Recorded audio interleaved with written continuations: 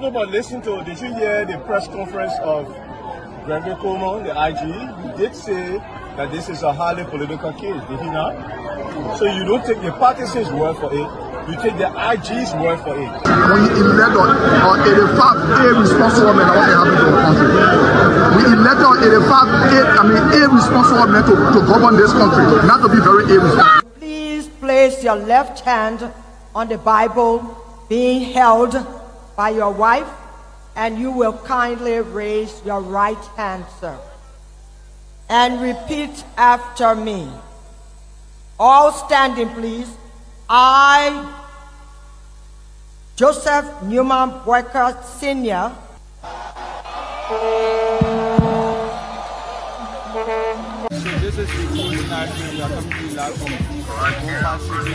no secret now that your friend and former boss will be a candidate in 2029.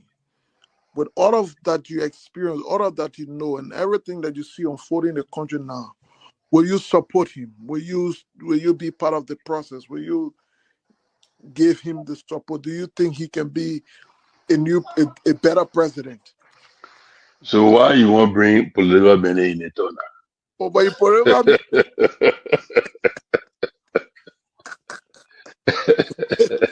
you're political man, before you go out, very active. I plead the fifth again. Okay. When 2029 come and pass, then you finally leave. Mission is completed. Now, what the rules of engagement?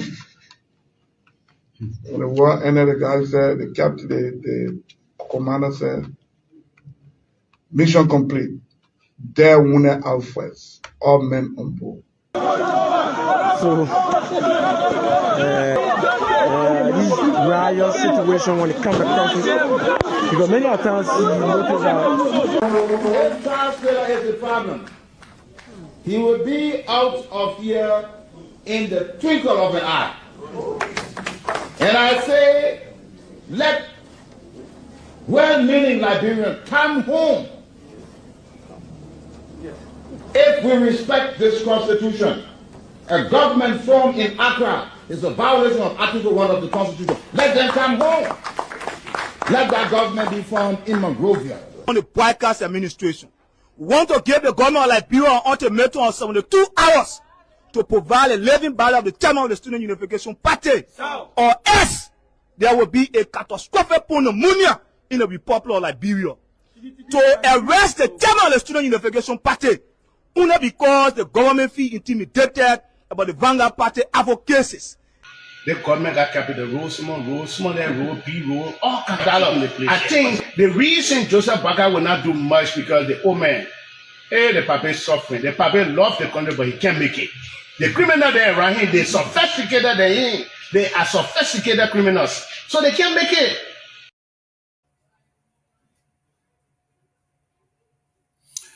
Hello, ladies and gentlemen. Welcome to is it Thursday? Yeah, Thursday edition of the closing argument. Capital row, small row, B row, you name it. We're going to discuss it today. We have a special guest, Deputy Information Minister, Honorable Daniel Osano. He attempted yesterday to come and debunk some of the issues affecting our nation, things attributed to him, rightfully so, wrongfully so. The weather in Liberia could not cooperate yesterday, so he had to abort his appearance. Hopefully, we will give you another shot today where you will know who Honorable Daniel Osano is. He introduced himself yesterday as a regular kid from Bummy and Grand Bassa County, reared by a Bassa mother in Grand Bassa County, where he grew up as a child to become a man, went to school locally, went to AME Zion. So he says he's a regular guy, a young man who grew up locally and have made something of himself. That's his side of the story. Most people know Sano to be bombastic. Some people call him an attack dog of the administration. He has the distinct reputation for insulting leaders of the opposition party, from the former president to the more recent interview on Honorable Alexander B. Cummings, the political leader of the ANC. Like I said yesterday, the Torgbean era had Jake Milton. You heard about those jokes about Jake Milton going to the airport to meet the late Emperor Haile Selassie. And he rehearsed the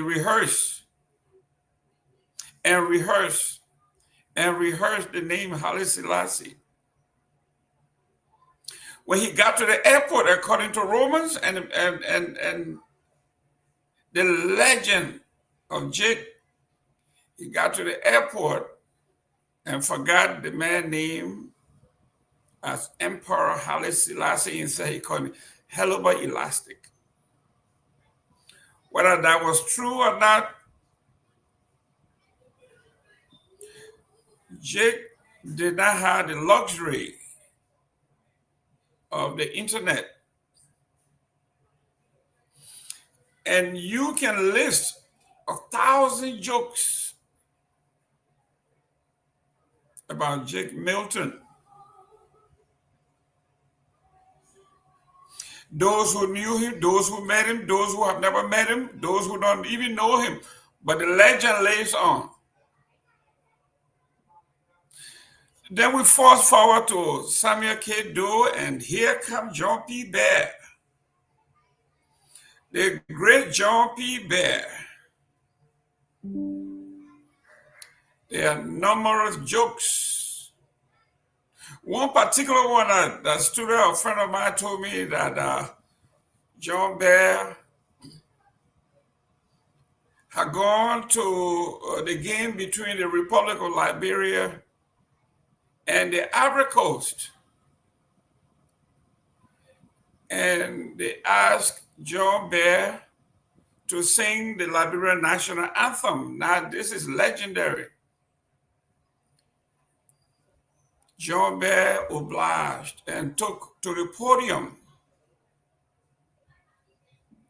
And John Bear began the national anthem of the Republic of Liberia by saying, "Ladies and gentlemen, the PA announcers announced the arrival of John P. Bear to sing the Liberia national anthem." And John P. Bear took the microphone and began, "Enjoy, enjoy, enjoy, enjoy, enjoy, your enjoy, enjoy." And they said the whole stadium went wild. John P. Bear not do it again. Was that true? Who knows? John himself, John P. Bear, John Pewee Bear, did not have the luxury of the internet. He did not have the luxury of the social media to come and redeem his character. So today we have a young man who is in a class by himself. He's about or has become an urban legend in his own right. Daniel Osano, when he takes the podium, everybody tunes in on a regular basis to hear what else he's going to say. So if you were a host of a talk show or you were doing something and your rating went head to head with Sano while he's on stage, everybody would switch to Honorable Daniel Sano. They call him the king of political gaffe. Or basically, opposition called him the attack dog of the Joseph Walker administration under the information minister, Jerome Pewee.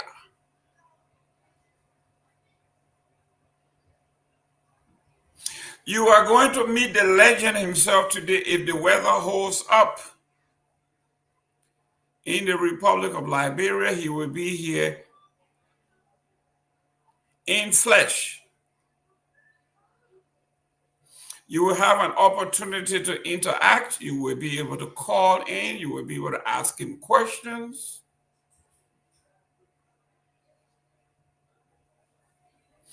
Everybody knows that Honorable Sano does not shy away from the debate or the conversation. So let's buckle our belts, sit tight, roll up your chair. If you're in your lazy boy, lay back. You are in for a ride. To some, it will be a smooth sailing. To some, it may be bumpy. But nevertheless, is a road that we are all going to travel today. I've never met him personally, don't know him personally, but I am a student of history and a student of urban legends. And one is being made. You remember the George Weah administration, when they came in, they had their own urban legend.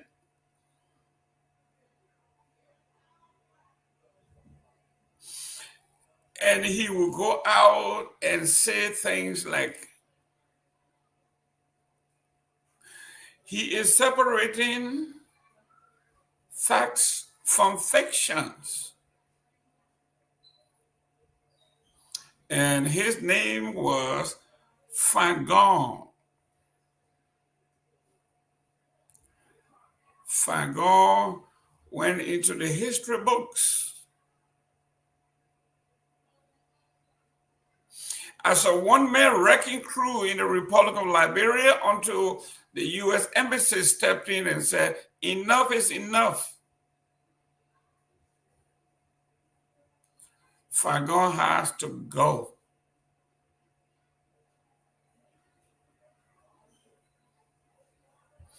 Today, as we speak, Fagon has made a triumphant return, though on a more subdued condition, but nevertheless, he is still here. But the Honorable Daniel O. Sano takes the cherry on the cake.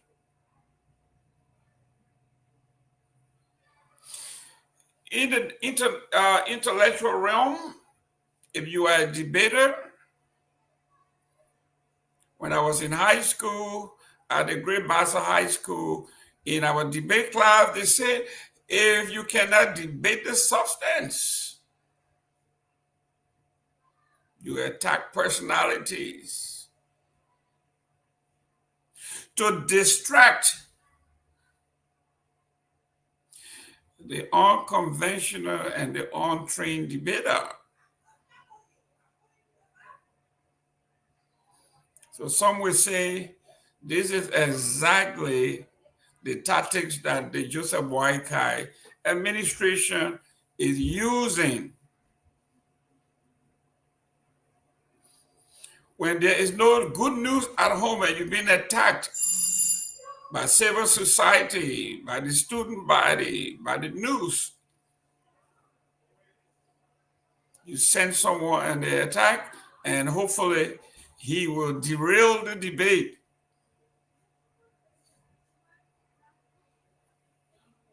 For instance, Alexander B. Cummings was making his case in the media, and he gave facts.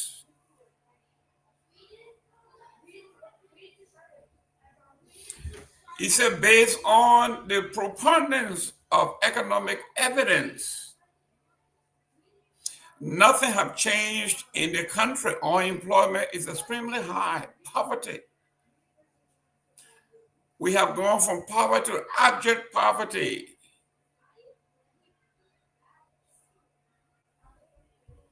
Our medical centers are closing. Basically, there is no medication. We saw the video from the JFK where pregnant women, 2, 3, are sharing one bed. We went to Grand Bassa County, my own hometown, the government hospital, where we saw women who have just given birth sleeping in chairs.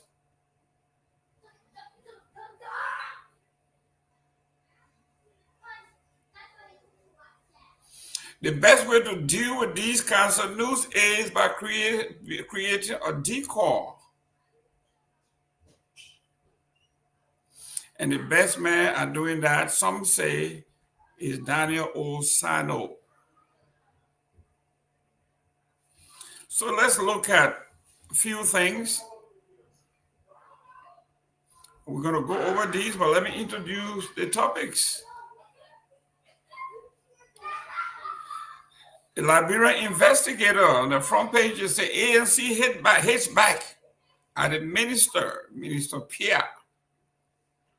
ANC urges government to tackle national cases, the crises that have engulfed the country economically. And we're going to discuss this with Mr. Sando when he gets here. Published October 8th, 2025. The Alternative National Congress, ANC, have blasted Information Minister Jerome Gayman for what it called reckless, baseless, and politically motivated remarks against the party's political leader, Alexander B. Cummings. We are going to delve into that later on. Let's go to the front page of Africa. And it said, front page Africa investigation uncovered conflicting accounts in government payroll cleanup. A front page Africa investigation has revealed conflicting figures between the Civil Service Agency, CSA, and the International Monetary Funds, IMF, regarding the number of ineligible government employees removed from government payroll and the amount saved for ongoing cleanup. And the number just doesn't add up. According to the Civil Service Agency 2024 annual report, between March and October 2024, the CSA removed 5,536 employees from the government payroll, saving the Republic of Liberia $1.836 million. From March to October 2024, the CSA implemented various interventions, including recommendations from the General Auditing Commission's GAC 2020 payroll audit. These measures remove double dippers, ghost workers, duplicate national identification number, INS, and shared bank account holders, etc. And they give the accounts. We're going to go into them. Tragedy befalls the Republic of Liberia. 6 killed in late night house fire in Garguah Back Road. 6 people, including 2 children, were killed late Wednesday night after fire tore through a residence on Garguah Back Road. Community authority confirms Thursday. According to eyewitnesses, the fire started around 11 p.m., rapidly engulfing the building and trapping its occupants inside. Residents said the flame consumed the entire structure before firefighters could arrive. The fire was too strong. By the time help came, everyone inside had already been dead, gone, one said. Residents describing the scene as heartbreaking. What is the Republic of Liberia doing about these fires?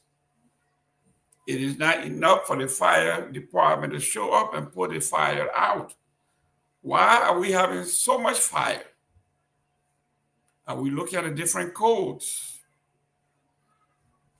On the diplomatic end, Jetty appointed new honorary consul, General of Slovak. Liberia Minister for Foreign Affairs, Her Excellency Madam Sarah Beslow, received the newly appointed honorary consul of the Slovak Republic, Mr. Singh. Liberia Minister of Foreign Affairs Sarah Beslow Yasley on Wednesday, October 8, 2023, received the audience the newly appointed honorary consul general to the Republic of Slovak.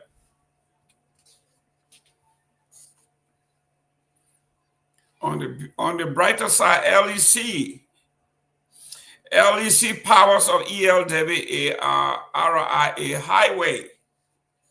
The Liberian Electricity Corporation, LEC, has officially launched a 12-week streetlight installation project along the ELWA RIA Highway corridor, a critical route connecting Monrovia to the international airport. Justice Wolokoli accused of disregarding evidence of torture, illegal search in former Speaker Kofa's other cases. Justice Wolokoli is under a barrage of criticism from international communities, from civil society, from luminaries in the law that torture, evidence derived out of torture, is never admissible in the court of law, but she said it should. She's on fire. A 70-year-old woman jailed over Kush bust in West Point. Let me welcome Johnny. Welcome, Chief. Thank you very much. We appreciate you coming on every day. Your background is bright. Your light is on. Life got to be good. How you doing there, Chief? Can you hear me? Yeah, I'm hearing you. Thank you. And let me appreciate you for being so early to get this show started. This is one of the quality of a program, timeliness. You are always, on time to commence the program because our listening audience, our viewers are beginning to have this as a routine to make sure that at 9 o'clock they are on. And this is one of the issues I'm going to pick, going forward with this show today. Timeliness when it comes to having people coming on the show. I was very much sure that by this time our guests would have been on the show and would have discussed one of the detailed issues. Right now, we are like 25, 26 minutes gone since 9 o'clock. What is the hold up, Mr. Gilman, the moderator? Thank you very much. And we are looking for what people will say the signal. When the honorable gets the signal and he gets situated, hopefully he is as clear as you are. From looking at you, it looks like you are sitting here with me in the great state of Florida. You got even better background than I have. Let me welcome Seleke Kromah. Seleke, welcome, son. Yeah, greetings, Mr. Gayman, and greetings, Mr. Johnny. Good to be here today on the closing argument. Yeah, looking forward to a great show, and great, always a great experience to be in a closing argument. And I hear you speaking about, I don't know, it was a newspaper from Page Africa, where you mentioned about the ANC, press conference we had a few days ago to respond to the both ministers, the Ministry of Information.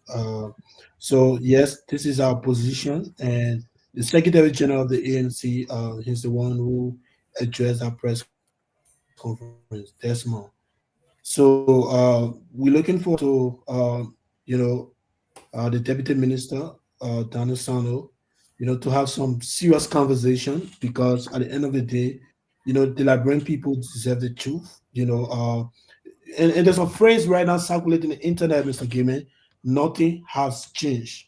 Maybe the deputy minister can come and tell us that something, something has changed, or they've been able to do some things, maybe that we are not aware of, or a lot of Liberians are not aware of, that to the extent that right now in Liberia, you do your own survey on the internet, you go on the ground, Liberians are crying and calling for a tailing, and that telling can be anybody. We're not saying that we are the telling, and we are good, or we are happy that we find ourselves in a position.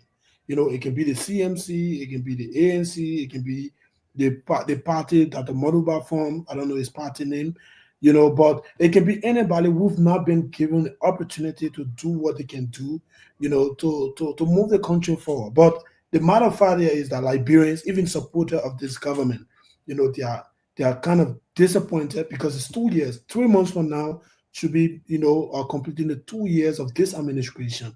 And Liberians are saying that nothing has changed. Maybe the deputy minister can come on and tell us that, look, we've been able to do this, X, Y, Z. And this is why I wanted to disagree with Sylvester yesterday when he talked about, that position require, harsh response when opposition figures come up and tell you, most especially they're not disrespecting you, they're not attacking your government unnecessarily. They're telling you that the economy is high, people can afford to send our children to school, the hospital, no good equipment, the state-run university, no good chairs for students to sit on. The environment is so bad of that every day we see protestation at the University of Liberia. And the only response as a spokesperson for the government you can give is to go below the belt, insult and attack. And this is why we are here tonight.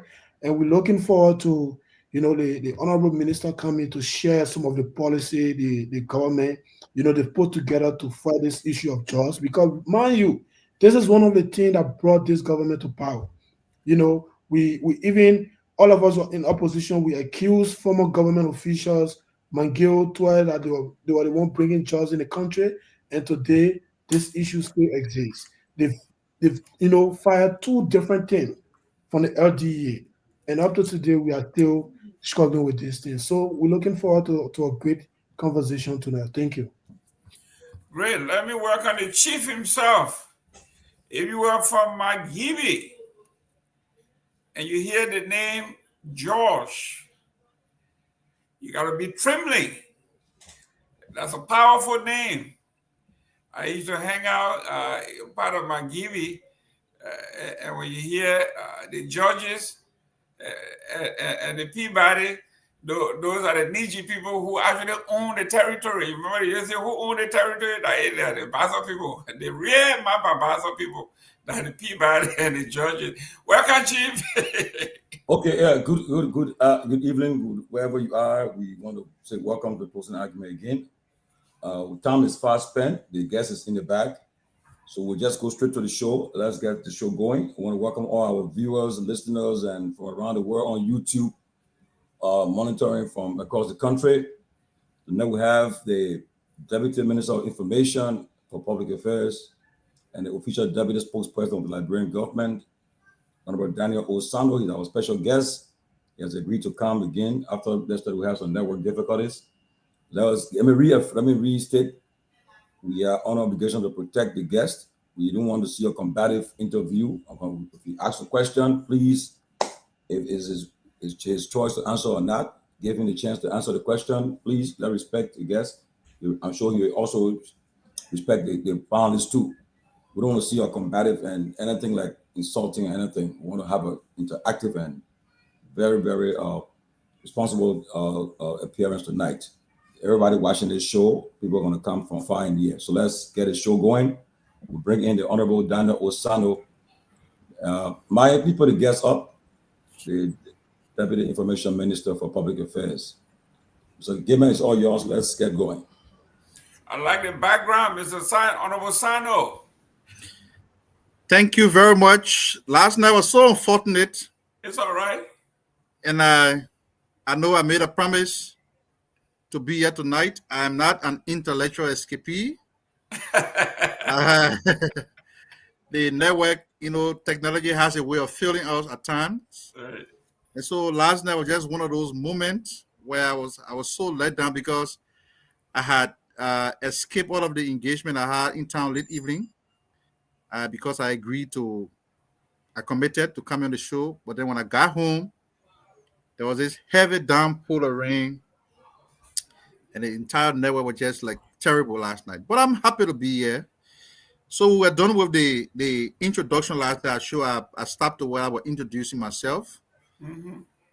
So now I think we can get the show started, get it going.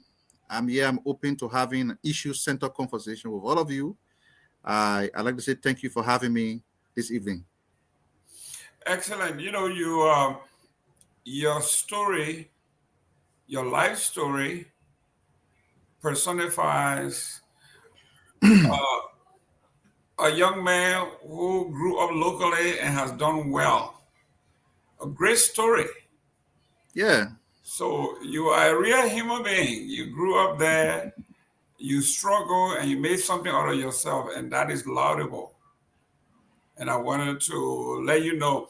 But let's get, usually the way we do it here, I think you've been here before. Each of our panelists will have about 2 questions, and then we start a debate from there.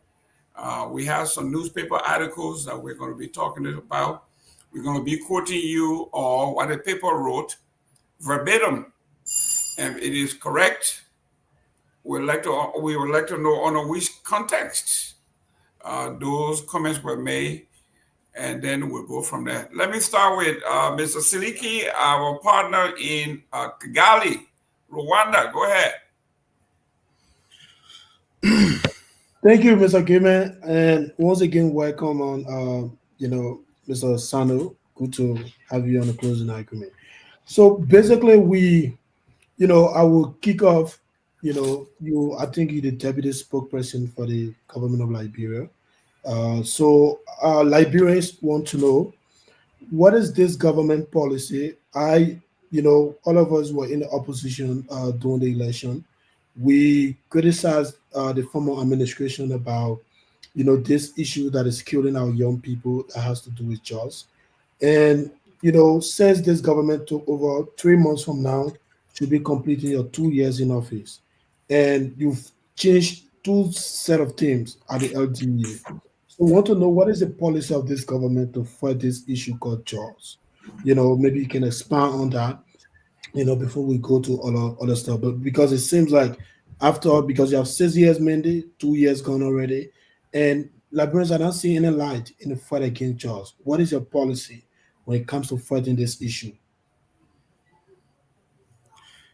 You want to go with the next question? No, we ask one at a time. Okay, so thank you very much, Seleke, and I think your question is pointed. The question is part of the problem that we have in the country. So I'd like to respond to that question in a very detailed manner, because Liberians who are listening are interested to know what the government is doing and how far we are as a country in fighting the menace or the scourge of drugs and dangerous substances in our country. Well, first of all, as a government, we adopted what we call the zero tolerance stand against drugs and substance. To get that started, the president declared drugs a matter of national emergency. And to that extent, you can see that the level of support that the government has given to the LDA, the level of concentration that we now have on fighting drugs, the support in terms of logistics, building the capacity of the DEA, because what I can say to you is that fighting drugs is basically about intelligence gathering, and that is happening. So today you see one thing happening across Liberia. Every day on social media, on radio stations, you see one story about drugs. You hear one story about drugs. If you don't see the DEA people arresting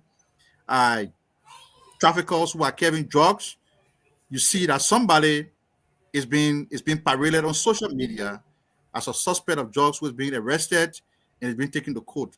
That is because the government has placed a very huge concentration on fighting drugs. So the public is not aware of what is happening. And by virtue of all of those arrests that are being carried out across the country, in the southeast, at the various border points, you see every day DEA officers are arresting suspects coming in with drugs, arresting huge consignment of drugs. It speaks to the fact that the government attaches huge importance to this thing. Beyond that, as a government, we say that to fight drugs, you cannot have the entity that is fighting drugs to be facing constraints in all dimensions. So what have we done as a government? The president appointed the first set of officials to the DEA, and that team was plagued by conflict. I'm a human being, like every one of us. Conflict is normal. When we go to work, conflict can ensue. But the most important thing here is that the president took a decision to get rid of those who were distracting the government fight against drugs and dangerous substances. The second team of individuals were there. In the contemplation of the president, they were not leading the fight properly. So they were already dismissed.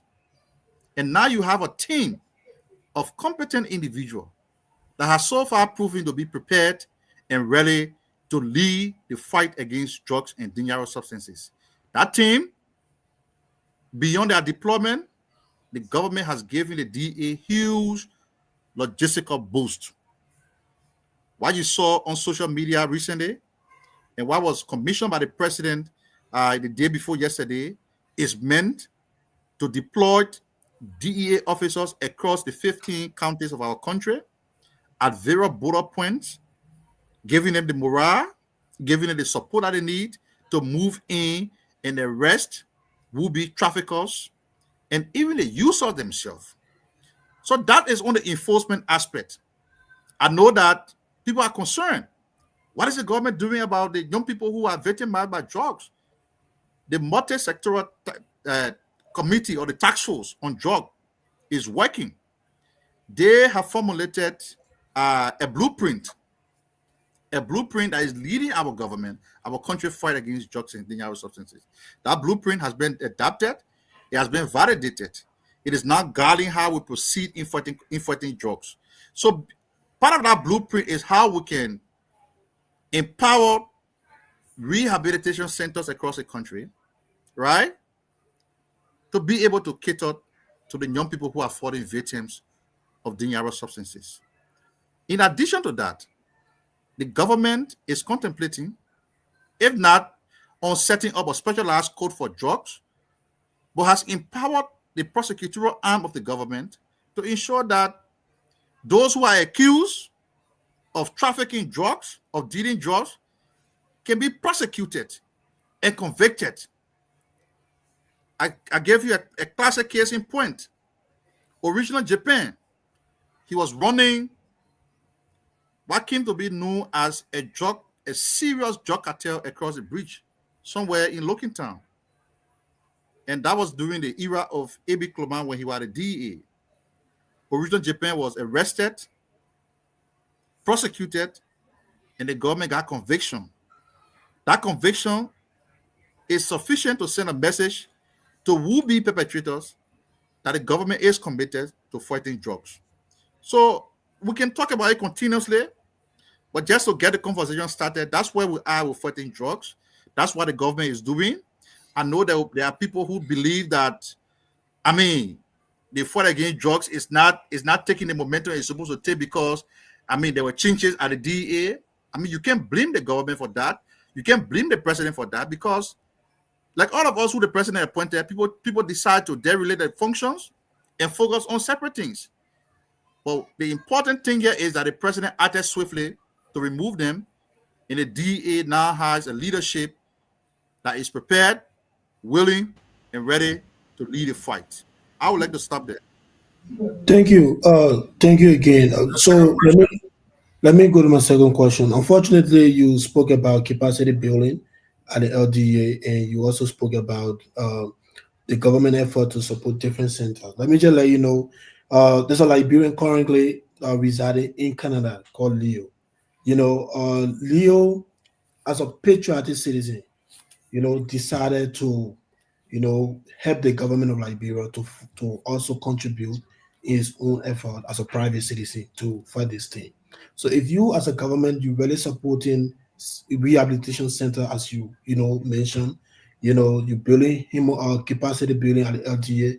We have thousands of LDA officers that are on volunteerism, they're not on pay. That's number one. Number two, you don't even have a data to show how many Liberians are victims of this just thing. But let me go to my next question. No, Seleke, let me address that point. Yeah, let me go to my next question. Let me just address that point. Seleke, let him address that point. Yeah. Let us not be too scholarly about things here to say we don't have statistics about how many persons have fallen victim to drug in our country. That's not the focus of the government. That's not our focus. Our focus here is to clamp down on those who are importing the drug that are destroying our children. While doing that, we are also trying to seek a referral path for those that are affected. How does that tie in with your call for statistics and everything? Look, what is happening in Liberia yet? Liberia needs practical approach. It is that practical approach that the government is currently implementing. Of course, there are other private sector actors that are involved with rehabilitation. Like my good friend Abraham Darius DeLong. His rehab center, even though at a small scale, but it's a classic example of a good private sector intervention. So if other Liberian citizens got similar initiative, yeah, of course, they can call on government to support them. It's a conversation that we can have in the process. But I don't want you to read it off to say, oh, the government does not have statistics on this and this and that. Look, this thing is practical. When you come in Monrovia, you see the victims. What? What is a statistic? If the government actually have a statistic, what is the data? Can you tell us actual? That means you're not focusing on data, but you're not getting my point. We're giving this thing a practical approach. We're giving it a practical approach. Of course, there are scores of young people that are falling victim. Yeah, let me take a second question. Okay, so my second question has to do with this. I think we spoke about this before you could come on. A few months ago, Mr. Minister, the government of Liberia, they brought in this effort to help Liberian students to go to the US and Canada. Your bossman went on spoon and clearly told the world and the Liberian people all around the world, both in Liberia and abroad, that the American government supported the effort to take Liberian students from Liberia to go to the US and Canada to do a master. That program, up to today, happened to be a fraud or a scam. Not a single Liberian benefited from that program. We've not yet any update from the Ministry of Information as a direct spokesperson for the government. A lot of unresolved, corruption cases before the LACC. President or the government of Liberia, they are yet to send those people, to court to prove that innocent or just clear that name off, whether they are innocent or they are guilty. But as a direct spokesperson, just because of time, I don't want to be dragging and naming the rest of the issues. As a direct spokesperson, your ministry, you guys are now, you don't seem to kind of be concerned about making some of this clarity to the Liberian people. But every time opposition figure come up, to speak about issues confronting Liberians. Recently, one opposition figure, Mr. Cummings, came up and said nothing has changed. That's the only crime. And you publicly, insulted. Guys, let everybody mute. I think it gotta be Mr. Gay. You just came on here. Okay, guys, if you're not speaking, please mute. Yeah, go ahead, Seleke. So you publicly went to Mika, the press briefing, or whatever you call it, instead of telling the Liberian people that something we've been able to change certain things in the country. You left the issue, and started attacking personality. Do you think that's the job of the Ministry of Information? Remember, this man never attacked the government, but he said the economy is bad, Liberians are suffering, and this is the current reality. Instead of addressing those things, you came up and leave the issue without addressing those concerns you raised as a taxpayer in a country that is paying you as a minister. You left it. Yeah, I'm coming. Let me conclude. You left the issue and go for personality. Why? What did he say that you call personality? Quote him verbatim. You said Kumis is a intellectual dwarf. You know, he's a fatherly figure. He's a mentor to many Liberians. You know, and you use dwarf, that adjective, on Kumis. Even the former president, you insulted the former president before. Ellis Snow, lawmakers. You know, do you think that's your role as a government spokesperson, to always attack opposition leader? And also, I want you to confirm on the show: is it true that Stanton Watford reached out to you to confirm why you always attacking people? You told him, say anybody attack a government, you'll come after them. Is that true?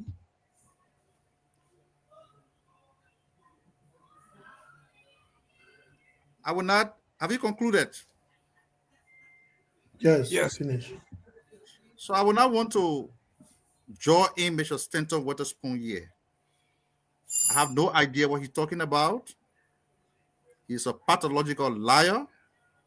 He and I have had no such conversation. And so I would want us to keep this show in the ambit of civility and not to draw in all sort of trivial topics. I don't see how Mr. Stanton Witherspoon is of any relevance to my being here. That being said, I see there's an attempt on your part to impinge my integrity and therefore paint a negative picture of Daniel Sanders being somebody who read invectives on leaders of our country. That insinuation is faulty, it is baseless, and it is misguided. It is a devilish fabrication that is intended to take away from the subject of the conversation. I did not insult anybody. When you are in my position as the deputy spokesperson of the government of Liberia, you have to be scholarly. Now, I don't know which subject some of you may have been favorite to when you went to school. But I'm a student of the arts. I love literature. When you do literature, there is something called figurative expression, idioms, idiomatic expression. You have to make use of the figure of speech. I come on the show, I say, Seleke is a beast. Does that mean that Seleke is a physical beast? But Seleke is strong, right? So when I go on the national platform and say that what Mr. Cummings said, why not just fictitious? Well, he shouldn't be taken seriously because he's a political dwarf. Now, people say, oh, Sanders said Mr. Cummings is a dwarf because he's short. I didn't say so. Anybody who can understand English will know that the speaker is making use of figurative expression. This man being a political dwarf does not mean he's a dwarf physically. But politically, this man won 7% in the last election before 2023. In 2023 election, his number drastically declined to 1%. Is he a political giraffe? Is he a political giant? Of course not. He is a political dwarf. I'm too inclined to use the national platform to ring invectives. And I think the problem with some members of the quote-unquote intellectual class is that they are very lazy. They are very lazy. Now, see, you say, oh, Sanders also insulted the former president. I didn't insult the former president. I compared the former president member sperm to a mosquito. I didn't say you get mosquito brain. I didn't say you get mosquito brain. So let us get to the core of the issue and stop all of these petty distractions. Those who come from the CDC will never like me because I speak for the Liberian government. Look, you know the source of my motivation? I wake up every morning to tons of messages on WhatsApp, on Messenger, to people in the diaspora, people here locally. They are commending me to say, Sando, you are doing your best. I'm not getting any money from the government of Liberia. I went to the Ministry of Information. I'm not giving a government car. The car arrives my private car. I'm a young man with passion to serve my country. I bring the men that ought to go to school. The English are laying school and speaking. They say, oh, the man insulting people. Why you define insult? That is verbal dexterity. It is not insult. And I beg to differ with your assertion that my mother is my moral compass. Like I said here yesterday, I was raised by a single parent. My loser hear my name on the radio every day. She said, you that chante? My son, why you talking whole day? Your ninja ringing. I said, man, the joy the president gave me. And then I see people who are level-headed and say, oh, they may insulting people. I cannot insult anybody. So that is the issue. So you raise an issue about corruption cases. My brother Seleke, you are a Liberian citizen. The system of governance we have here does not allow the president to pressure the court to prosecute anybody who is perceived or accused of corruption. What the law requires the president to do is to strike the rod of deterrence. If John Brown is accused of corruption, by a verifiable report, the president strikes the rod. When the president strikes the rod, it is not left with the court to prosecute. It is not left with the court to ensure that there is speedy trial. Of course, when you say they are delaying in the prosecution of cases, I will agree with you. But then, as a student of criminal justice, I'm a paralegal. The bureaucracy in the court is very time-consuming. Look at the case with Samuel Pewee, for example.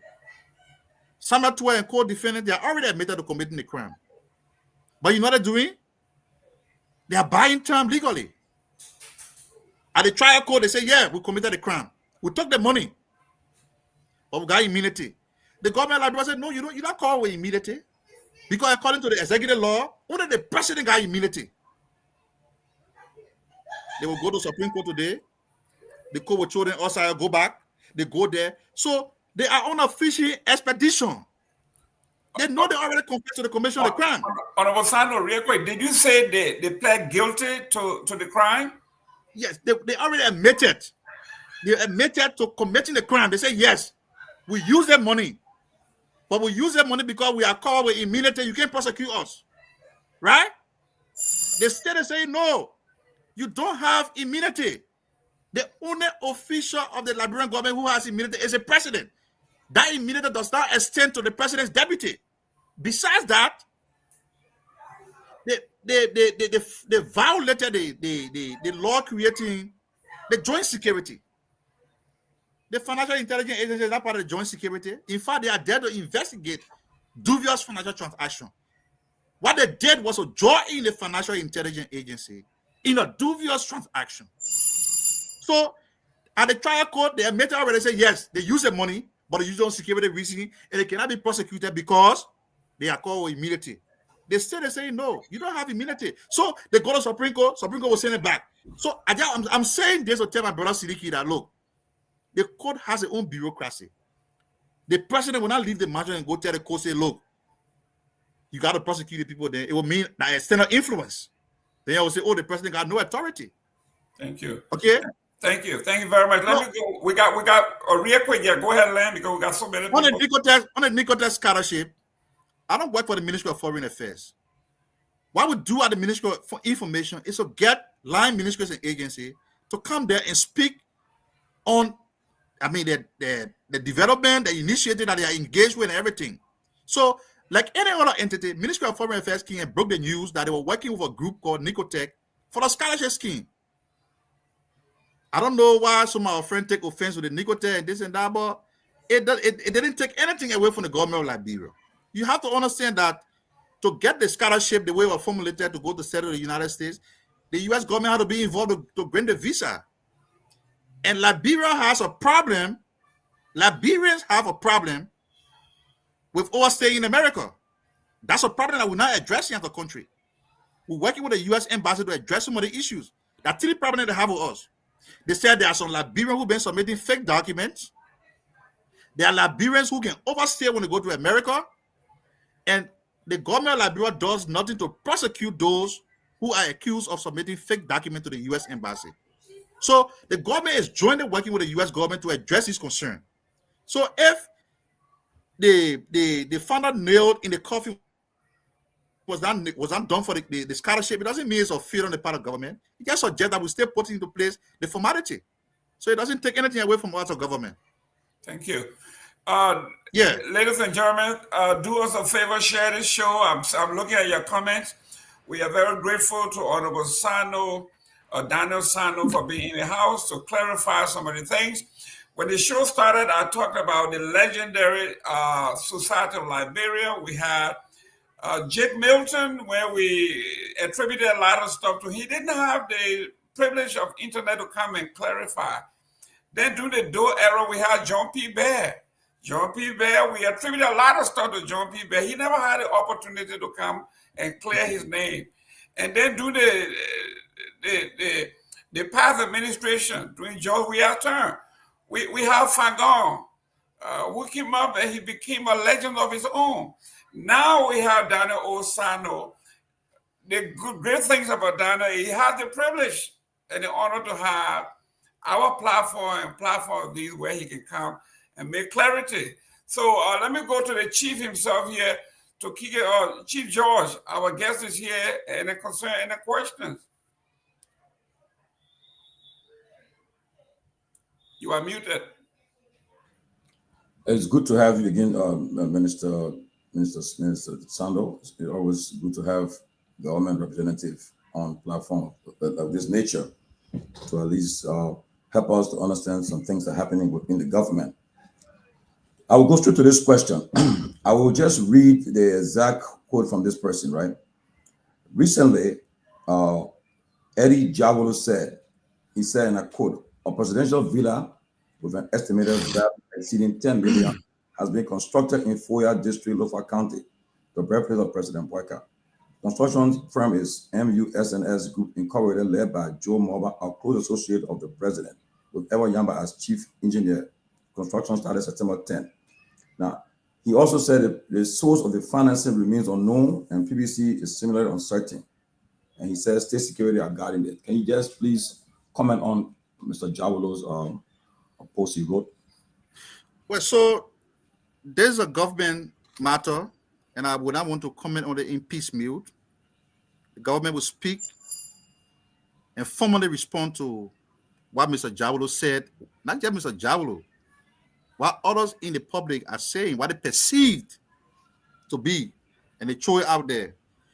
Our society is a gullible society. And so at the appropriate time, the government of Liberia will address all of the concerns that people have about whatever project that is in Lofa. I can't say much about it, but I know for sure that the government of Liberia will definitely speak about it when the appropriate time comes. Okay.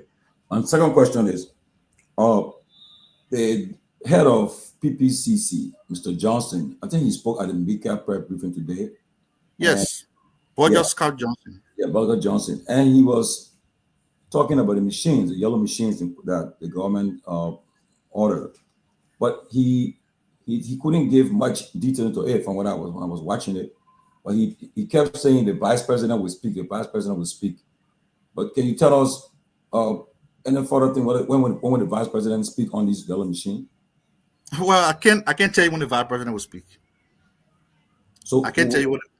So what I do know is that the yellow machine are going to come to the country because the government is determined to address one of the perennial problems the country has faced over time. That is by road, right? It has been a problem for us. Last rainy season was terrible. Of course, this rainy season is far better than it was last year. We intend to make it better. If not best, we intend to make it better. So that is why those yellow machines will come. But I can't say much about it because the vice president is in charge of that committee. Don't forget he chairs the committee. And he submitted a report to the president on the yellow machine when it came from China. The point I was making today at the press briefing was that, Tomalin, everybody in Liberia is some kind of expert. Everybody knows everything. So we talk about yellow machine coming. Other people who believe that the yellow machine will be a kind of political incentive for the government. They put a spin on it. And what are some of the questions they begin to ask? Why were PPCC not involved? They violated the PPCC law. The machine coming, no procurement process. So the vice president is going to China on a fast funding. He carried the PPCC bus. The same people come again and say, oh, the PPCC boy is compromised. What is he doing on the trip?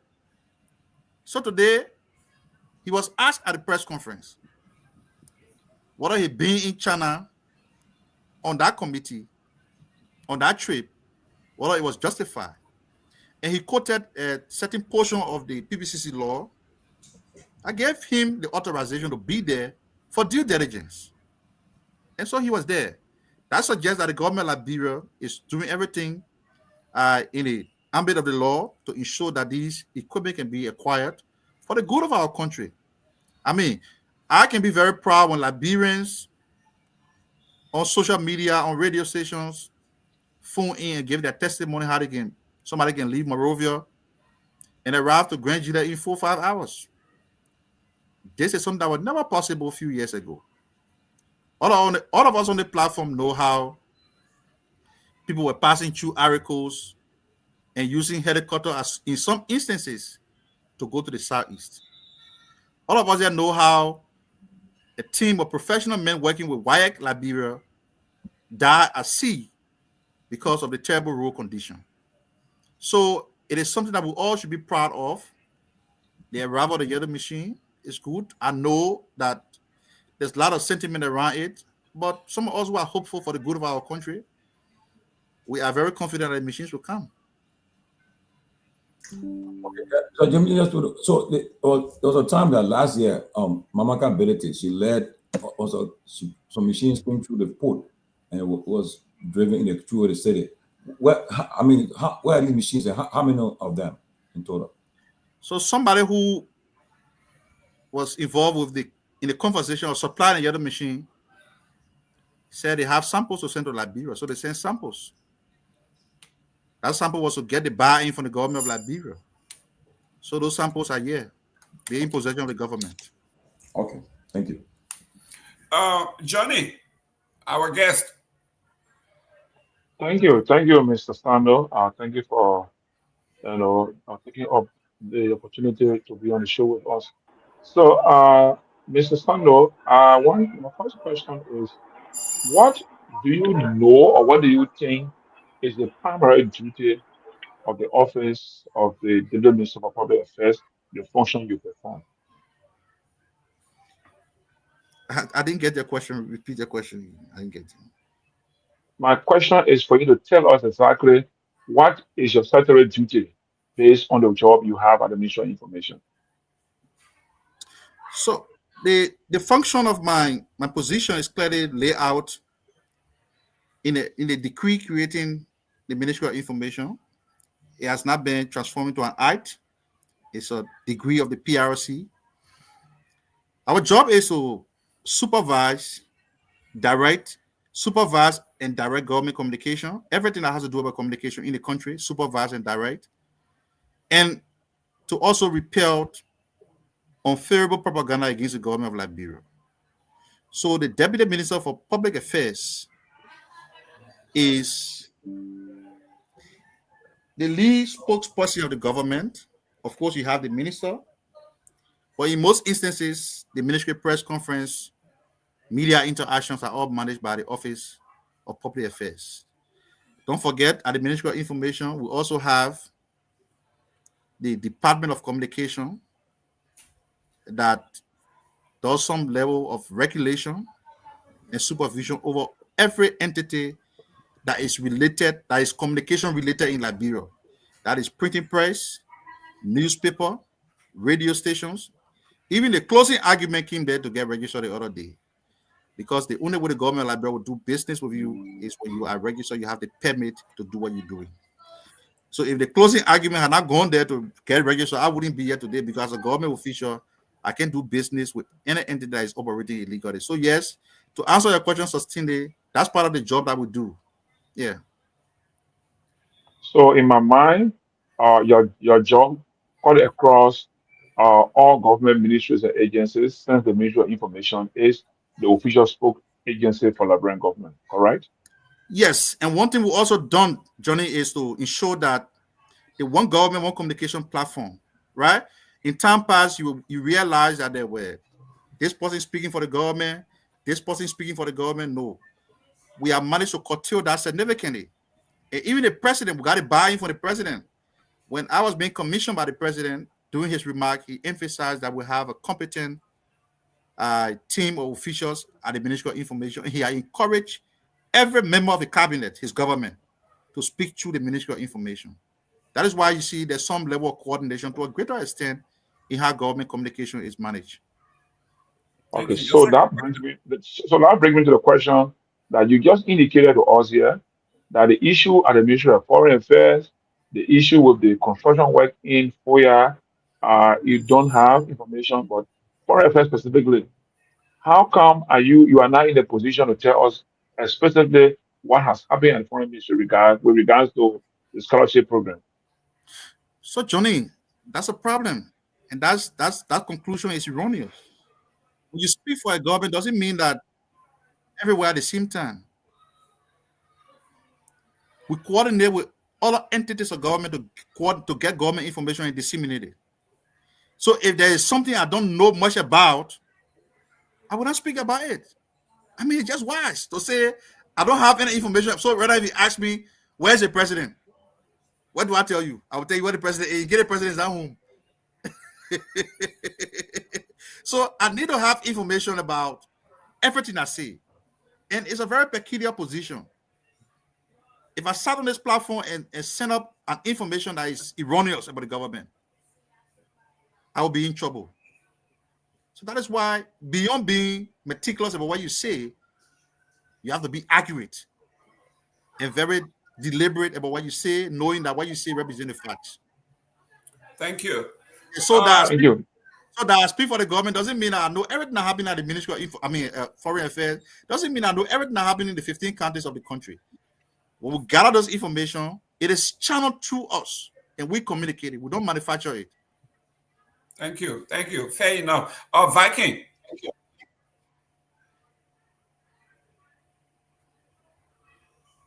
Afro Viking. Okay, thank you very much. You can welcome me, sir. You hear me? Viking, hold on 1 minute. Let me, my brother, both of us under the water. Let me welcome the honorable Pewee, the dean of our cabinet, diplomat. Welcome, man. Listen, keep your eye on the road. And I am. Thank you, Mr. Gayman. I just want to know that when I come to the parliament, I need my one click of start out. You're gonna get it. You can get one case of each. Viking, real quick. Go ahead with your 2 questions. Okay, people, I just want to let you know that on this show today we got to tell one another. And I'm the Mr. Nagbe and myself and Mr. Gayman. We are the oldest people here, so respect me. Age before. You begin age again. Listen, let me. Mr. Viking, you don't know when you were born, so don't come in with that age thing. You don't know. I know all thing. I've been making the 5 grand a long time. Go ahead. Okay. Go ahead with your question. By way of introduction, Minister Sano, my name is Linford A. Gongloe, a Liberian journalist.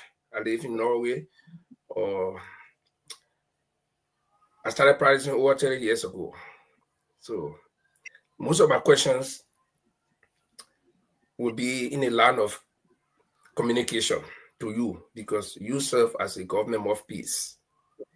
So my first question, in fact, just before I ask that question, I'll lay a background that I heard somebody on the show last night. I was watching when you were struggling to come in, and somebody said that position you hold is a combative position. You got to be combating. That's lie. I debunked that. I saw several ministers of information during Tobo government, Do government, and Taylor government, and other people. It is in the last few years, the last 20 years maybe, from the early Johnson time up to now, that particular position has become combative. That job, you stay in a gap between government and the citizens. Where information is lacking, you are the one to take the information from the government and provide it to the citizen. You got 5 million plus people in Liberia. You don't expect all of them to know what you know. So you stand in the gap. Some of them will carry misinformation. It is your job to come and tell them, no, when you say this is not right. And you should prove it empirically. You should come with figures. You should come with documents. You know, so do not consider it as combative. And I don't blame you for doing that because you inherited it. We had Asa Jackson who was there during Ellington. He was combative, and people believe that position is a combat position. That's not military field. That's the field of education. I'm speaking to you as somebody who got, and if you want to deep on me, we can go into that. I respect you for that. But I'm not blaming you.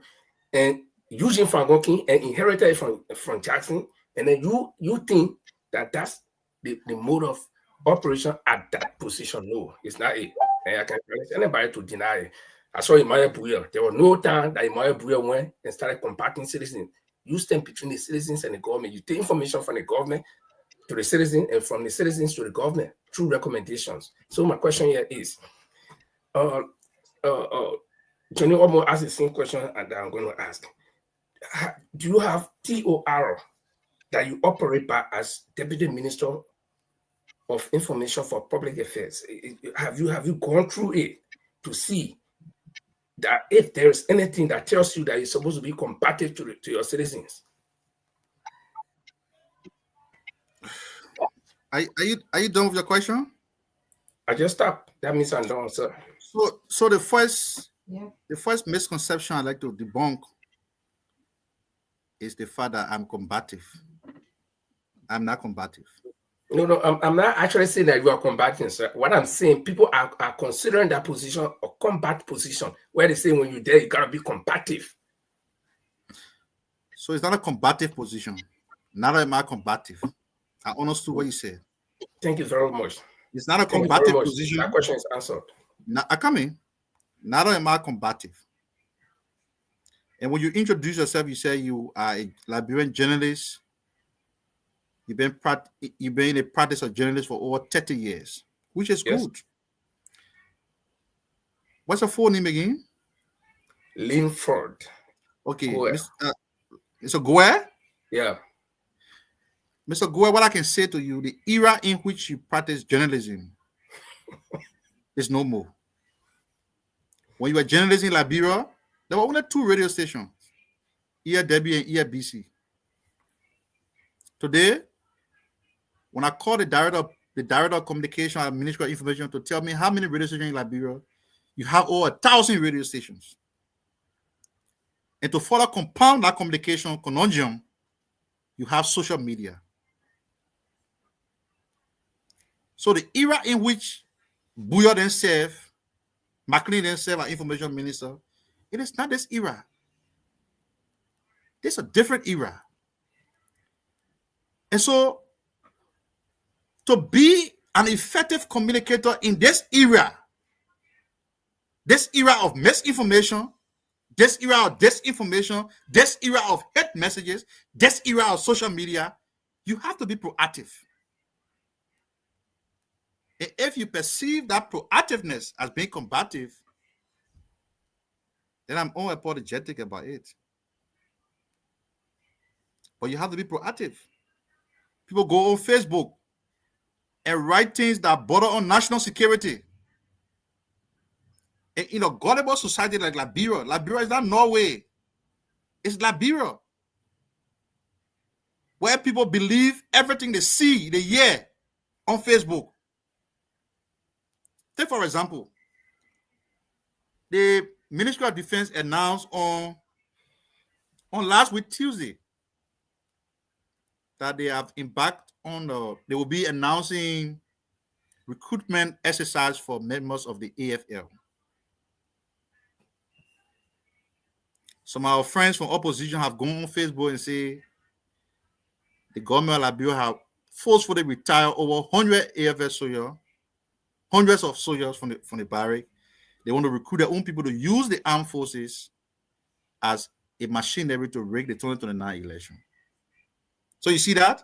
The era in which you practice in Liberia, nobody will say that kind of thing. Yeah, but the era in which I practice in Liberia, if anybody said that, it is the duty of the information ministry to come and I'm coming up, boss. The first thing, there was no conduit through which I could have said that. Because here, David, when I allow you to say it, here, BC, when I allow you to say it. But in this ancient time, you got social media. You got over thousands of radio stations in the country. So I'm saying this to remind you that it is now a normal time. It's now a normal time. This press conference that we now have at the ministry on Tuesdays and Thursdays was being held once a week. In some instances, twice a month. But because of the weight of disinformation, misinformation, and hate messages, the government has to speak 2-3 times in a week because the public listen to you.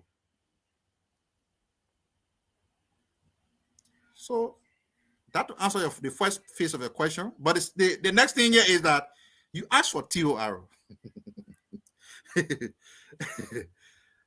I thought I did well to explain the role of the Ministry of Information as given by, spelled out by the Act, creating the ministry, and to also tell you the things that we are involved with. But specifically, the Office of the Deputy Minister for Public Affairs oversees media services. Media services in the country would mean that we have to coordinate every media house in the country. We coordinate with them. Everything about media-related initiative, but the whole of government is handled by the Department of Public Affairs and supervised by the minister. We also handle the Overseas Bureau because you know the ministry got Minister Counselor for Press and Public Affairs that are deployed across embassies, specific embassies around the world. We also coordinate with them. And then principally, we deputize the minister in disseminating government position. So if you ask for TOR, those are some of the things that we are close with the authority to do at the ministry. Okay, my last question. Do you agree that some things have not changed in this government? And that's the statement that Mr. Cummings made, and you described it as political dwarf. Okay, and you also mentioned that we live in a society where the people are gullible. So anything you say, people will take it and interpret it in any way. So people have started even measuring Mr. Cummings. He hide on the internet through your statement because they know dwarf is a short man. But that's not. I'm not to fight for Cummings. Cummings can fight his own fight. I just want to ask you this question: do you agree that some things have not changed in this government? For example, George Weah was flying private jet. We all ambassador him. You especially, you are one of those, and you can't deny that. Me, I did it. I can't deny it. Our current president is still doing the same thing. Has anything changed, or do you also deny that everything has changed? So, when you come to, I'm a Christian. I don't know whether you're a Christian or not, but when you come to church late, when you I used to be Christian, but I know God. I don't believe in, nobody will tell me to believe God. I know God. I don't believe in God. Okay, that's your view. I respect your opinion. But when you go to Sunday school late, you don't raise his son first. The question you're asking about whether Mr. Cummings is a political dwarf or not, I think I just made reference to I would not want to further dilly-dally or bewilder myself on answering that question because I think it's immaterial to the conversation. I did not ask that question. I said I only made reference to it. My question here is: do you believe that everything has changed or some things have not changed? That's the question I'm asking. So we have to be scholarly about what we do here. Somebody made a sweeping statement and said nothing has changed in the country. And I did Minister Pewee also did, we did a very detailed response to him. So the political leader of the ANC said nothing has changed in the country. That's a sweeping statement.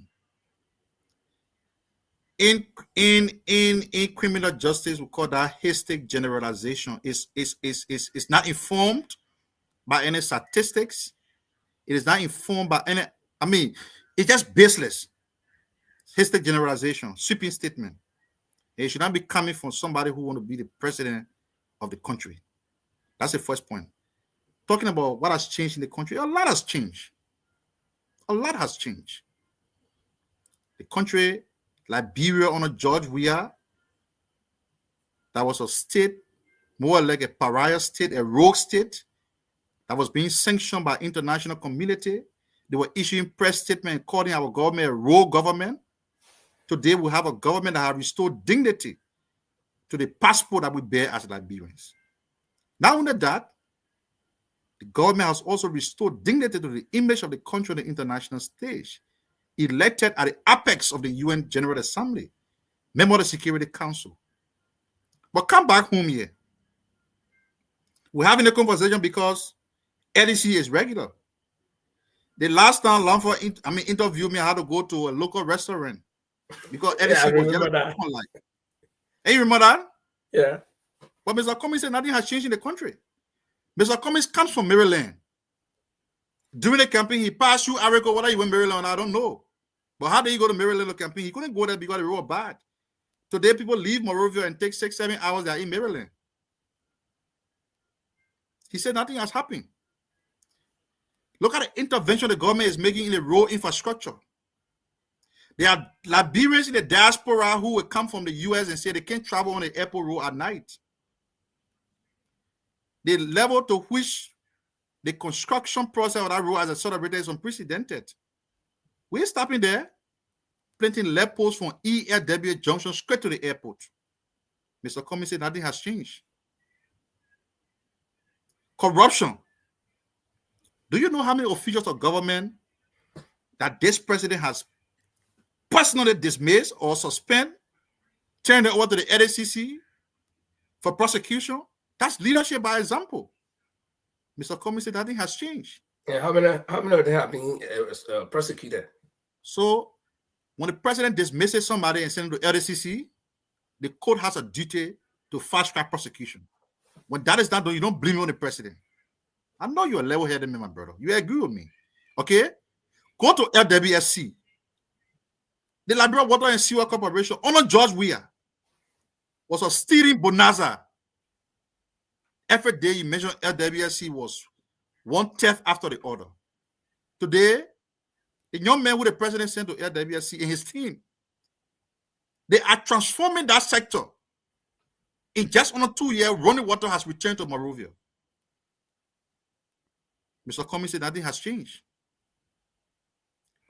When President Baga won the election, the road from the Gabriel Tucker Bridge to Freeport, Lockington, was a disaster. Anybody who remember that road became so terrible, it was embarrassing. Today, the Public Works Ministry is paving that road, 4-lane, from Freeport all the way to Bow side. The work was slow because of the rainy season. But they announced yesterday that as of the 15th of October, they are embarking on an auto-pause campaign on all road-related projects across the country. Mr. Cummings said nothing has changed. We have to stop this dishonesty. I could go on and name things that have changed in the country, but I would not allow Mr. Cummings. I would not be whether on a baseless statement I would made by Mr. Cummings. Liberians who are here.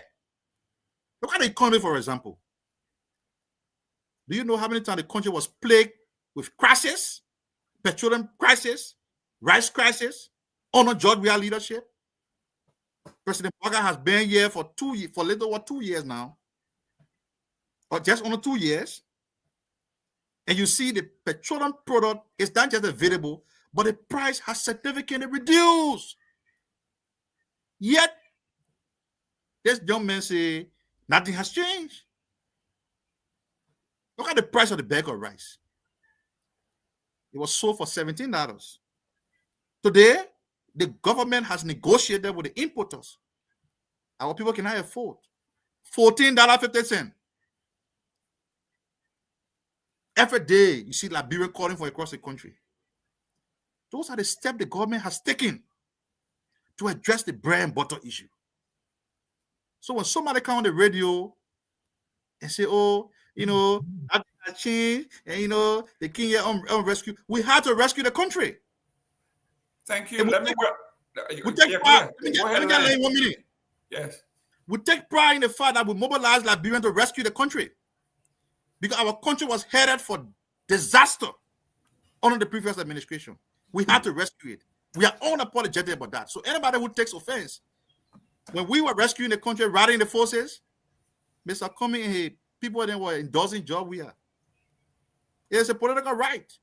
So today, when the country is on an irreversible path of progress, he shouldn't come here to make unfounded statement. And anybody who makes unfounded statement against the government, you want to indict the government, performance record, indict the impeccable record of the president, we will vehemently expose your deception. And that is exactly what we did to Mr. Comey. It has nothing to do with personal attack, with data for or any matters, with leggings a Liberian citizen. We just urge you to be more earnest and sincere in his assessment. Don't get me wrong. I'm not saying manna is free from heavy, but significantly, we are better off as a country than what we were 2 years ago. Thank you. Let me welcome Dr. Peabody. Let me welcome Telvi. Let me welcome Robert Garguah.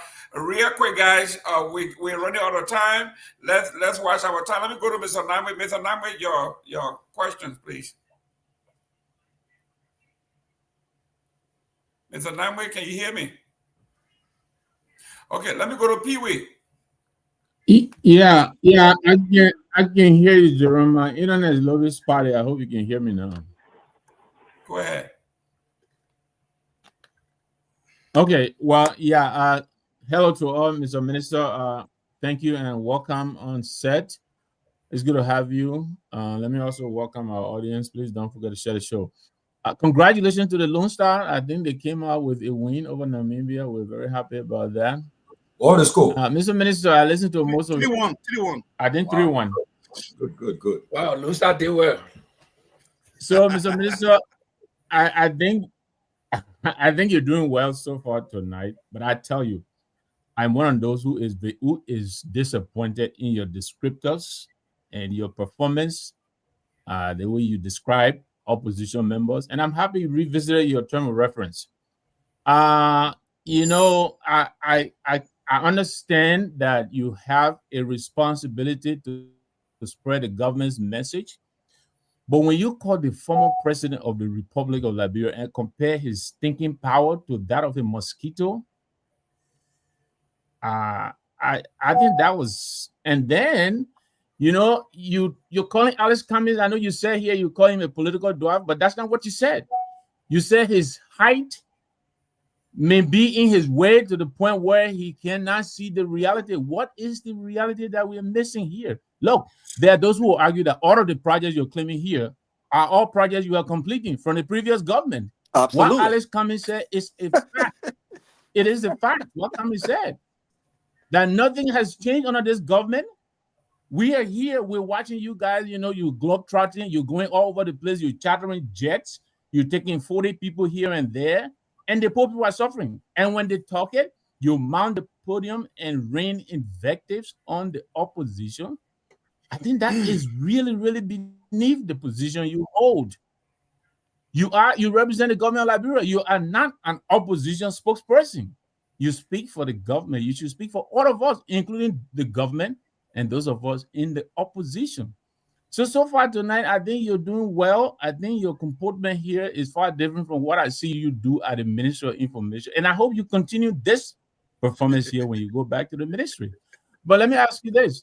Have you declared your assets? So, my dear brother, Victor Nagbe, it's good to see you from the CNC. I said this for a fact. The country transition from a one-party state, a party that led us for 133 years, the Pewee party, we now have a pluralistic democracy. Multiplicity of political parties. Some got 1%, some got 0%. What have you? But politics on the overall should be the exchange of ideas. When opposition folks come to the radio station and try to disparage the image of the government, I cannot get you toffee.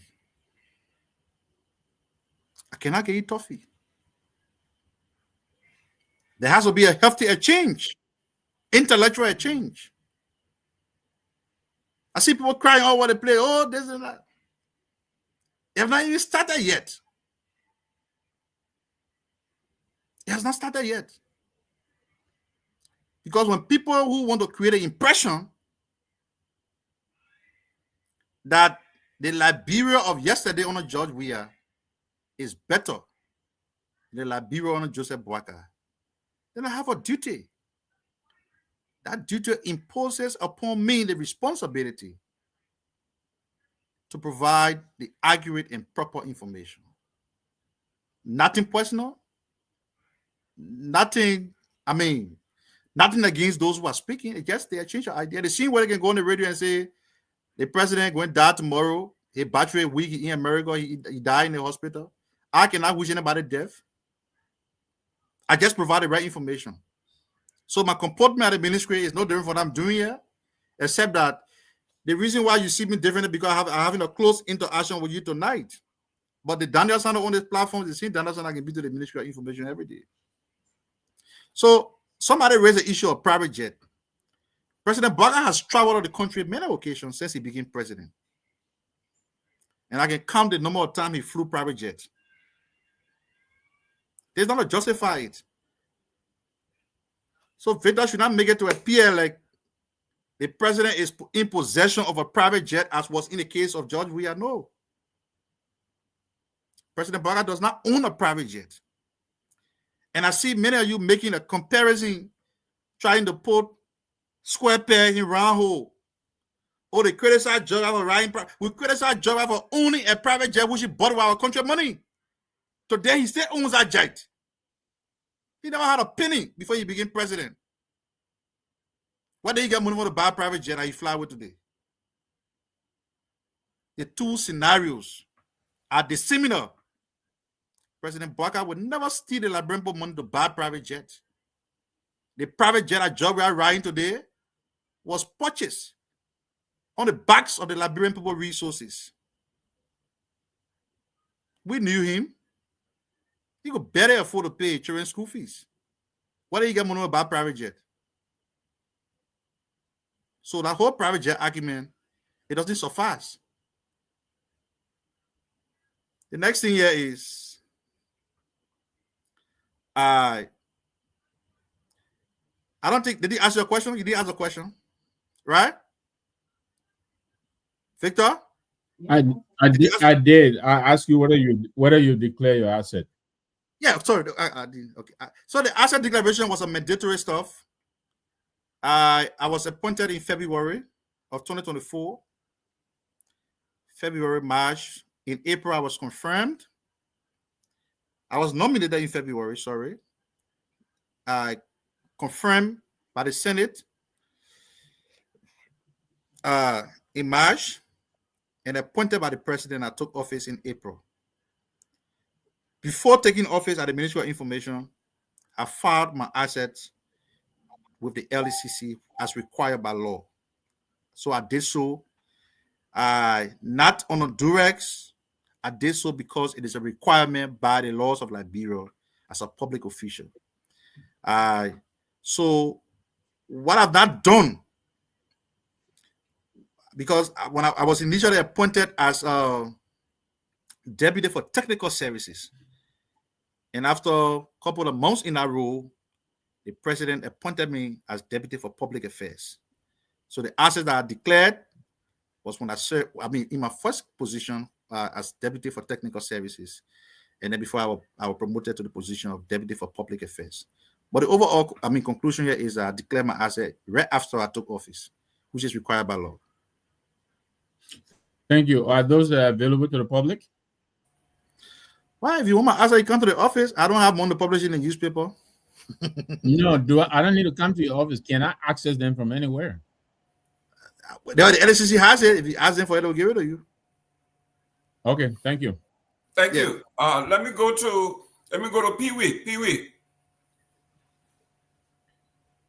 you are muted.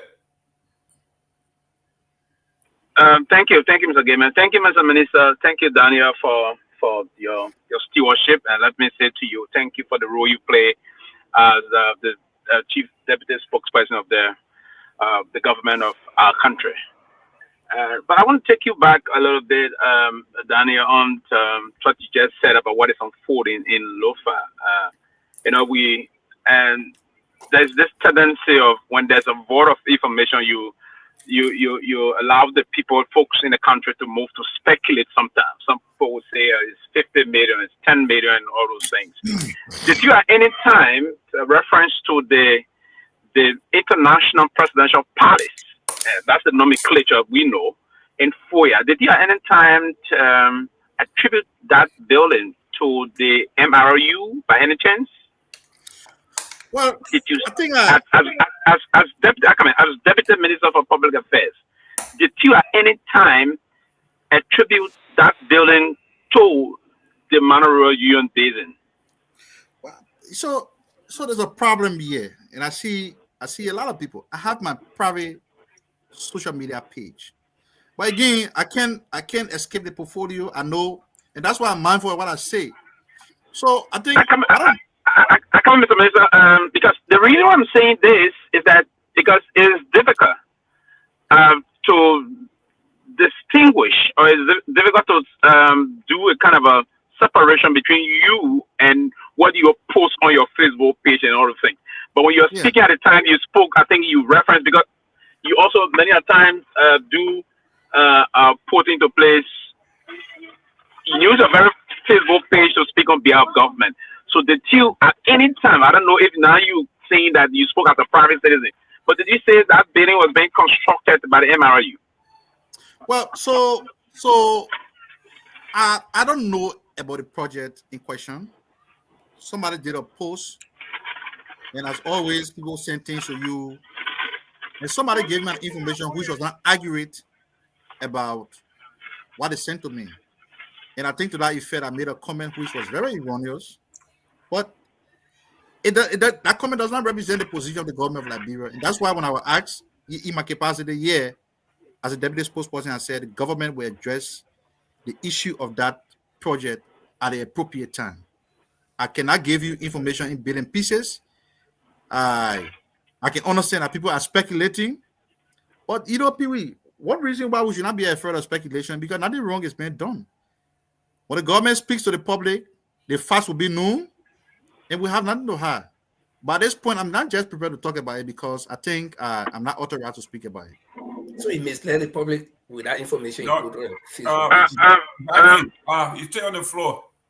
Okay. So but from the time you did this Facebook post, because listen, and we are in communication. There's something in strategic communication called the intent of the dissemination.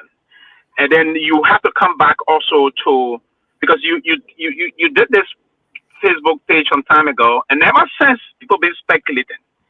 Have you by any chance spoken with your boss, the makeup boss, or even directly with the press secretary or the executive mansion or the Ministry of Internal Affairs to ascertain as to who is behind this gigantic project in Lofa as Deputy Minister of Information? Pewee, you can ask a question with any kind of adjective. What I can say to you is that as the deputy spokesperson of the government, we are not prepared to speak about that. We speak about it when it is appropriate to speak about it. Is it that the president is saying nobody should say that? Because we've been told that it's for the president of the Republic of Liberia. Is it that you've been warned not to talk about it? Well, I don't know where you're getting your information from. I don't know who you're speaking for, who giving you information. What I do know is that the government of Liberia will give a position when the time is appropriate. Nothing more, nothing less. Fair. Thank you very much. Okay, then let me. I will push out the last question, and this, as I said, when you came on, I told you congratulations, and I'm also very proud of the work you do, and I do believe that in the new media dispensation we find ourselves, the level of information dissemination by across social media, traditional media, and all those things, we expect to not see romantic responses coming out of Mika. Right, but let me. Yeah, we don't expect that. I don't expect that. Trust me, I'll be very clear. And that's part of the reason why I differ with my 3 decades ago big brother that practiced journalism, and practicing journalism then and now is hugely different on a serious note. But I want to take you back to what we heard before when AMK was the Minister of Finance, and then your current boss was also at the maker there as the deputy. We had this issue about media intelligence, and all those things. I want to find out from you, and it's important I'm bringing this to the attention because you are there to propagate government policy. And you are expected to disseminate those information to the people and speak on behalf of the government of the problem. Are you, as Ministry of Information, Culture Affairs and Tourism, are you being funded adequately by the government of Liberia in order for you to effectively and efficiently perform your tasks as the Ministry of Information? Well, I will answer the question like this. We have problem with communication, and that is because it's not just with Liberia. When I talk with other ministers of information across the African continent, it's one and the same. The story is one and the same. African government do not support communication. I just told you here that the car currently ride with all I do, being very effective in disseminating government communication. I still ride a private car that I bought with my money before going to the Ministry of Information. The ministry is severely challenged, but Sylvester, we made a choice. We made a choice to leave the comfort of our private life and come into public service. It is not about the money. It is about the country that we want to give our children's children. So if you ask me, we're not getting the support that we need. The Ministry of Information, you know about the renovation project. When we got over there, that building was like a pig hole. Filthy. Today, that building's a fortress. That is why we took serious offense when somebody tried to say nothing has happened. When you see the pictures of the Ministry of Information when we took over, very filthy place. And people, guess what? When I received my appointment letter and I went to the Ministry of Information, I asked myself, God, what am I doing here? Because don't forget, I have worked at the Senate, where I have my cozy office, you understand me, in the new annex. And I left the comfort of that building to go somewhere where there was no air conditioning, no office decks, no window glasses, nothing. The roof and everything was leaking. Today, there are scores of people that troop to the Ministry of Information to take pictures. If not the art gallery, you see the way the yard is being landscaped, the grass, everything being maintained, the paintings on the building, and everything has become so attractive. So it's part of the sacrifices that we're making. But we need more support as a ministry to be more effective and to do the work that we're supposed to do, because communication is very important, especially for the country like Liberia. Thank you very much. We're running out of time. Let me go to our only female here, Telvi. Then after Telvi, Robert Garguah. And then the Dr. Peabody will be the general. Go ahead, Telvi. Good afternoon, good evening. Talvina Cole out of Texas. So I want to welcome you to this platform. I'm delighted to share a space with you. I want to thank you also for serving in government, regardless of what government, whether here in the US or Liberia. I understand that public service doesn't pay well because I worked for the state of Texas for 8 years and the state of Oklahoma for 3 years. And I know that they don't pay well, but that's a service to country. And I didn't take it for granted. When I wanted more money, I went to the private sector. So I just wanted to set that foundation, because I've heard so many times that people feel like, oh, this is government job and they think they need to be mediocre, or they got to use it to abuse public trust. So having said that, thank you for your service. 2 questions for you. The first one, many people, most Liberians feel that the Ministry of Information have become a place of partisan defense rather than disseminating information on policies, programs, or your agenda. So, what concrete steps are you taking to ensure that your office is putting out messages of neutrality and respecting dissenting views? Because I'm not convinced also what I've been hearing for the last 1 hour. So, what steps are you taking? I can repeat the question if I got your question. Okay, the first thing here is that we do not do propaganda at the Ministry of Information. So there's not the partisanship or expressing partisan views that we do at the Ministry of Information. Everything we express over there represents the government of Liberia. Okay? So, and I have to say this over and over and again. And I think Sylvester Pewee couldn't put it more rightly. When you have a situation where people believe that propaganda is the reason why a certain government won election or a certain government lose election, they intend to use similar mechanism against a certain government, you have to be very robust in communicating. And I want to re-emphasize here. From time to time, we have used the ministry platform to disseminate factual information to the people of Liberia and to our friends in the diaspora as well. At no point that do we intend to use that platform or have used that platform to attack people repeatedly. Yes, if need be, and somebody says something unfavorable about the government of Liberia, of course, as a spokesperson of the government, we can talk without responding to it. So it's just wise that you understand the reason why we had to give 5 minutes of our time on Tuesday to respond to some of the unfavorable things that Mr. Cummings said about the government. But I wouldn't even feel pleasant mentioning the name of somebody who is supposed to be an opposition to the government on a major platform like that. So it was not intentional, but we had to do it. We're constrained to do it. Okay? Talking about what have we done to improve on our information dissemination mechanism to the people of Liberia. Of course, when we got to the Ministry of Information was more like a dormant place. Not much was seen. They have press conference 1 or 2 times in a month.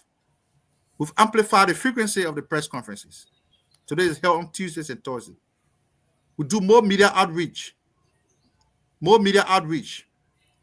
And we created another flagship program of the ministry called the Government Town Hall.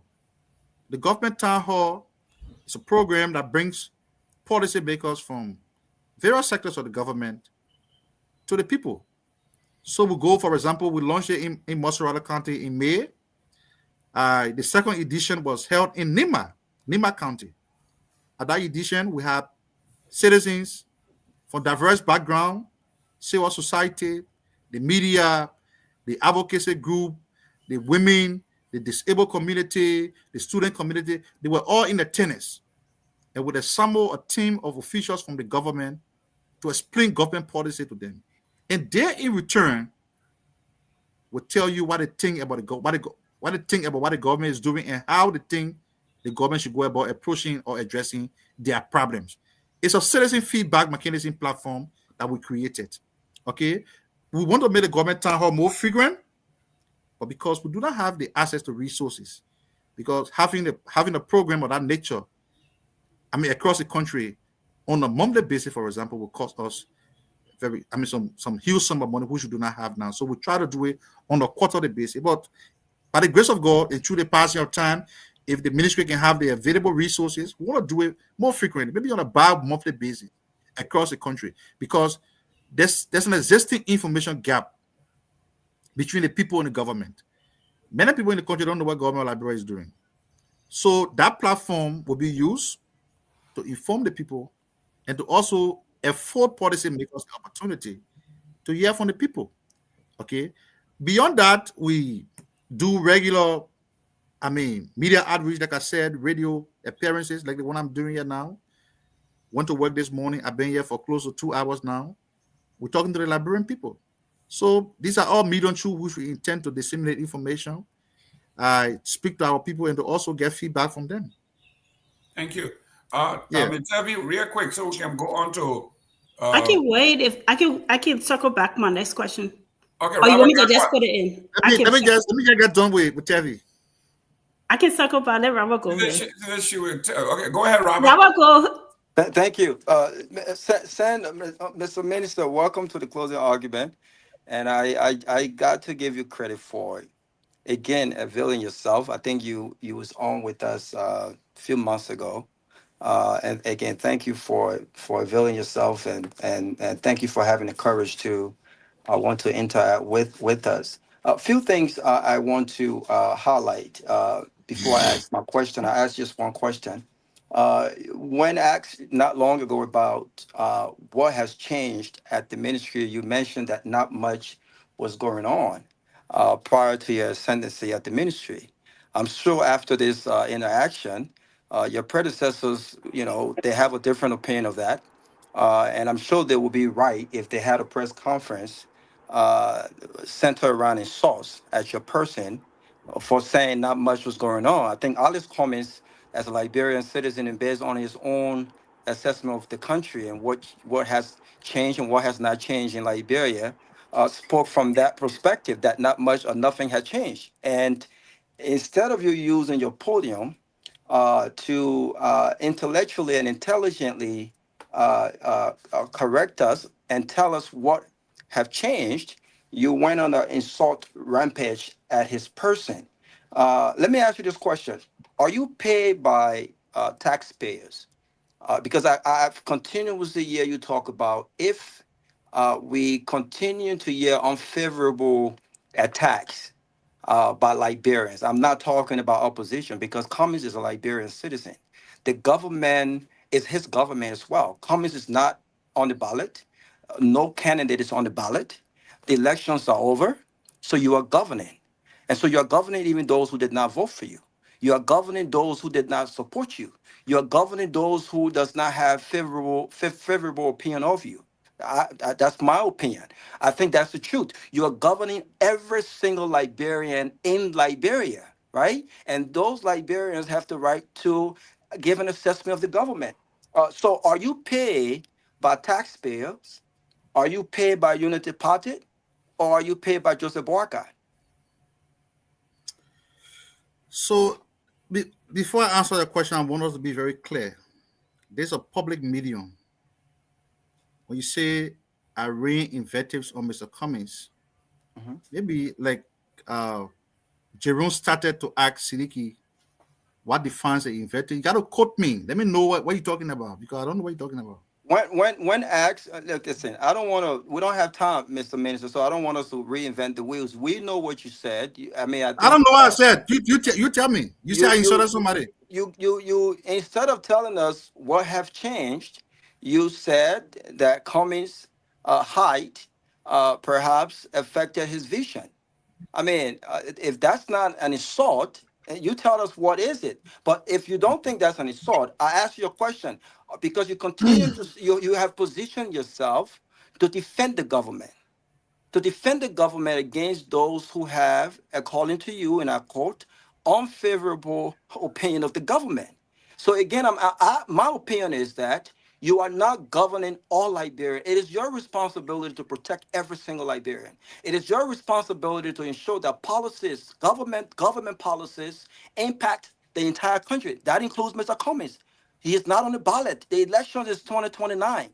So I'm asking you if you have positioned the ministry instead of to give us information, right? Misinformation, disinformation. Instead of using the podium to correct the truth or the lies, if you think that you're going to defend the government every time, I'm asking you, are you paid by taxpayer? Cummings is a taxpayer. Are you paid by Unity Party or are you paid by Joseph Boakai? So the first, I think you are trying to just bewilder yourself and run it. But okay. The first clarity I want to make here is that, and I like the way Jerome started the show. Seleke raised the same question and say, "Oh, you rain invectives on somebody." And what did you say? So if your perception or if your conception of my description of Mr. Cummings as a political dwarf comes across as an insult, I'm sorry that you have a very wrong conception. It's wrong. It's wrong. That is not an insult. Okay. I'll take that. It's not an insult. Okay. I'll take that. If you want me to go ahead to explain why I said what I said, that's fine. If so, it's just simple. I'm here. I'm your guest. You asked me, what do you mean by when you said this man is a political dwarf? And I would have explained to you to say, oh, Robert, yeah, is what I meant. But without asking me, you assume that I will really insult on the man. And, you know, when you do that, then it seems like you are stereotyped. You came to the interview with a fixed mindset. This man insulted somebody. I mean, just look at me. Look at me. Why have I fallen short of ideas that will go on the platform to just how to insult people? No. But as I explained from the beginning of the show, you were not here. I said, I love to make use of figurative expression, literary devices. And when I describe Mr. Kromah as a political dwarf, I didn't mean his physical height. Politically, this man won 7% in the first election he contested. In 2023, he won, a number declined to 1%. Is he a political giant? He's not a political giant. He's a political dwarf. That is not an insult. And I have great deal of respect for Mr. Kromah. Let me just establish here. I have great deal of respect for Mr. Minister, are you aware that the difference between your party and the CDC in the runaway is 1%? Are you aware of that? Please give me a chance. Let me address Roberts. So, Roberts, I have great deal of respect for opposition folks. I have great deal of respect for seditions. But we do not agree politically. One thing you have to be thankful for, Robert, is that the country is now so stable that even those who don't agree with the government are not being haunted. All know what happened on the CDC government. How auditors were killed, how ex-warlord general had a support group for the government, and it said that some of us who were criticizing Joe were going to kill us. You know about it. You know how men of God, pastors, were so compromised. And they said anybody who criticizes George Weah would die. You know about it. You know how media institutions were shut down. Today, we are close to 2 years of the Barker administration. Not a single journalist has been targeted by the government. So it is a pendulum shift. And if someone like you, Robert, don't see that pendulum has shifted, then I'm sorry to say that you have to look again. But a lot has changed. So on the issue I said, Amika, I said when I got Amika, I mean, every time you come on the show, you are dressed, you wear a coat suit, you look very neat. Just imagine you being true. You being appointed to a government office with filthy bathrooms, living the comfort of America, coming to Liberia, coming to serve your country. You're appointed to a ministry. You go, there's filthy bathroom, the roof leaking. You don't have a car to ride. No air condition, no window, nothing. No office deck. You buy your own furniture. And it comes out of, it got me thinking to say, was there a government institution year before? So these are the things that we went through. So when I said nothing was Amiga, that's what I meant. If there are people who want to disprove me, they can come to disprove me. Okay. One thing I would do here is to refrain from making statements that are unsupported with facts. Thank you. Real quick. One minute. Rabbi, I'm coming to you. Thank you. We talk about the economy. Let me play the video real quick. Answer, and I'll go back to Rabbi. Roll the tape, please.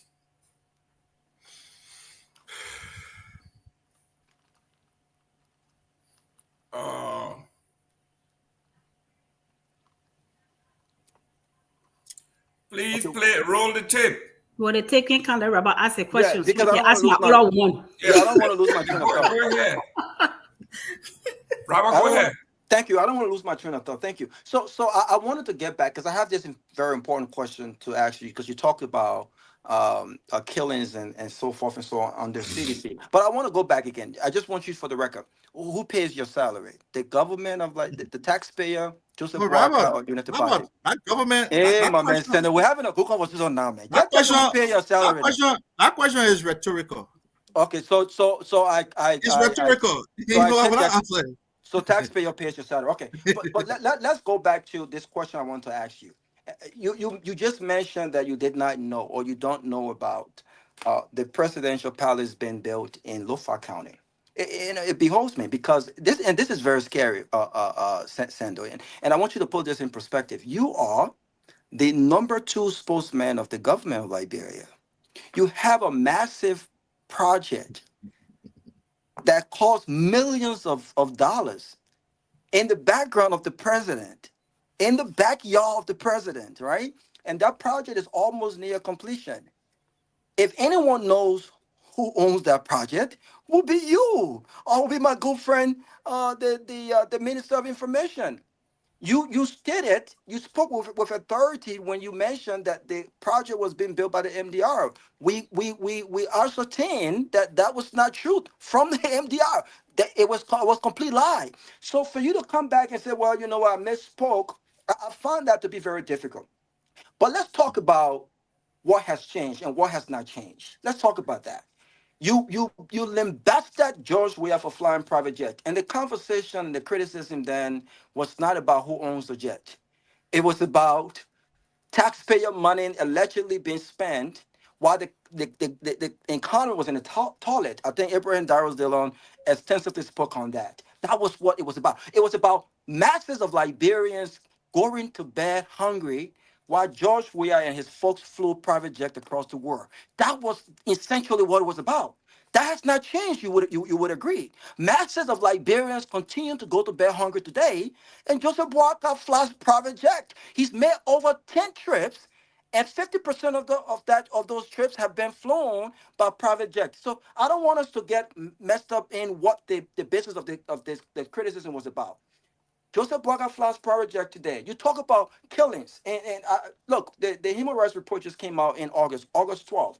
And I'm not saying this, Senator, maybe you can respond to this. They emphasize the disregard for the rule of law. Approximately 60% of detainees are kept in prison for over the 180 days, which is the legal limit, most of whom are facing felony charges. Government have not dismissed these charges. They continue to stay in jail. You've gone after political opponent without, you talk about the facts. You've gone after political opponent. You charge folks with economic sabotage. And it's been months since they got locked up, and the government have not updated us on those cases, on the prosecution of those cases. The report talked about arbitrary killings by police, arbitrary detention by government officials, lack of judicial independence. We saw what happened with the speaker's case, right? The government disregarded the Constitution and the rule of law led by Joseph Boakai. I mean, I can go on, but we don't have time. The economy is still in the toilet. Can you name me a single private sector investment that have come into the country because of Joseph Boakai? All of these things, when Cummings talk about not much have changed leadership-wise, they're not just talking about the completion of roads. We know that those roads you are completing what CDC started. Most of what you are taking credit for was started by CDC, and I don't fault you for that because government is continuity, right? We're talking about policies that you put in place on the bandwagon of rescuing the country. What have changed when it comes to those things? So you see, Robert, you're a smart talker, but you made some unfounded claims. And because this is a public platform, I will painstakingly try to perforate some of the misinformation that you try to disseminate. You talk about police killing people in a report. Yes, we are made as a government. There's a protest in Kinjo, and in the discharge of their law enforcement duties, life was lost. But you also didn't mention the reform that the government is pushing in the judiciary, which include the police. The very police you're criticizing has never held back in taking punitive action against officers that sway from the professional standards. You have to give it up to Gregory Cuomo. You live in America. You know what it means to challenge a police officer. You don't want me to state, I don't know which state you're in, but you don't want to pull out the record. Police I'm in officer Atlanta. The same police state officer as kill, Thomas. okay. Police officers kill people every day. Now, I'm not saying this to justify it, to tell you that there are bad cops everywhere. Liberia is no exception. We're trying to make it better. What you should note as a Liberian citizen is that you now have a police force that can punish their own people for ethical transgression. People have been dismissed, they have been suspended. All these steps have been taken to restore public confidence into the police force. You talk about people overstaying at the prison facility. Of course, that is true. That is true. The pre-trial detainees are more than the convicts. But you know the problem? Do you know the problem? Tell me. The executive enforces the law in Liberia. The executive does not run the court. Right? So when people are accused of committing crimes, I must admit here, as a deputy spokesperson, we have a problem with the judiciary. And that is why I was so excited when the new Chief Justice hit the ground running. Judicial reform is very important for our country. I know the challenges that the judiciary is undergoing because when I was graduating, doing my undergraduate study, I did my thesis on capital punishment. And I surveyed the Monrovia Central Prison. I'm now completing my thesis for the graduate program. I'm also I'm assessing the impact of UNMIL's operation on Liberia post-war security recovery. I want to know whether the intervention UNMIL made here have had lasting impact on our country's post-war security. So I'm assessing that also. So I know a lot of challenges in the judiciary. So, prison overcrowding is just one of the problems. There's also this perception of corruption in the court. But you know what? We have had one Chief Justice after the other. This Chief Justice, immediately after he was commissioned by the president, he ordered the CSA to do credential audits. As small as it may look, it's a major step to a big journey. So together we all can use our various platforms to encourage the judges and magistrates to dispense justice freely, to ensure that people who go to court are tried within the term limit as prescribed by the law. It's our duty as Liberians. You are advocate. When I say it now, I can be an executive and be mediating the people in the judiciary. They say they don't work for me, they work for the Liberian state, right? All are working for the Liberian state. So your concern on prison overcrowding is, I know that. But what I don't agree with is to say that those who were accused in the Capitol building arson case are being held without trial. That means not following. The former speaker, J. Funanti Kofa, and co-defendants, they have been given the right to speed a trial. Again, I can always say to people, the courtroom has its own bureaucracy. One motion after the other is time consuming. As a government, we want to know who burned the Capitol building. Those who stand accused are Liberian citizens. People have their own perception. They say, oh, the trial is a political trial. No. The Capitol building is a symbol of Liberian democracy. All of us here, Maryland, Bassau, Nima, when you elect your lawmakers, that's where they sit. And that place was set ablaze. Somebody has to bear responsibility. We can't be arbitrary about it. So we have to get it. What about investors? No, I wanted to answer the investor. Yeah, on the investor. So your claim on the investor is unfortunate as well. It's unfortunate as well. Okay. Just maybe you're following the press conference. You were so carried by the story about Mr. Commission, you didn't hear that one. Yeah. But I announced that there's a group, the name state of mine, $100 million investment in agriculture sector. They're coming to build cassava processing plant. They're also going to build a rice processing plant. That group, I'll put out the name. That group has a history in several African countries. They're coming to invest in that group. That just one on the list of many investment. But I think the question was the ones that have come, not the one that will be coming, the one that have come. The way he asked. I mean, I tell you, I said it already here. Who are they? Okay. Yeah, Jerome, before you come in, right? But you see how me and Sendo talking good today? I like the other Sendo today. Listen, we gotta move on. We don't want to make a dialogue. Mr. Sando land so I can ask you a quick question. Yeah, so a lot is coming for the agriculture sector. And as we move on, based on our frequency, I will always supply you with, because people want to know in the diaspora what is happening for the country. People say and create a perception, oh, nothing good is happening. No, that's something good is happening. The government library is investing a whole lot in the production of rice. The goal is to reduce importation to 50% from 70%. Right now, 70% of what we eat as a country is imported. We want to reduce that. And that's why the government library is paying key attention to the agriculture sector. So there are a couple of, not just expression of interest, there are a couple of investments that have been made in the agriculture sector.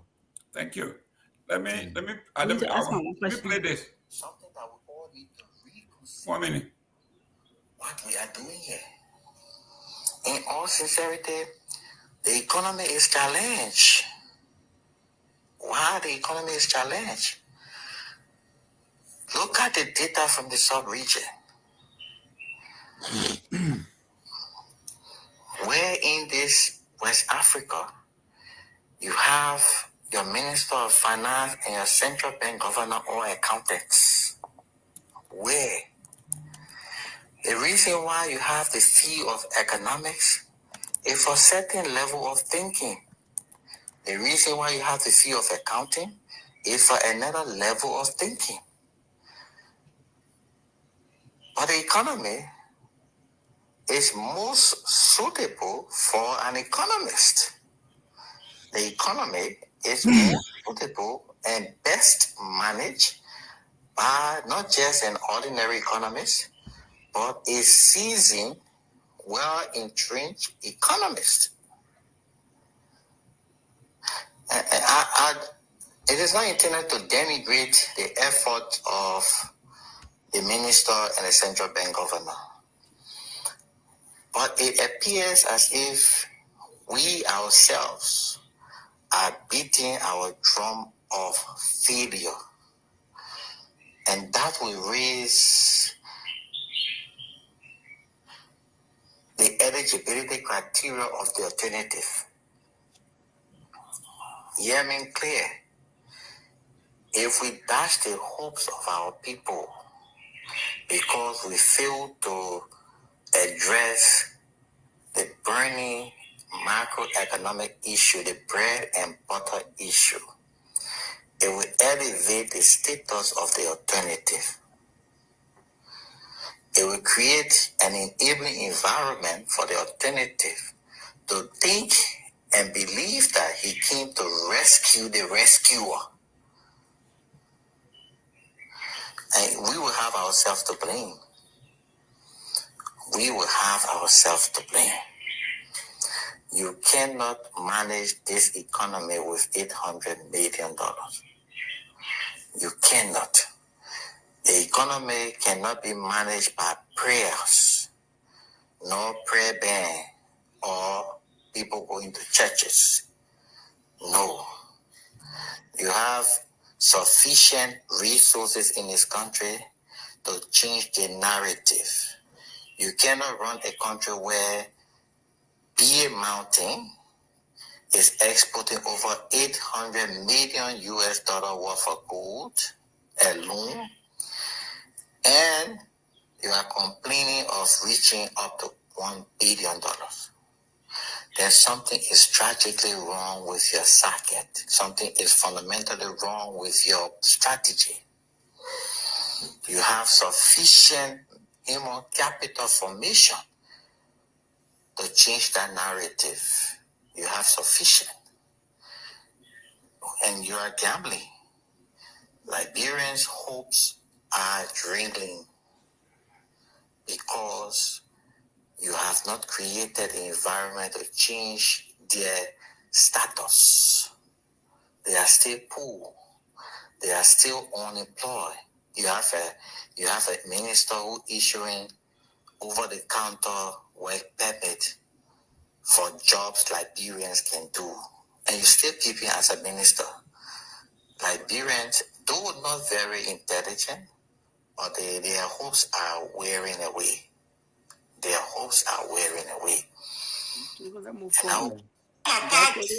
Okay, so this is Dr. Cheney, one of the advocates for this particular government. He is saying that no matter what you are saying, you have failed and you need to reshuffle.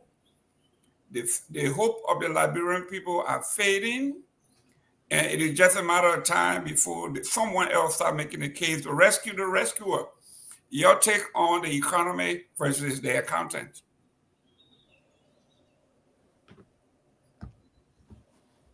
You are muted. I don't know what the attorney is talking about, but I'm sure he's been around for a while. I respect his opinion, and I do not believe that all of the things he said are true. But he's an intellectual. I'm sure he had justification for the things that he said. As a government, it's not our job to listen to every opinion that's expressed about the way things are done. Of course, you can listen to Liberians, but people have their own view. If somebody does not like somebody who is occupying the position, I come on the show, I don't like the fact that Jerome Gayman is wearing a bow tie. I don't like bow tie, and I begin to do a podcast and say the closing argument got to pull us all together and this and that. Maybe we'll have to check the veracity of the comments that he's expressing or his opinion. But what I do know is that practical steps have been taken to put the economy in shape. It was far worse when we came here. It's getting better. It's going to take some time before we realize what is happening. It's getting better.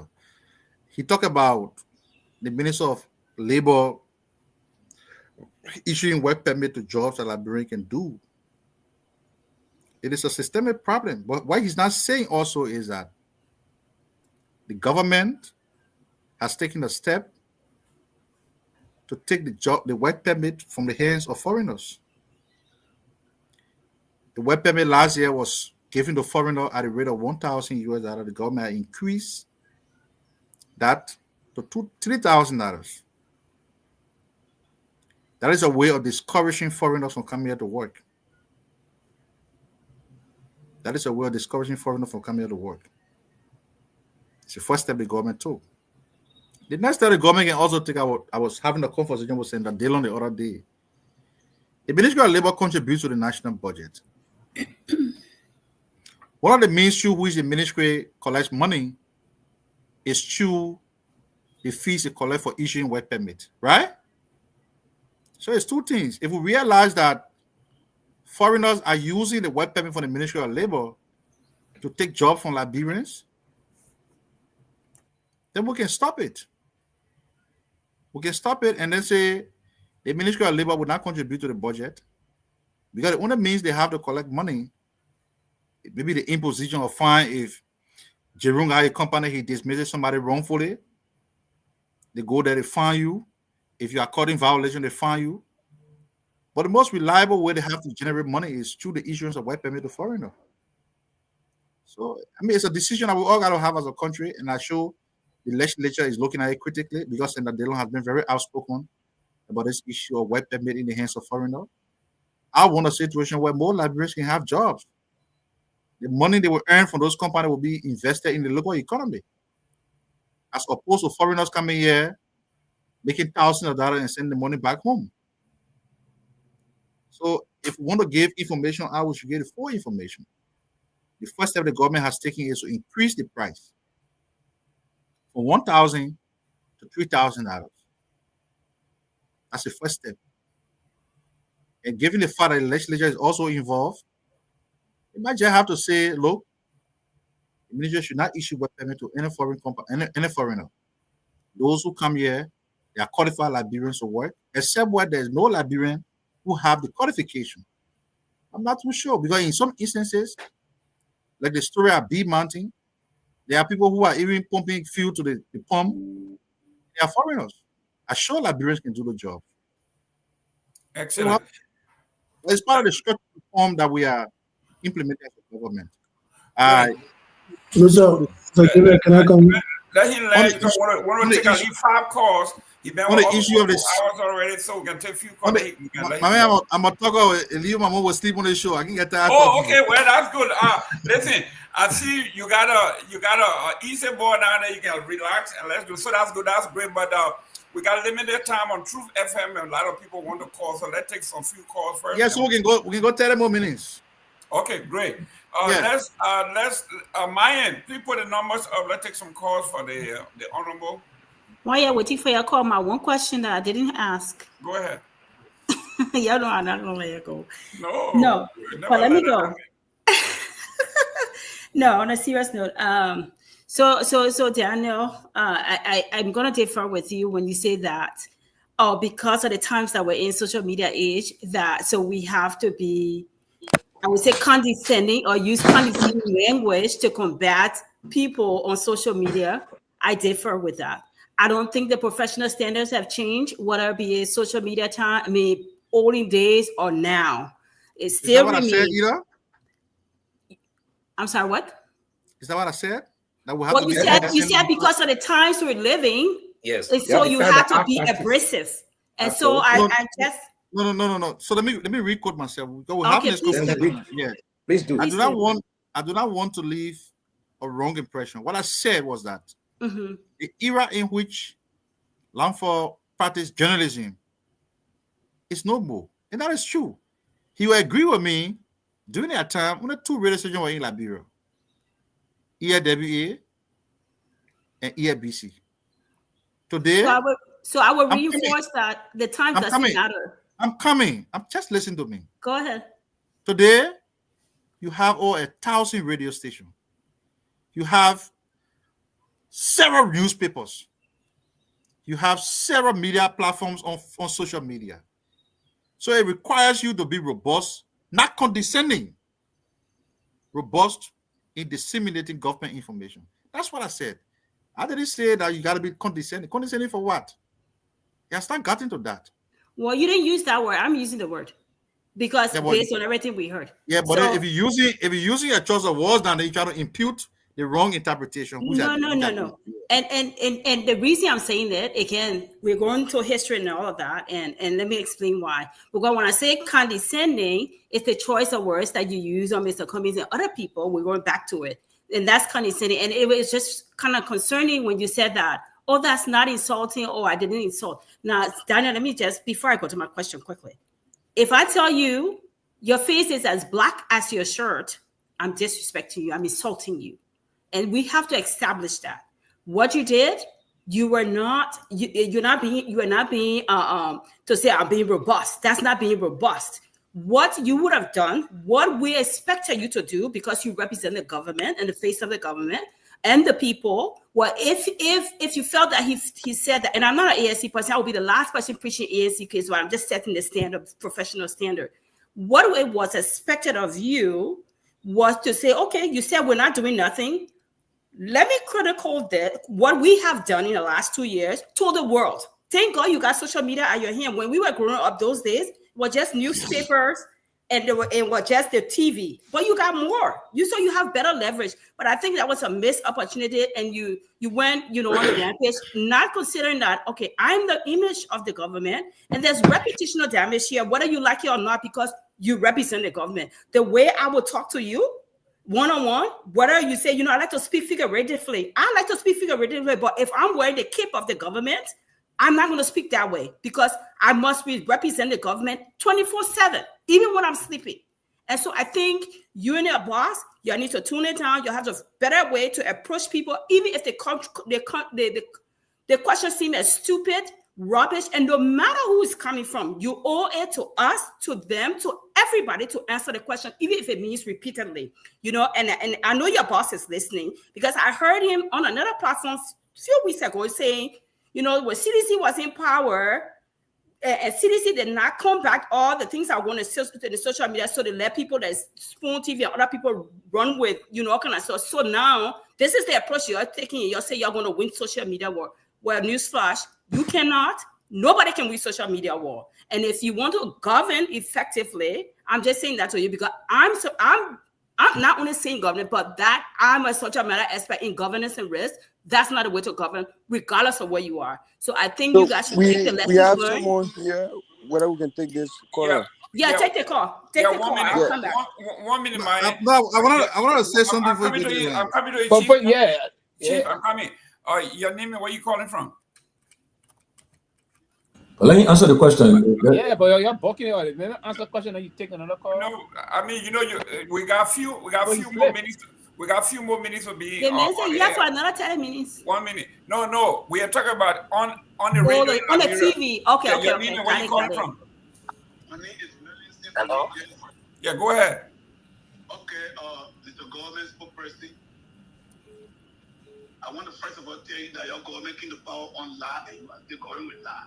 You just said something that when you came to power, you made a mess and you are correcting it. But on the 7th of this month, Front-Page Africa reported that the IMF downgraded Liberia economic growth from 5.6 that were projected from 2025 to 4.6. My question to you is, do you agree with IMF, or you think you would also say IMF lie? You just responded to Rabble. When Rabble outlined the United States Department report on the Liberia government, and you disputed everything. You also dispute the IMF report that from this Africa news report on IMF downgrading the economy under your government on the 7th of this month. Thank you. Okay, so let's take this person. Yeah, go ahead. Yeah, Honorable Sandro, can you take the question down? Yeah, go ahead. Yeah, my name is Paul Gibson, and I call from Grand Bassa County. Okay, go ahead from Grand Bassa County. Yeah, I listened to our Deputy Minister Dana Sano. I listened to him very well and what he's saying, and Mr. Dana Sano is making a lot of mistakes. There have been a lot, and they asking some questions on the platform which of food is escaping, which of food is clear. Is that only Mr. Cummings, Mr. Dana Sano have abused on the platform? You went down to the office that he, Dana Sano, worked in before, in our senator office. The Senator Donkey, Dana Sano were on the same platform and used the same state platform, and Dana Sano abused the senator into it. And I think that the president of the Republic of Liberia had to take serious action on Dana Sano. Is that right? What are you doing? What are you doing to the country? You put the country into a bad thing. Thank you very much. Okay, let's see who can pick up this coming out. Hello, caller, your name and where do you call from? Honorable Sandro, are you ready the questions now? Yeah, why do I have to rebel somebody who say I call somebody? Hello? Your name and where you calling from?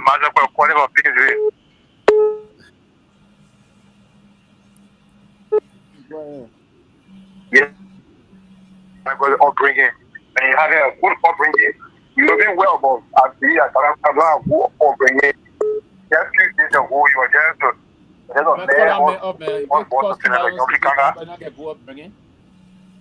Myean, look at put on the show, they still can't somebody get who are bringing cutting off. The folks have to be decorous here. They don't have to respect other people. These are government officials. When you're speaking to them, you disagree with them, but you respect them. You can't call and say somebody didn't have a good upbringing in mind, you keep them on the line. You dismiss them immediately. Your name and where you calling from? Mr. Gayman, it's my time? Yes, go ahead. Okay, my name is Nelson Garguah. I'm calling you from Venezuela. Okay, speak up a little louder.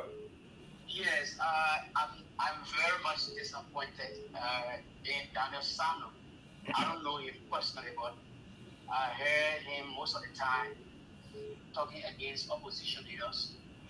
But this guy cannot clearly articulate government policies to the Liberian people. You're just asking a question. You cannot even clearly tell anybody the kind of investment his government brought to the country, send it into power. You have a question? What is your question? Sir, I don't have a question, but I want to make a comment as a Liberian. Can you please allow me to make a comment, sir? I'm sorry, go ahead. Please. Okay, so my disappointment here is, people that get into those positions, I don't know why we're spending the kind of money to give to people that cannot even clearly articulate government policies. Because that position for people that will tell the Liberian people what the government is doing, the government. You have a question for government intends to do, and those policies that the government have, and they are being carried out. But Daniel Sano cannot clearly tell anybody all the questions you're asking him. He cannot answer one. I guess that thing he talked about, I think the people here passing. The guarantee he tell the professor anything. Thank you. Thank you very much. Thank you. Okay, ladies and gentlemen, if you have I got a last question. Somebody got a last question. Hold on a minute. Your call on the line say I learn anything. I take offense with you.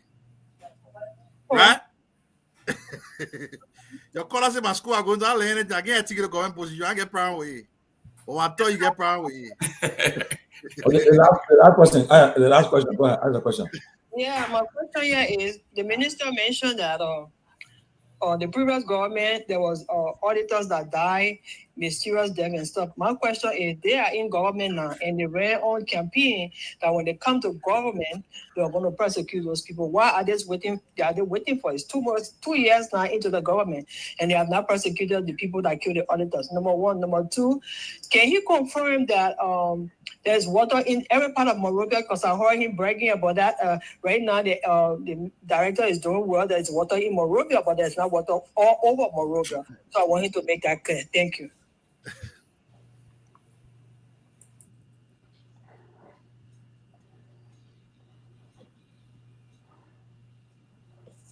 Okay, Minister, answer the questions, I think. Yeah, but you can start from Tavi point. Because Tavi will make some point, and then before you can move along those things. Yeah, but that was a passing comment. Let me get my question. No, it was not a passing. No, it was on my way to my question. Was a passing comment? Oh, that's the basis to the question. Yes, I was a comment to my question. Let me ask the question now. So your arrest. No, yo. I can talk too. No, I'm just joking. So I want to talk about your arrest agenda. I don't know if it's the arrest or you added another acronym. So, Chief, are we still taking calls because we're receiving a lot of calls? Please yeah, okay. If you got more calls, I think let's get from the people first. Then let me get more. I said 30 minutes. I go on for 15 minutes. Yeah, good evening and good evening to the honorable minister in studio. Yeah, my name is Daniel Gideon calling from Banga to the Bunker. Yeah, you have to turn your radio off. You got to turn your radio off. Yeah, go ahead. Are you talking to me? No. Hey man, he's very close to the radio. Your name and where you calling from? Mr. Gayman from Hat. Let me say good morning from my end. This is Bewazi calling you from South Korea. Okay, South Korea, go ahead.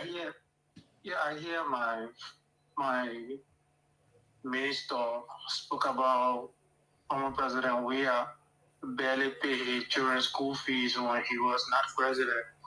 I want to know from him currently, as a minister, has he ever taken a pay to pay children's school fees? Because before President Weah became president of Liberia, he was a senator. And I believe the Unity Party government are paying government officials. Why would he come here and be so rude and speak in that manner to the former president? And that is, you people did correct him on that. I mean, he come here and just say things to people anyhow. This is not makeup. This is this is a different station. I mean, you don't make allegations that you cannot prove because you are currently a minister. You getting paid. I believe you have kids. You're paying your kids' school fees. And former president, before we become president of Liberia, Jerome Pewee benefited from President Weah's scholarship scheme at the University of Liberia. How can you come here and tell us he barely paid his children's school fees? Thank you very much for having me. Can you answer that? Are you taking pay right now? So let me respond to Jerome. Yes. The way your chorus, some of your chorus called, it would seem that they let me believe in the substance of the conversation, which is very much disheartening. I've been here for the last show started 9:30. It's 11:39 here. Leave my house. I was at work this morning by 7 o'clock. They got home 8 o'clock. An hour to get ready for the show. And then you're talking about what talking is doing. Asking one man called the Carlos voice and say, not a people talking. One man called, Your line is going in and out. Can you guys hear him? You hearing me now? Yeah, go ahead. The other man call, you say, I can be addressing people the way he doesn't like it. Apparently, they don't believe in the substance. And this is why we as public officials, we just find it difficult to come on just any platform. I respect the closing argument. People have held the platform together. People who follow the show must be detail-oriented. You can have me sit here for 2 hours talking, and when you call, the only thing you say is, oh, I say, President, we could not pay his children's school fees. If you are a defender of Weah, you believe in Weah, that's fine. But as a public official, everything I say here are backed by facts. Apparently, you don't know he had a child support case in America, which became a big issue for him even during his campaign. So I'm not lying on his name. When I said the issue of the private jet, he never had money before he became president. He never had money. It's not being disrespectful. He never had money. He couldn't pay his daughter's school fee. They took him to court. It became a major issue. So I didn't lie on him. And I said that to make a very strong case in sharp contrast to the scenario that my friend Robert tried to create to say, oh, Joe, we have a riding private jet, but I also riding private jet. It is not true. Joe, we have stolen Liberian money and bought a private jet, which he currently rides today. Can you release the payment receipts for that private jet he bought? Stolen Liberian money, bought a private jet. He rides that private jet today. But Senator, that's not factual. The president did not buy a private jet. We know that's not true. Pretend my right to say what I want to say. Okay, somebody gave him private jet. This a private jet. I spot it. I can't give it to you. Okay, so get the president private jet. That's what y'all said. Y'all said somebody said. So I mean, what the lady was very exceptional. She been following the show. What she said was that the death of the auditor was a major issue during the campaign. I agree with her. What she didn't also say is that last year, President Bouaka instructed the Ministry of Justice to reopen investigation in all of these cases. Now, some of you in America, I'm not in America, but I have brief cases when I was doing criminal justice at undergraduate level. Criminal investigations are process. Some of the cases of murder, they take decades investigating. A young man who killed Tupac, 1996. When was he arrested? I think he was arrested last year. Since 1996. Yeah, 2023. Very good. Yeah. criminal investigations of process. Because there are hardened criminals who commit crime and erase the traces to their footprint and everything. It's a process. President Bouaka has instructed the Ministry of Justice to reopen investigation, not just in the death of the auditors, the 3 missing boys. And guess what? Samuel D. Tue is a person of interest in the death of Bati Yinswa, the death of the former RAA boss. So, my dear sister, we are not sleeping on these things. Government is working, but criminal investigations of process. Thank you. We got a call. You arrest somebody, go to court, you must have prima facie evidence. That's why the law requires. Your name and where you calling from?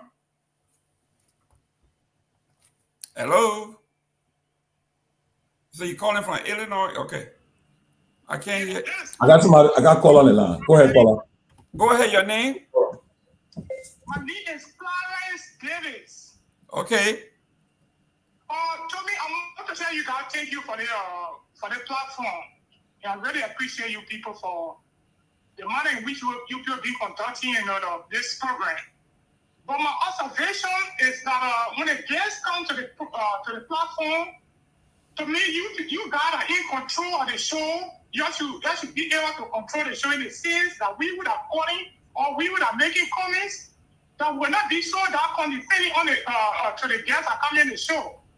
But if you use the platform in a sense as a slaughterhouse, that when the guests appear on the show, that you use that mean that you are more getting it in the topic than the guests are coming to the show. I don't think we'll be fair to the guests that come to the show. What is your question?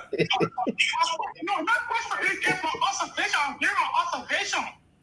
I'll give my observation. Noted.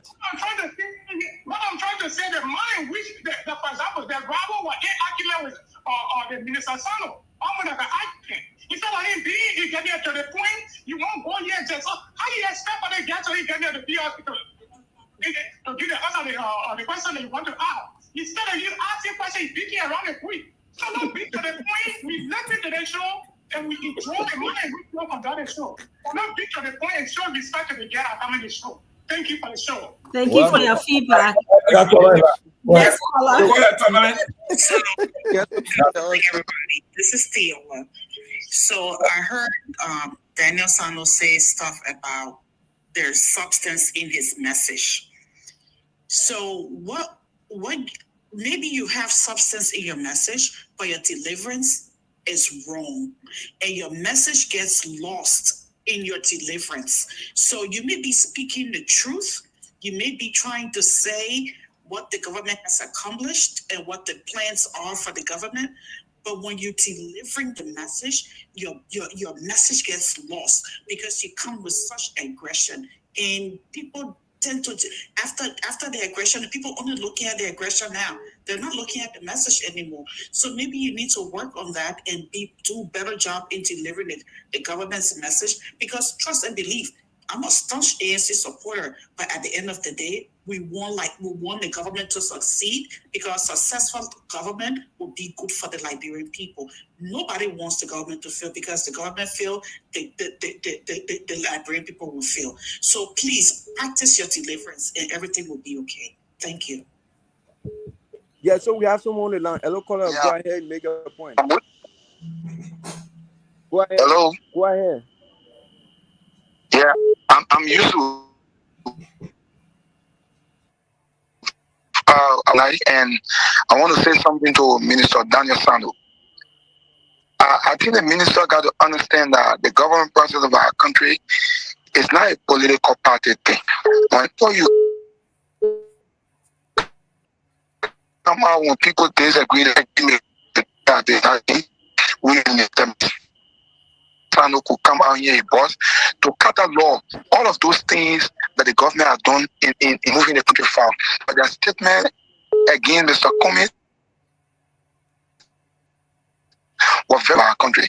So we want the minister and his boss to act very respectfully to other political leaders in the country. Thank you. Okay, thank you, also. Excellent. Honorable Sano, we got, like you said, we appreciate you becoming. You've been here for a while. You can respond to those. You are muted. Yeah, so that is a cutoff point. I said the lady said she still has a question for me. You can ask a question so that I can answer and get going. All right, I'll be quick. So I'm comparing your government to that of Mr. Weah, because that's the two most recent ones. So I want you to tell us what ways have you've some of the ways that you've been eradicating fraud, waste, and abuse. And case in point, your fleet of cars I've seen compared to Mr. Weah. So tell me some of the ways that you've been cutting back fraud, waste, and abuse. So the premise of the question, Mr. Why you responding? Why you responding? Please add this. My query for your asset return nothing. So would you please serve us a copy? I said I did declare my asset even before taking office.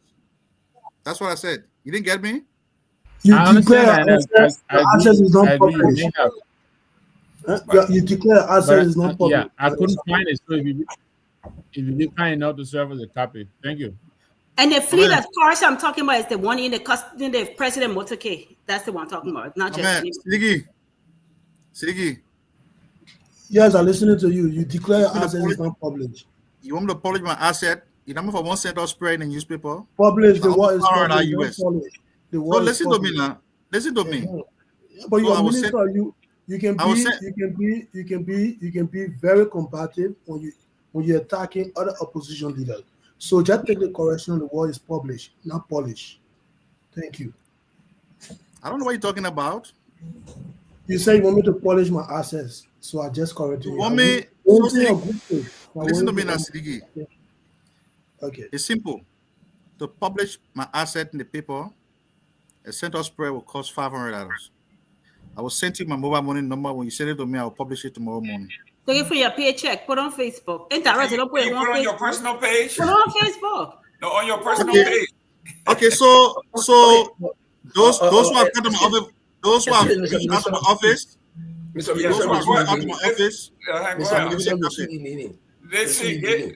see, give the honorable chance. Let him speak. Yeah, you should be leaving. So why he's leaving? Want to leave him with something too?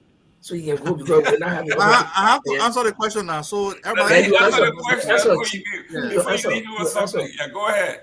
It's a privilege to get you. So we'll have the privilege from what you say. I just also want to comment on what I said, and then your reporter told me that when I was practicing, it was 30 years back. I will tell you that people who studied criminal justice 100 years ago, in fact, people who wrote the book that you're reading, the standard still remains the same, and it will be the same 100 years to come. So the professional standard by which you should operate at that ministry, as outlined in your TOR, has nothing to do with how many radio stations we got in Liberia. In fact, look at the leverage now to come compared to my time where it was only ERBC and few newspapers where they couldn't reach a wider audience. So somebody could sit there in Bogonchile and assume anything. But you have the opportunity now to explain the policy. So don't use that excuse that there are thousands of radio stations in Monrovia, so you'll be combated. So you're going to go, you can't do my platform, my battleline platform to come combat me or combat everybody. No, you are in that gap. I'll remind you again. You are in that gap to remind the people of government's achievements, and also through recommendation, take something from the citizens and carry back to the government, because you are working for the people. What the people want is what you will tell your government to do. And what your government is doing is what you explain to the people. So disregard the number of radio stations or whatever. Thank you so much. And I invite you again, you'll receive a formal invitation from me to come back to report on Liberia. Thank you. So Lamford. Yeah. Like it or not, I made reference to the era in which you practice journalism, not to disparage you in any manner or form. I made that reminder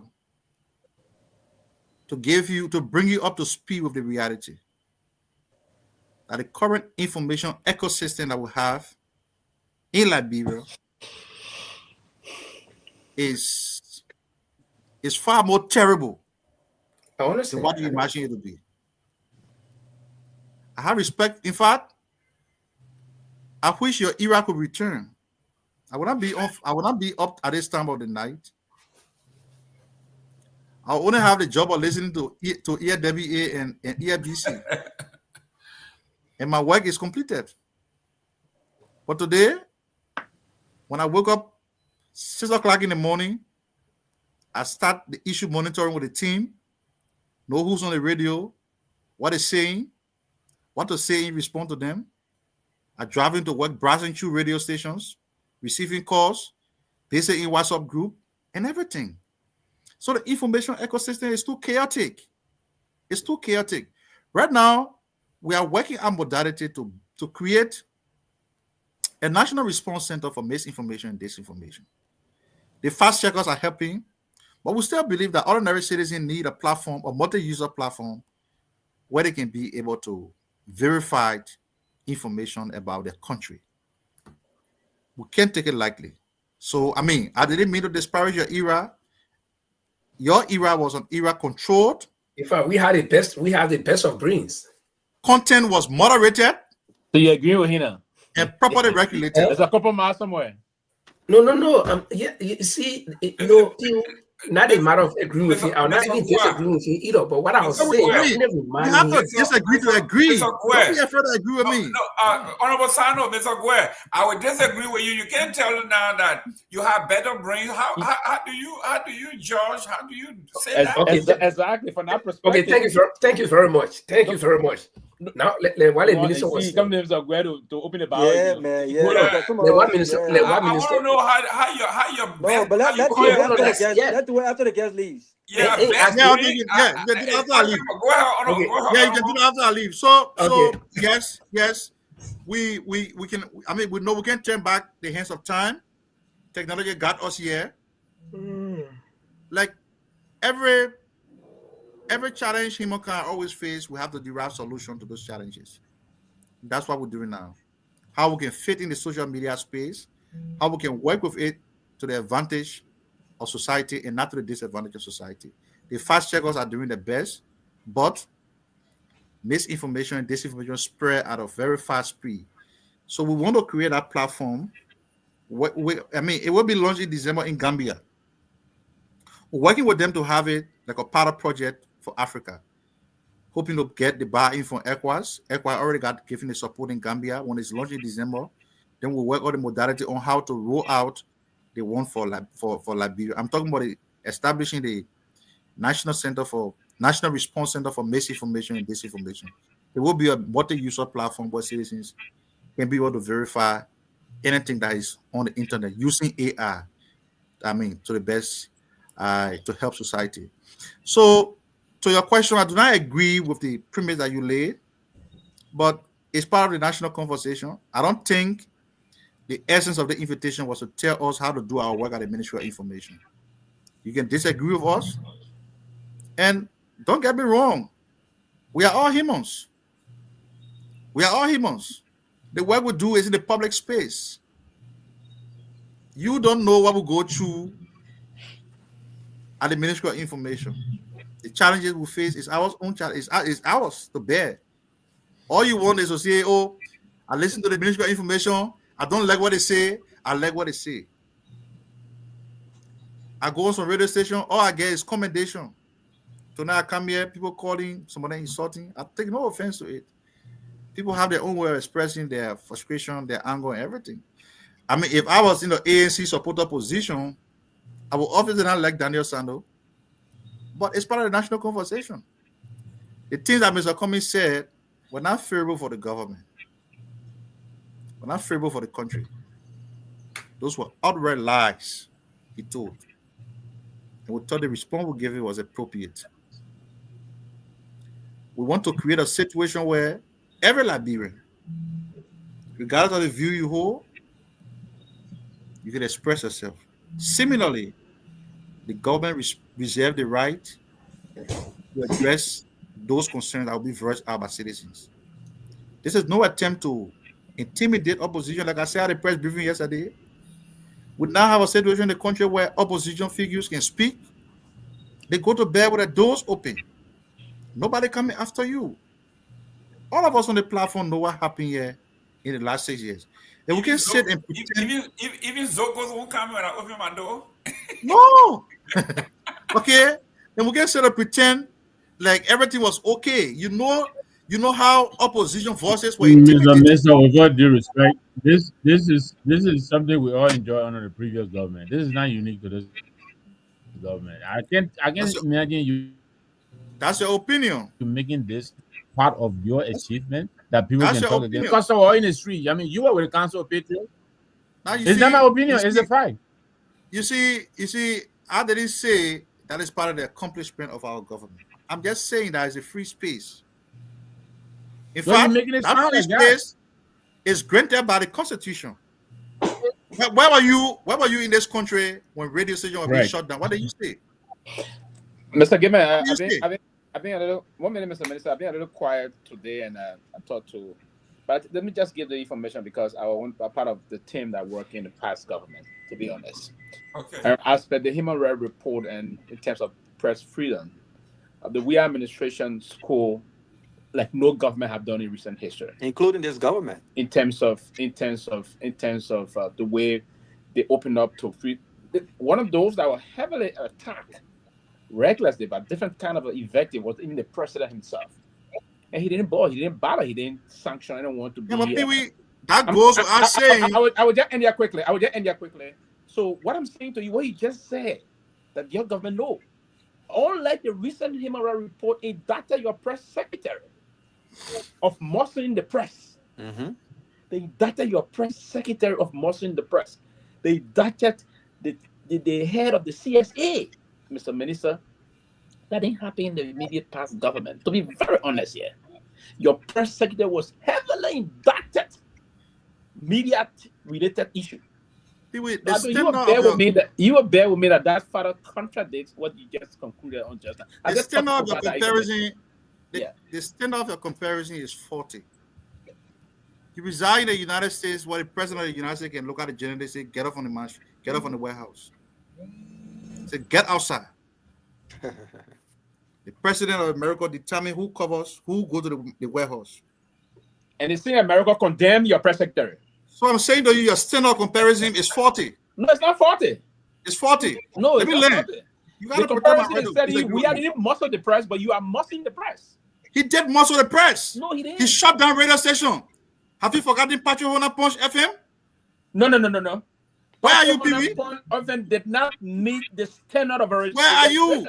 He didn't meet the standard of registration. That is a blatant and diabolical lie. That is a blatant diabolical lie. He was issued permit. No. He was issued a permit from the Ministry of Information. And when it came to the attention of the government that Patriot was about to issue to open a radio station, they said, never will Patriot operate a radio station under the leadership of George Weah. They didn't say there was some issue about. Hold on 1 minute. There were taxes. Hold on 1 minute. There were outstanding taxes. Right there. There were issues about outstanding taxes, right? No, there was no issue. I'm saying to you, Patrick Hona was issued a permit. Now, I work with the Ministry of Information. Before you are issued that permit, it suggests that all the documentation in the application have been reviewed. It has met the satisfaction of the approving authority for you to open your station. No, there was a department that he didn't meet the basic. When I go, you can talk your own Pewee. Let me just conclude. Okay, go ahead. Yeah. Go ahead. So that case lingered in court for how many years? For 6 solid years. Start getting in feeling. Patrick Hona, I'm not getting feelings. I'm cool. Patrick Hona could not open Punch FM because of the draconian tendency of the Weah government. Beyond Patrick Hona, what happened to Costa radio station? What happened there? They locked the place, seized the broadcast equipment. Because I'm not paying your taxes. Period. That's not true. You are not paying your taxes. You want to report? Is that how you collect taxes? Is that how you collect taxes? He didn't pay taxes. What happened to Love FM? He didn't pay taxes. Don't pull out the Daniel Sanvee. But you know one of the when you sit down here, LPRC goes and shut down streamers. Is that how you collect taxes? when you When sit on the the show and FPIC say goes to shut down it's Streamex, time is to that how you compare collect taxes, apples to Mr. Minister? oranges, then it's wrong. It's wrong. You know what happened to Love FM? You know what happened to Costa radio station? Mr. Nagbe just mentioned about what you said. What did you say, Mr. Nagbe? Jerome got eaten now. I asked the minister, he's asking whether the way the party want to Jerome got issue eaten now. a Story. My question is, when LPLC shut down, Mr. Gayman got eaten now. Story. when LPLC shut down Streamex, No, I just is want that him how to you ask collect his taxes? question. That's He my was question. he was in flight and he got interrupted. Just say no other issues. I will come here next week. Yeah. Okay, good. No, Mr. Minister, one second. No, I want you to address this one. You got time to address it. I want you to address it. Listen, guys. Daniel, Hey, wait, Mr. Gayman, wait. Listen, Robert, guys, please. The man said, the honorable said he will come back here next week. Can you give me 1 minute? Daniel, give me 1 minute, please. Daniel, 1 minute, please.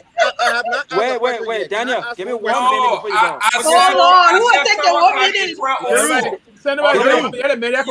Yeah, honorable gave you a party comment.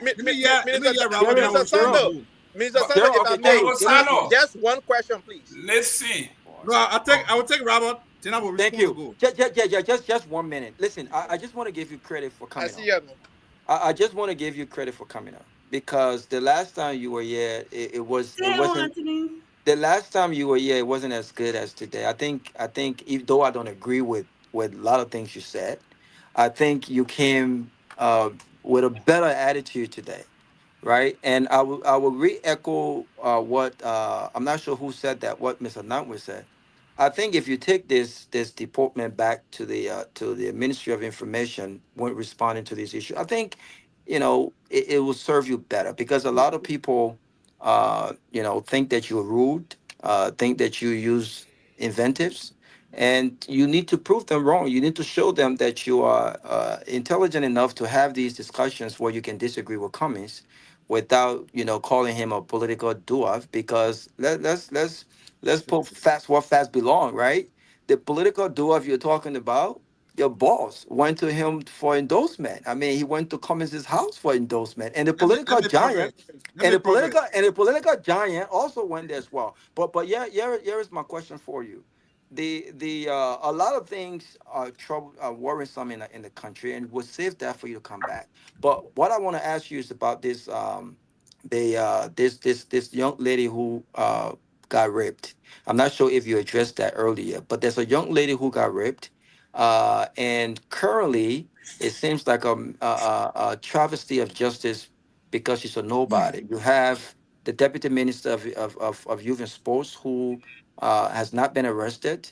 However, there was another case that happened where another accused of rape was immediately tied up, beat up, and taken to jail without due process or any sort of investigation. So a lot of people, including myself, think that the police is protecting individuals that are member of the government, member of the Unity Party. How would you respond to that? Is the president aware of what's happening? And do you think this is a travesty of justice? Because this young girl, we have to protect her. Why has my girl not been arrested? I got the question. Yeah. So the first misconception there is that the suspect involved in the case is no longer a government official. He's not been protected. Was he fired? Was he suspended? Was he fired? He has been fired. Oh, not to our knowledge. Hold on 1 minute. All of us on the show. You're fired today? Hold on 1 minute. I'm here to give you the information. All of us on the show have one single objective. Is to make Liberia a better place for our children. Right? I'm not too sure we've been here for the last couple of hours talking just to have our words being wasted on dogs back. I mean, water. We want to improve our country.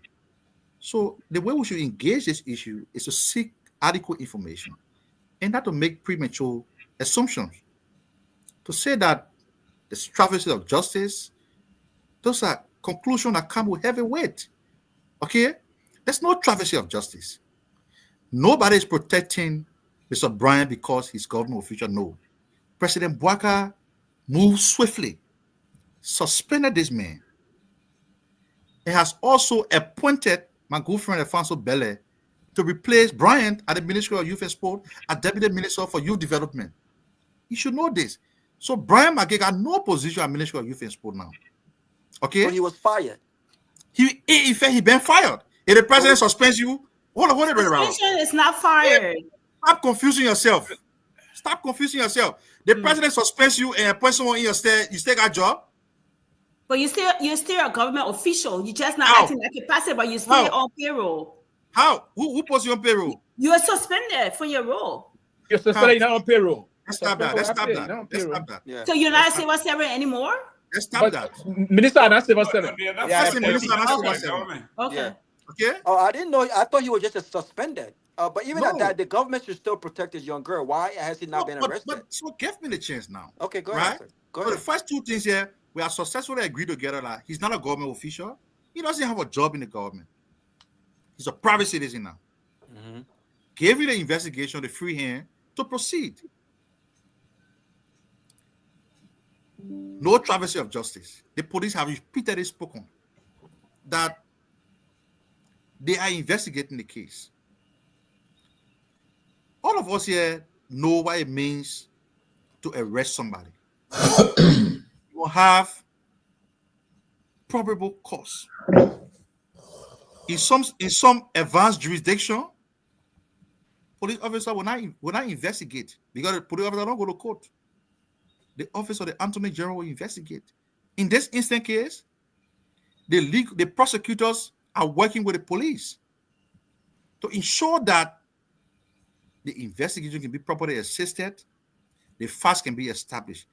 What the police told us in the last briefing they provided was that they have not been able to trace this man to the commission of this act.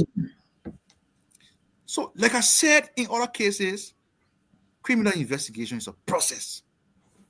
That this man has not been arrested, hang off, and taken to court simply means that the government of Liberia have not yet gotten the proof that he actually committed a crime. It doesn't mean that he's free. So why were the other people immediately arrested then? The Very other good. folks accused of, why were they immediately arrested? Very good. Mm-hmm. In criminal cases, Mm-hmm. the facts and circumstances can never be the same. Okay. So the crime involving the two cases here are right. Mm-hmm. But the police tell us that one person was caught in the room with the other person in one instant. Were they there? Were they there? That man, the community people who arrested the situation, they caught this person in the act, right? In this instant case, somebody is alleging that this person raped me. So they are the same. I don't like to talk about it because people believe, rather than defending the rapist, I can never defend somebody who is a rapist. My first child is a girl, and I would never support anything that resembles rape. It's a heinous crime, and that is why the government has repeatedly said there's no room for anybody who is involved in the commission of such a crime.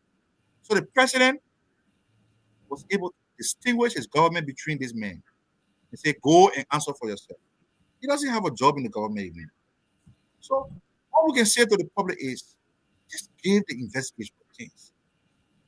The day the police established the DNA test that this man was on the crime scene, he will be arrested. Why do you think scores of people who commit rape in jail and one man, what interest the government got in Maggie? You think the government had interest in protecting anybody they were ever dismissing? They were never dismissing, but we will never do anything of such kind. Protecting for what? Every Liberian citizen deserves to be protected. And where one person is accused of violating the rights of another person, the law must take a course. And I think the police, RG, the spokesperson, have been very outspoken about it. And to end on this note, the other day I was admonishing members of the public. Let us not be too fast in infusing sentiment in every case. People know about the case. There was a famous case in Liberia called the Injured Topa case in 2014 or thereabout. I referenced it the last time. A little girl with a bright future was murdered in the home of her parents. This country stood still because of Injutupa. People protested. Women went to the court naked themselves out of protest and everything. They had to change the investigative report and put what they wanted to put there. They arrested Mr. Henswither and Mari Peku. Took them to court. They went when George Blamo Dixon was about to hand out the verdict. His home in West Point was almost set ablaze. He was targeted on several occasions. They convicted them. They went to jail. Spent a couple of years there. Because the judicial process got their own bureaucracy. When they have the opportunity for an appeal before the Supreme Court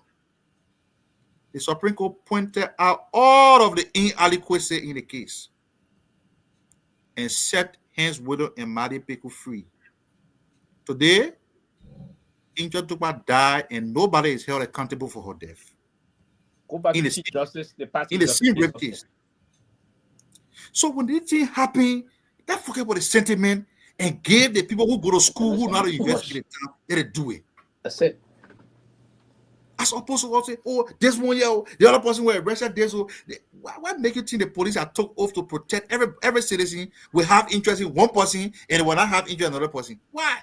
Yeah, because they've been inconsistent, Daniel. I mean, 1 minute the IG says, well, we believe that we've gotten information that the girl will tamper with. The girl has identified who tampered with her. The job of the police is not to prosecute a case beyond a reasonable doubt. That's for the court. So if you have to make arrest based on probable cause, then they have more than 50% of what they think more than likely happened, if a crime more than likely happened, to arrest Brian. I think the reason why they don't want to arrest him is because they understand that this is a non-billable case, and once he's arrested, he can't get out until he goes to court. But guess what? Instances where No, the you're same wrong. crime, they've been You're wrong, arrested. Rabbi. Been arrested. Rabbi, you're wrong. How? Rabbi, you're wrong. You're wrong. How? Assuming the government of Liberia decide to arrest that young man today, he goes to jail, right? After 2 terms of court, when the state cannot prove the case, his lawyer will go to the court and file a writ of habeas corpus. He will be released. Yeah, but let that happen. But is that what you want? No. What I'm saying is, what the sentiment is to bear on that cannot happen in criminal investigation. But based on what we know, Daniel, based on what I know you about to go, based on what we know, based on we can I don't want to argue with you beyond what I said because I know side in the case. Right, but based on what we know, I think the little girl will not just lie on him. We invited you for 3 hours. But thank you. Over the time. Your parting comment, because we want you back here for us to do this again. Come back next week. Yes, go I ahead. want to talk about that platform that you're building with AI. I know you got to go to work tomorrow. Your parting and Daniel, tell your men to come. Garguah. I'm not saying I didn't call your name. I said. And hold on, like real person, you're using to build that platform. Tell me, I didn't call your name. I said Daniel, go back and tell the other men to come. Okay, tell them to come. This is a friendly environment. Tell me, you say the president. What the president are doing, cutting down costs, the president vehicle. Oh, you forget about that question? Say it costs how much? I'm a communicator. Okay, go ahead. Go for it. All the team went to the minister of why the government is missed today. Now it's 12 midnight. We're close. Why you talking about the period? You're interrupting him. We want you to come back. We want you to come back. We don't leave some. Okay, let him close his argument. Close the argument. Interrupting the guest. No, don't close the argument. Close your argument. No, we're not interrupting. I just want you to. We don't want you to close the argument. Close your argument. This is your closing argument. Don't close the argument. The argument remains open. So people say the car the president riding, the car some posted at 10 million, they are 50 million, 2 million. But they're not keke. He said he want to ride it to work. When I'm back here the next time, the EPS issue a statement to that effect, I will come with that statement. But you know why the country is sailing smoothly? Even in the face of USAID exit, because we have managed to put into place some austerity measures. USAID was funding almost all the projects in the health and education sector of the country. The withdrawal was a major blow. And the only thing that saved our economy from collapsing was the far-sighted of the president and his economic management team to institute austerity measures. Today, the country is running, I hate to say, you say stay here. Right? So that's the extent to which we have cut waste in government. I'm here talking for 3 hours. I don't have a car to go to work. It's part of the sacrifice we make for our country. So on the issue of the car, people can speculate, and I see my friend people are concerned, oh, you're allowing people to speculate about the project, this and that. Everything that is truthful, people can speculate what they want. Once the government comes to speak, all the argument will die, right? So the EPS announced a price for the president's vehicle. Some people say that 10 million. And once 10 million enter the head, you even see the car at 200,000, they say that lot, the car at 10 million. That's how bad our country looking. But it has been a very healthy interaction with all of you. I look forward to being back here to continue the conversation. It's our country. Those who call with resentment, I want to say to them that we're in a position where not everybody will like what we see. If I went to the Ministry of Information with my Bible in my hand, some people will say, why carry Bible there for? If I went there, I don't address a press conference, they'll say, oh, you're not actively addressing government communication and everything. So we're in a difficult position. When we talk this one, people say that the right response you gave. Other people will say, why you said it that way, you should have said it this way. So we're in a tight position. We try to manage while we sail through smoothly. It's a tax. Many people think to manage government communication is not difficult. It's a difficult thing. It's a difficult thing, but we are grateful to the president for the opportunity. We are grateful to the head of the ministry, Minister Pewee, for doing everything to keep the ministry running. Along the way, we're going to increase the frequency of our interaction, the closing argument. I have some very good friends here, Tomalin, Pewee. My man, when you coming for to go to Parliament? Soon, very soon. I see what people quiet today. You're not a friend. Not too on me. Thank you very much. Thank you very much. But tell me, to the contrary, I point to the spot. You remember? Pewee, nobody call your name, man. You see, Mr. Gayman, can I close? I want to go to bed, please. Oh, no, you see? They are man. Yeah, go ahead. But let me just give for a program note. Apparently, the Inspector General watched the show talking about that rape issue. He reached out to me. Hopefully, tomorrow we have somebody from either himself or the lead investigator, somebody from the police. Let him come on himself. Let him come. To discuss about it, because apparently it's getting a lot of attention. So hopefully we'll have one of he or the lead investigator, one of them will be here. So hopefully we'll know later on, but to discuss it better. So let's see what happens tomorrow. But I think the issue about that rape case is I mean, you guys have elevated it. And so I'm not sure if you're trying to get a father yet. Hopefully the father will come. So yeah. Okay. So Sileke, close. That's so you can go to bed. I get misinformation. Listen, Pewee, I didn't call your name. No, man, that's I didn't say call my name. Sileke, go ahead, close. So they don't be on Monday. Okay, so they don't be on Monday. Ladies and gentlemen, Senator Dillon will be here on Monday. What happened to Malay? The dinner will be on Monday. No, so Monday. I always look forward to them coming. High for me. I look forward to seeing him on Monday. Absolutely, that's my buddy. Sileke, go ahead and close so you can go to bed. Well, bring it to the bathroom, put down on the show. I know. Okay. And you from Lofa? Bring all your Lofa people now. You're funny, Sileke. Sylvester, because it's a motor, so you won't give me chance to talk. I said anything here, Jenna. Sileke, you don't go to sleep. Yeah, Sileke, you from Nima. You don't bring Nima. When the ANC people, you don't bring nobody from Nima. But listen, moving forward, it is still enough for Sileke to close. I want to go sleep. If you want to go sleep, they said children don't go to midnight show, right? Hey, Pewee, be nice there. Be nice. Leave the man. You're not going to say I won't go sleep. No. Pewee been very nice. Pewee been very nice and quiet today. He said nothing. I was surprised. You're trying to poke the bear. You're trying to poke the bear.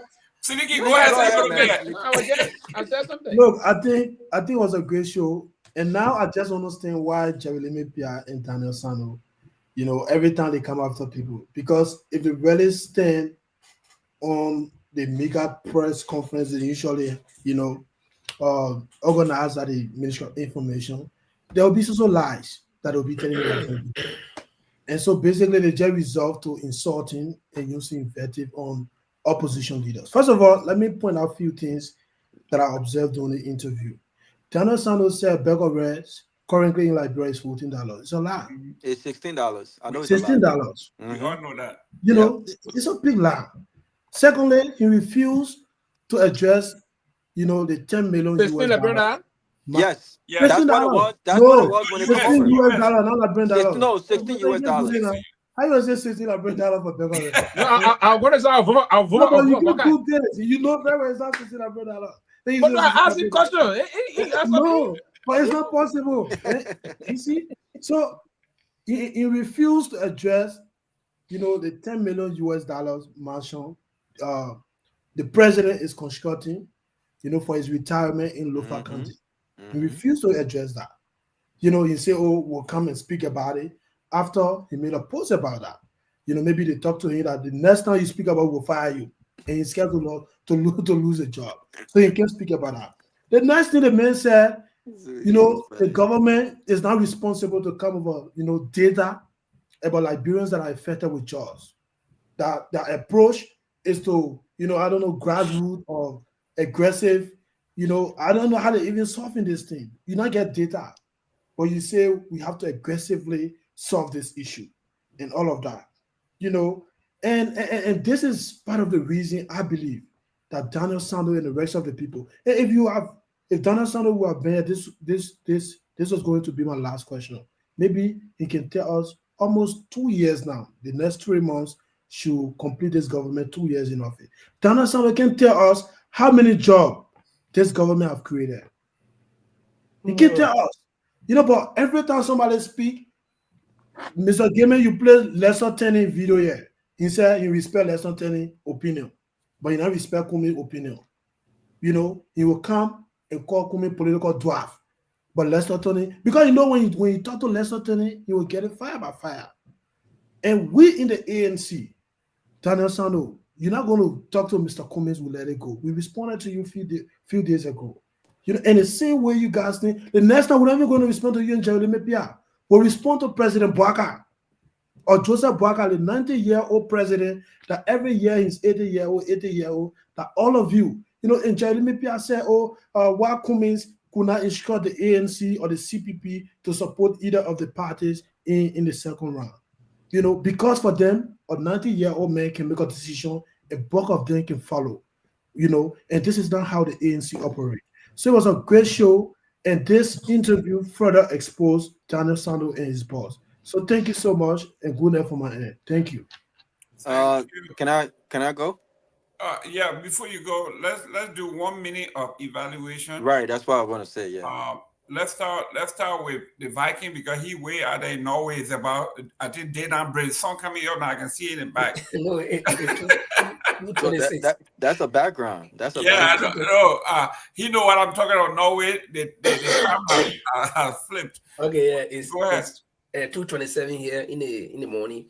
But I think it was a great show, and I would not have loved to miss this show. And last night I struggled coming on. I couldn't come on, and then luckily for me, the show was cancelled. Then I saw the opportunity. They say 1 minute you talking about struggling coming on. Yeah, 1 minute coming feeling here now. Who's taking for you?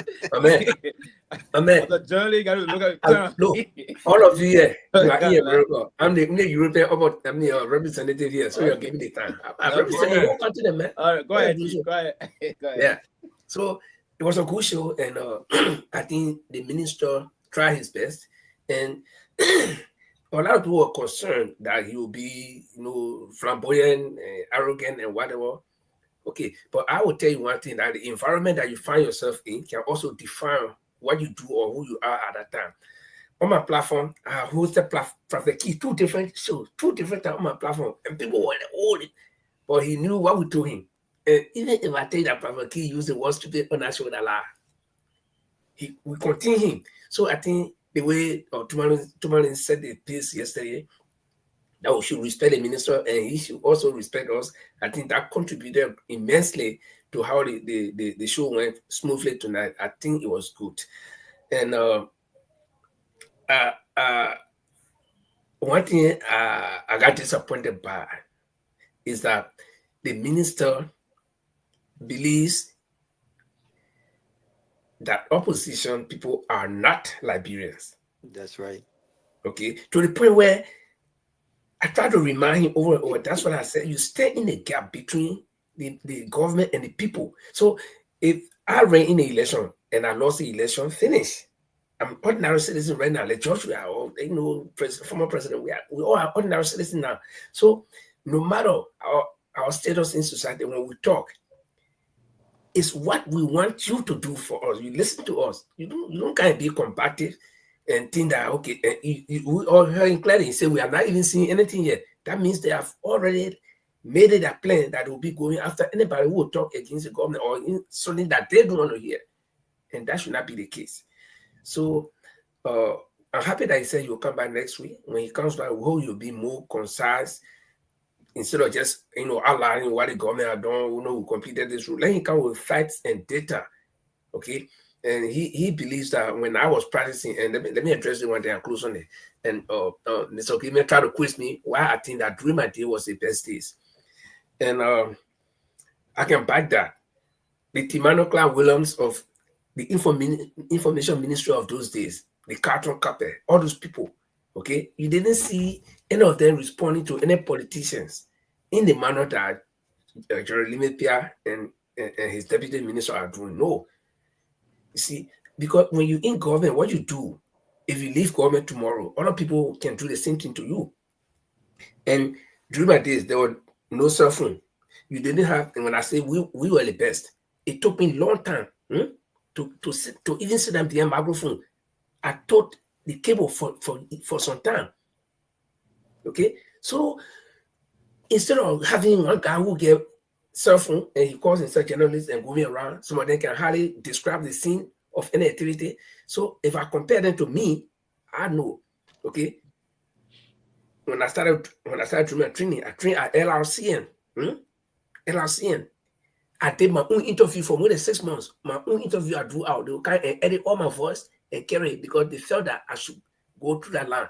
But people go around with cell phones. So you think I posted myself for in the same category? So when I say that, and those are the people that the minister was referring to, that the guy was listening to some of the radio stations that he got in Liberia. You don't want to even listen to them anymore. Okay? So when I say that during our days were the best, I'll always bite my tongue. And if I ask him, Mr. Gayman, you went to Basel High School, you always ring in Basel High School. So way in Nigeria that you can compare to Hayward School that I went to. What little school you went to? Hayward? Yeah. What? Look at.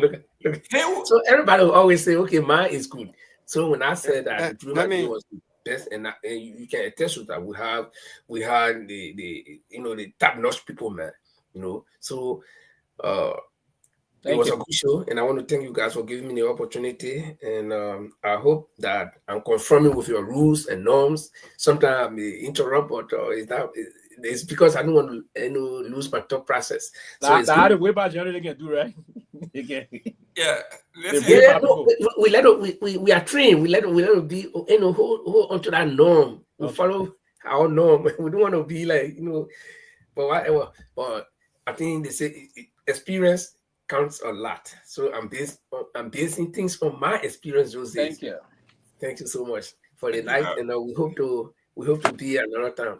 Thanks a lot, and have a nice weekend, guys. If I don't see you guys tomorrow. Thank you, Robert. Listen, I gotta give him credit. I thought that I purposely did not come on at the beginning. I was following in my office. And I give him credit. I think he came with a better attitude today, because we've been talking about this whole combativeness and the need to respond the way he he responded to Mr. Cummings.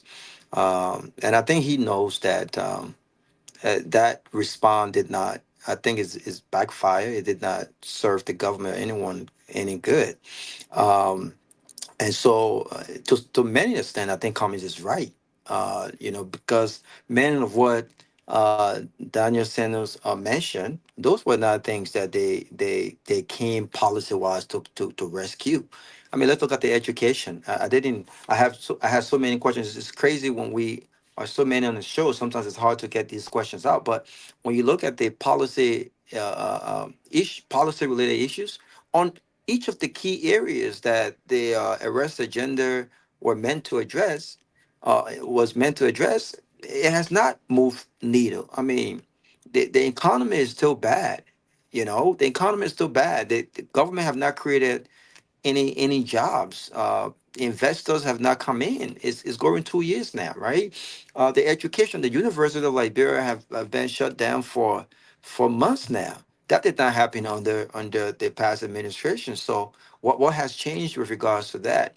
The president has made trips, and every time he comes back home, he comes back empty-handed. What has changed to that? You know what I'm saying? Like the drugs issue. I mean, this government pounded the past administration about the drugs epidemic in Liberia, right? They said George we are broke Crouch in Liberia.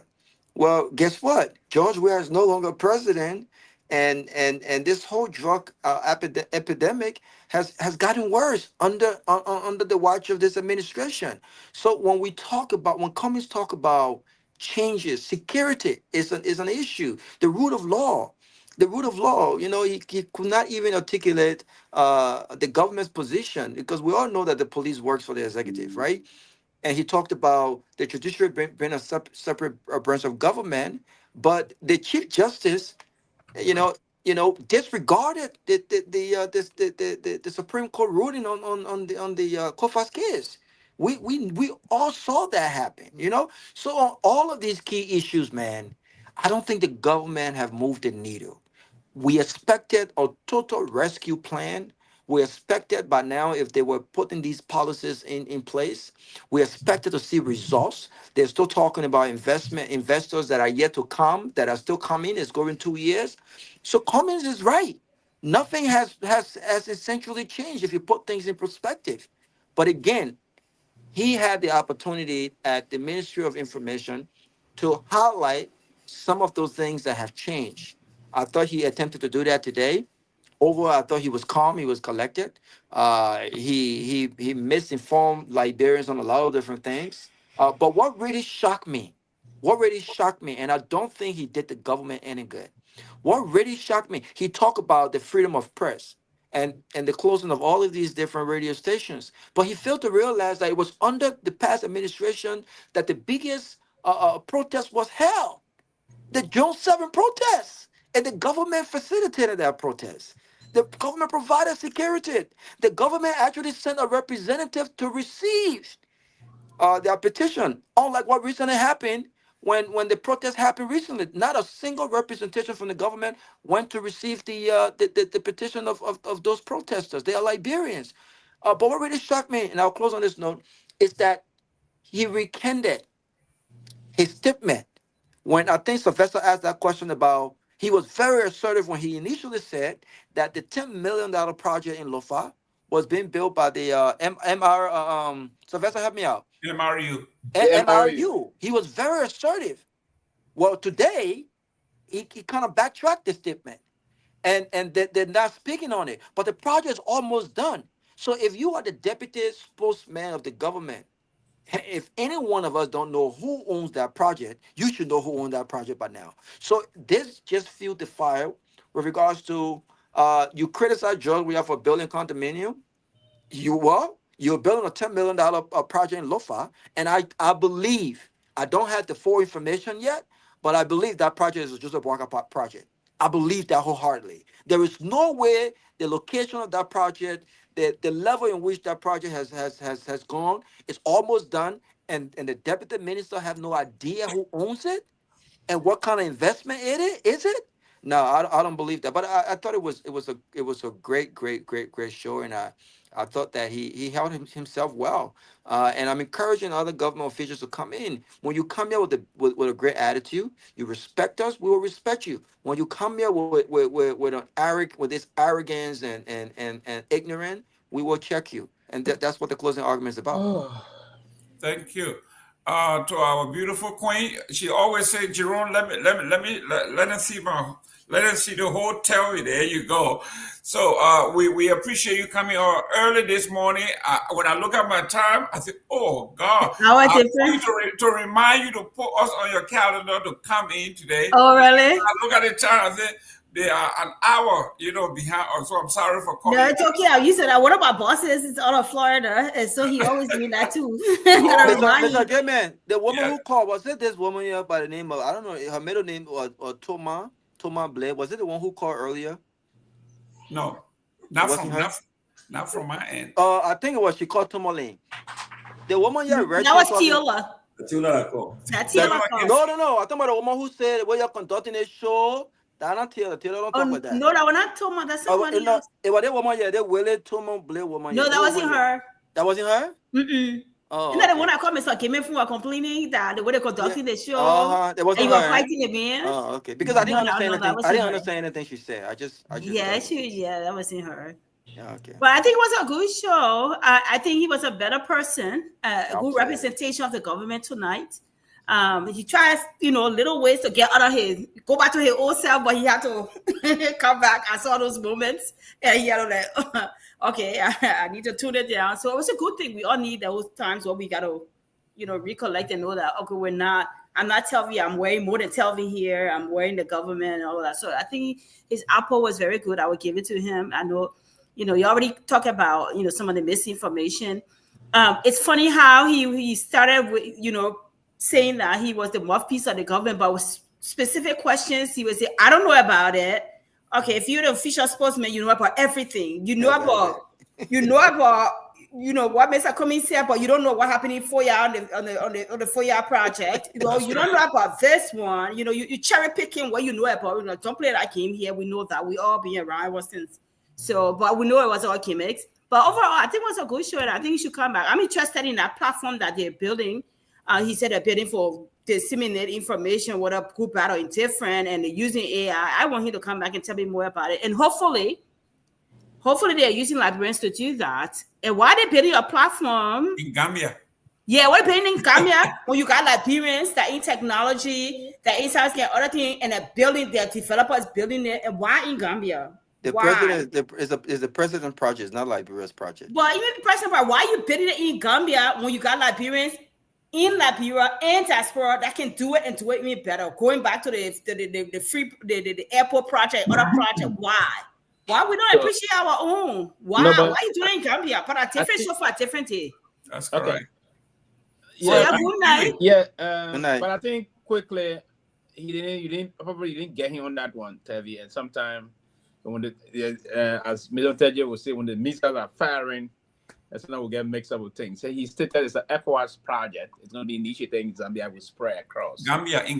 In Gambia, rather. In Gambia. So it's a global, also it's an ECOWAS project. ECOWAS okay. Project. Okay, so it's not GOL project. No, it's not GOL project. But even at that, they have leverage though. They have leverage to say, okay, we want this many Liberians on the project. They have some leverage there. Oh yes, from Gambia, doing the setup there. I'm hoping he can come back so he can tell us more. I'm really interested in that. Yeah, it's going to be it's not a Liberian sponsored project, but West African countries are going to make use of the project. Well, it's all good. I mean, just hearing about it, it's a good thing. Yeah, because false information dissemination is being very much all around the place. And all. But I would think that Daniel is his uncle.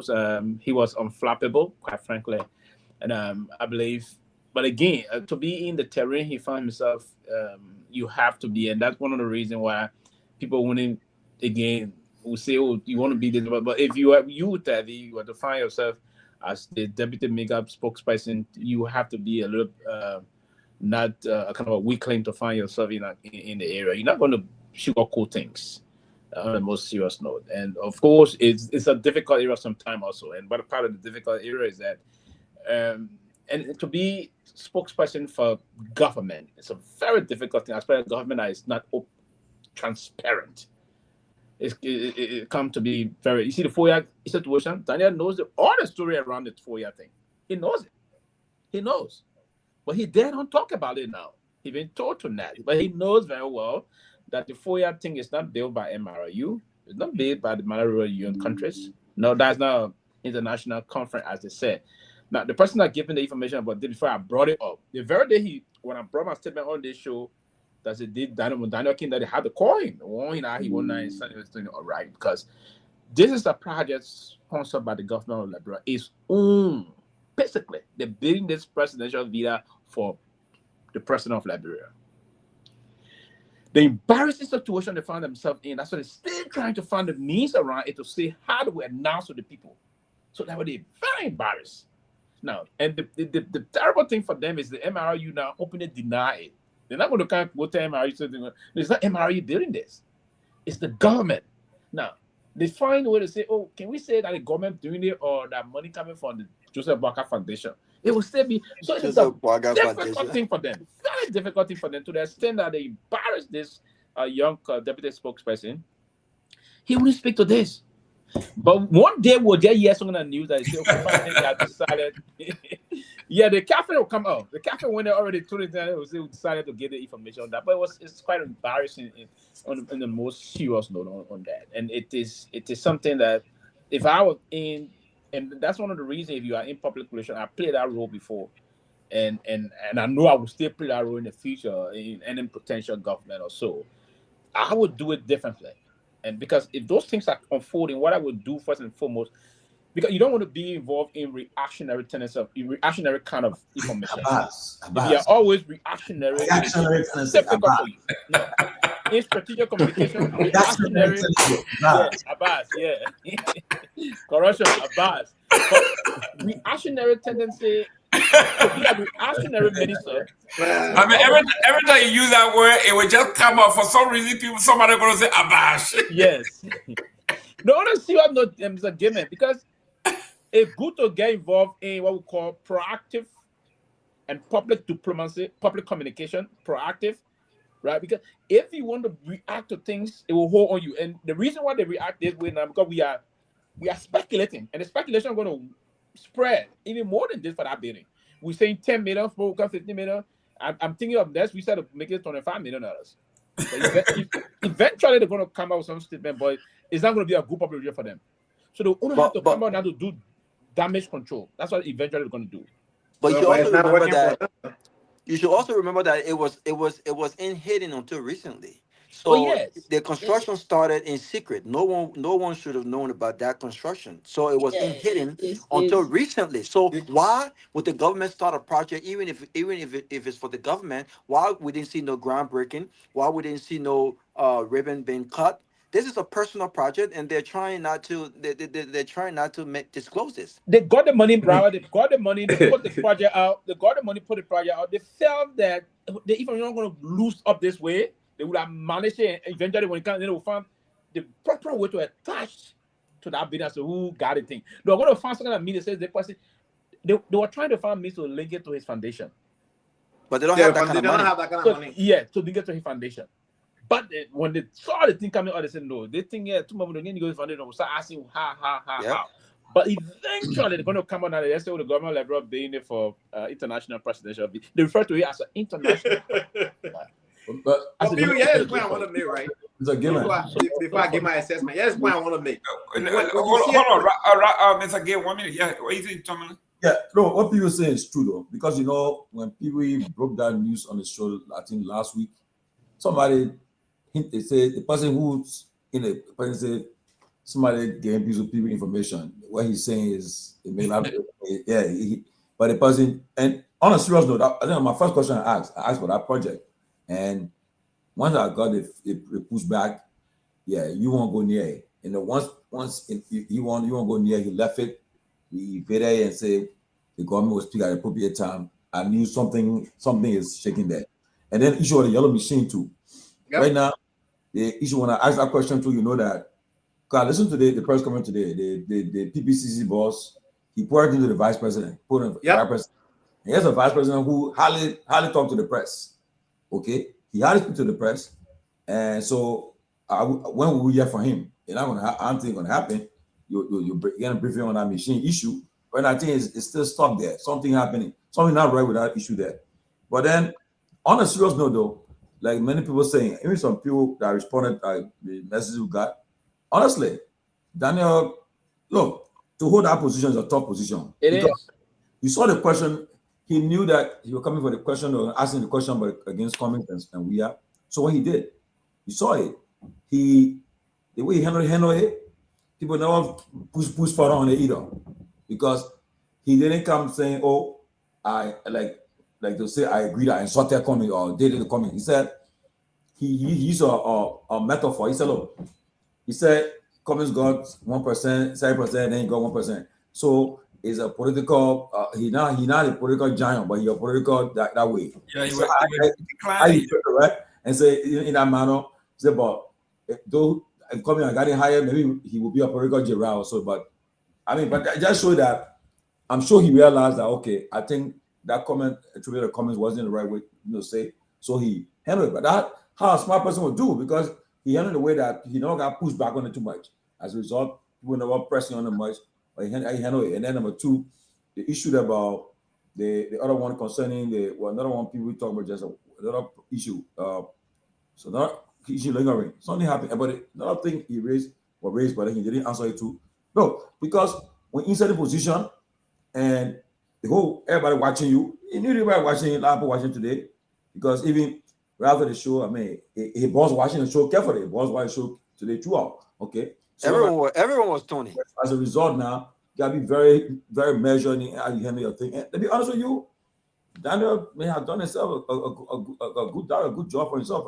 Yeah, he performed better than he did last time. And he will come and nobody as a result, and then he was able to be comfortable with us now. And see what I saw people, everybody's laughing and thing coming out way comfortable. Again, even there's a question I think somebody and Teola gave up as a very good thing. She said that when he's answering questions, the deliverance is where the message get lost, because in the deliverance, where he deliver the message, how he respond. If he was maybe not being maybe in that harsh way in delivering, the message will rest on it. But what she said, the deliverance is the problem, I think. And I think hopefully he take that into consideration and work on the difference. But on overall, and another thing that like about the question about the president flying, former president flying owning jet. And this somebody asked a question. Robert did. Yep. Robert did. And I hope he will find they got proof that they actually saw the document where the former president bought a plane. He had the evidence that he bought his plane. I think he shot himself in the leg with that, because this is going to roll. This is going to be in the newspapers again. He had to come and prove that the former president actually took money and money and bought the plane. Probably today. They say he owned today. These are things that he has to really. It's still lingering. That's an issue that will be lingering for some time. And lastly, look, hopefully the police will come forward, because the Inspector General apparently got what you guys are saying.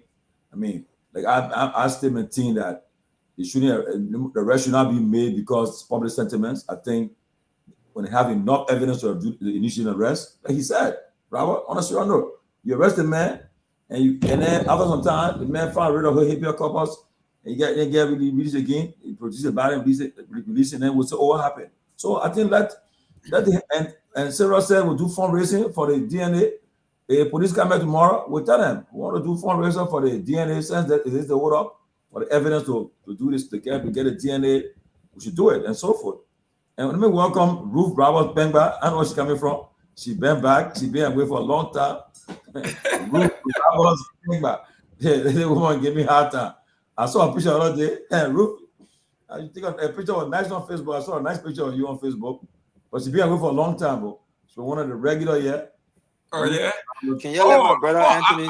I'm seeing some great folks. I see my boy Benson is out here, Ben Sanvee, Dorothy Desayu. Thank you very much for tuning in, man. That's a lot. Jen Mabora said, Robert, you disappointed her. She said you made her fall to sleep. No fire today, she said. No, but I thought But I don't know what the people want you to do. They want you to punch the man in his face. No, I can't do that. Mr. Gay, go But ahead. Tomalin, you see what can happen when you come here with a good attitude? You come here with a good attitude, get a good attitude. But Robert, the minister did himself a disservice, and I cut that clip today.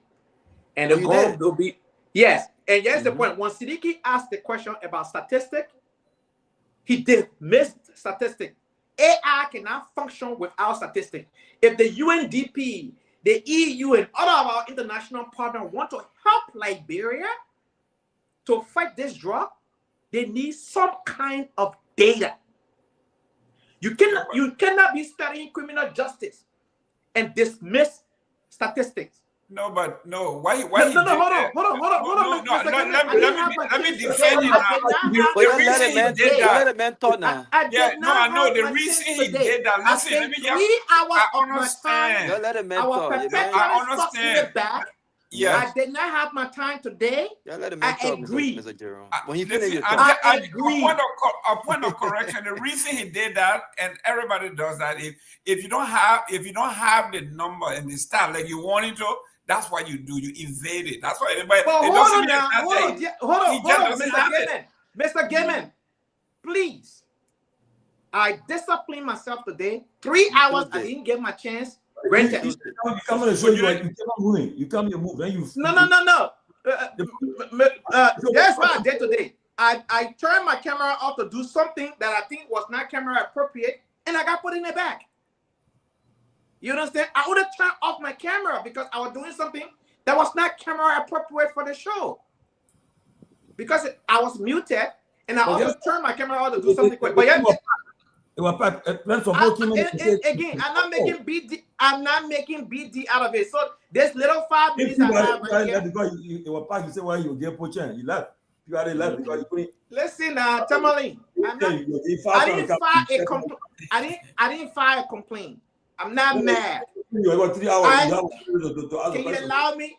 Tomalin, we don't know you to be a disruptor, though. We don't know you to be a disruptor on the show. That Robert, that Pewee, that the rest of the people. So you might be brother, but let me just say this, right?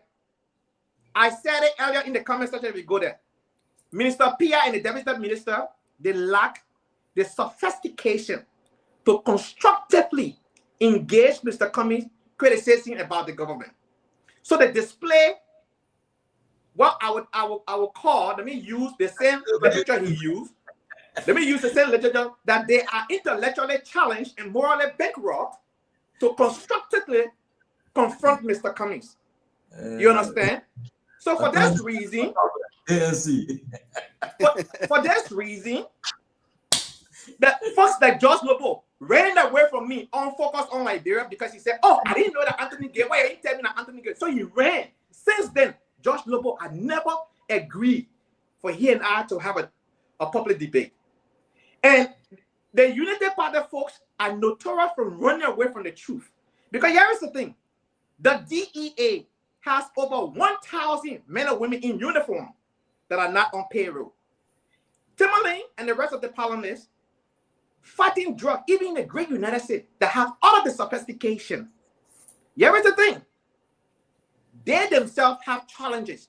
A country that over 334 million people, they have challenges with all of the sophistication, right? You're talking to us and you say you're doing things practical. What practical measure void of data? So if UNDP want to help Liberia, no data. EU wants to help Liberia, no. Our dear brother Leo Johnson from Canada, send people to Liberia from the Canadian government. There was no data. Zero. But you say you're fighting drugs and you can't tell how far you have gone. Another thing that I wanted to have brought up, this administration launched an agriculture project last August at the ministerial complex. They're good at doing presentation. They're always having press conferences.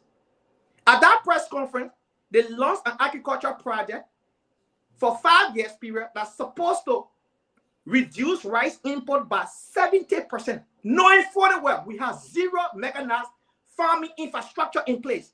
But yet, They told us that they will reduce rice import by 70%. The Great Ivory Coast did not reduce rice import by 70%. Who has all of the megadams, infrastructure in place, road connectivity, you name it. No West African country have better road network and better electricity than Ivory Coast. Guess what? They did not reduce rice import by 70%. Folks, this is why I came here. When I come, I challenge them on their own data. In 2025, January 15, Minister Garguah had a press conference where they launched a national plan 5 years, 8.4 billion United States dollars. 70% of that budget are donor funding. My people, we cannot have folks like these talking about moving the country forward when they got zero data to backing their argument. That's why folks like George Lobo, they can't pour forth when I show up, because I'm not going to talk tabata. No tabata comes from me. I use their own data against them. So I will wait again. Maybe another day I will have an opportunity. Can I say something? Go ahead. Let me say something, Anthony. You know, you fiery though. I wish you had the opportunity. But listen, you will get. I think the show was packed. You'll get plenty of opportunities. Look, whenever we have these guys, it's difficult. I wish. I think we got to do one-on-one. I'm waiting for a one-on-one with Abraham Dias DeLong. One-on-one with him, because you really get to engage the way you want. They don't run. Well, yeah, give me 5 minutes with DeLong, you would never come back here. I'll be very respectful to him. But yeah, but here's what I do know, though. Here's what I do know. But here is what I do know. Here's what I do know. I don't agree with the Unity Party boys. I said it. I think Alice Cummings would definitely be a better leader. I think we're missing an opportunity with him, and I still think that there's an opportunity for him to become president of Liberia one day. And so there's no doubt with that. But when it comes to Lobo, not because he's one of my friends, when it comes to Lobo, and I've said this, Anthony, Lobo don't run from debates. So Lobo don't run from debates. So they call Dennis Jar and call Asoni Sier, because all that Dennis Jar or more original day call Dennis Jar. If you and Dennis Jar living in Atlanta, ask Dennis Jar. Did George Lobo ask to excuse himself or to recuse himself from the show when Anthony appeared on the show? Ask Dennis Jar. I'm not here to blow my own horn. Let me teach you some. You know what? Immediately what happened, right? Look, that Robert, you said something, right? On a serious note, if I mean, like you said, yeah, if we come to on the he's put his stuff down right now, Cummings still favor a lot of people who feel that he's the person who can move like forward. He has the ability to do it. But I think and what I noticed, I observed in recent days, I observed is that folks who I know are critical of him, they are now saying different things.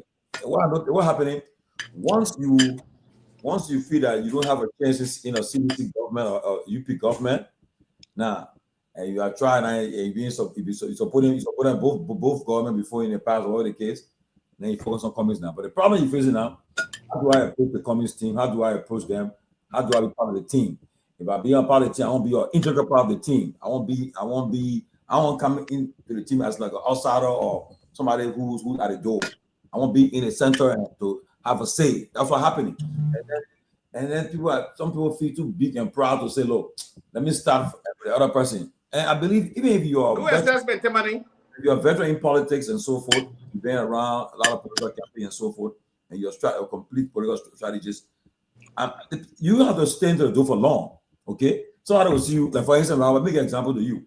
Now, everybody sees that you're passionate about tourism, like very, very high. Everybody sees it. Now, if you say, you go to Liberia and they're having a tourism workshop or tourism something, you get to the door.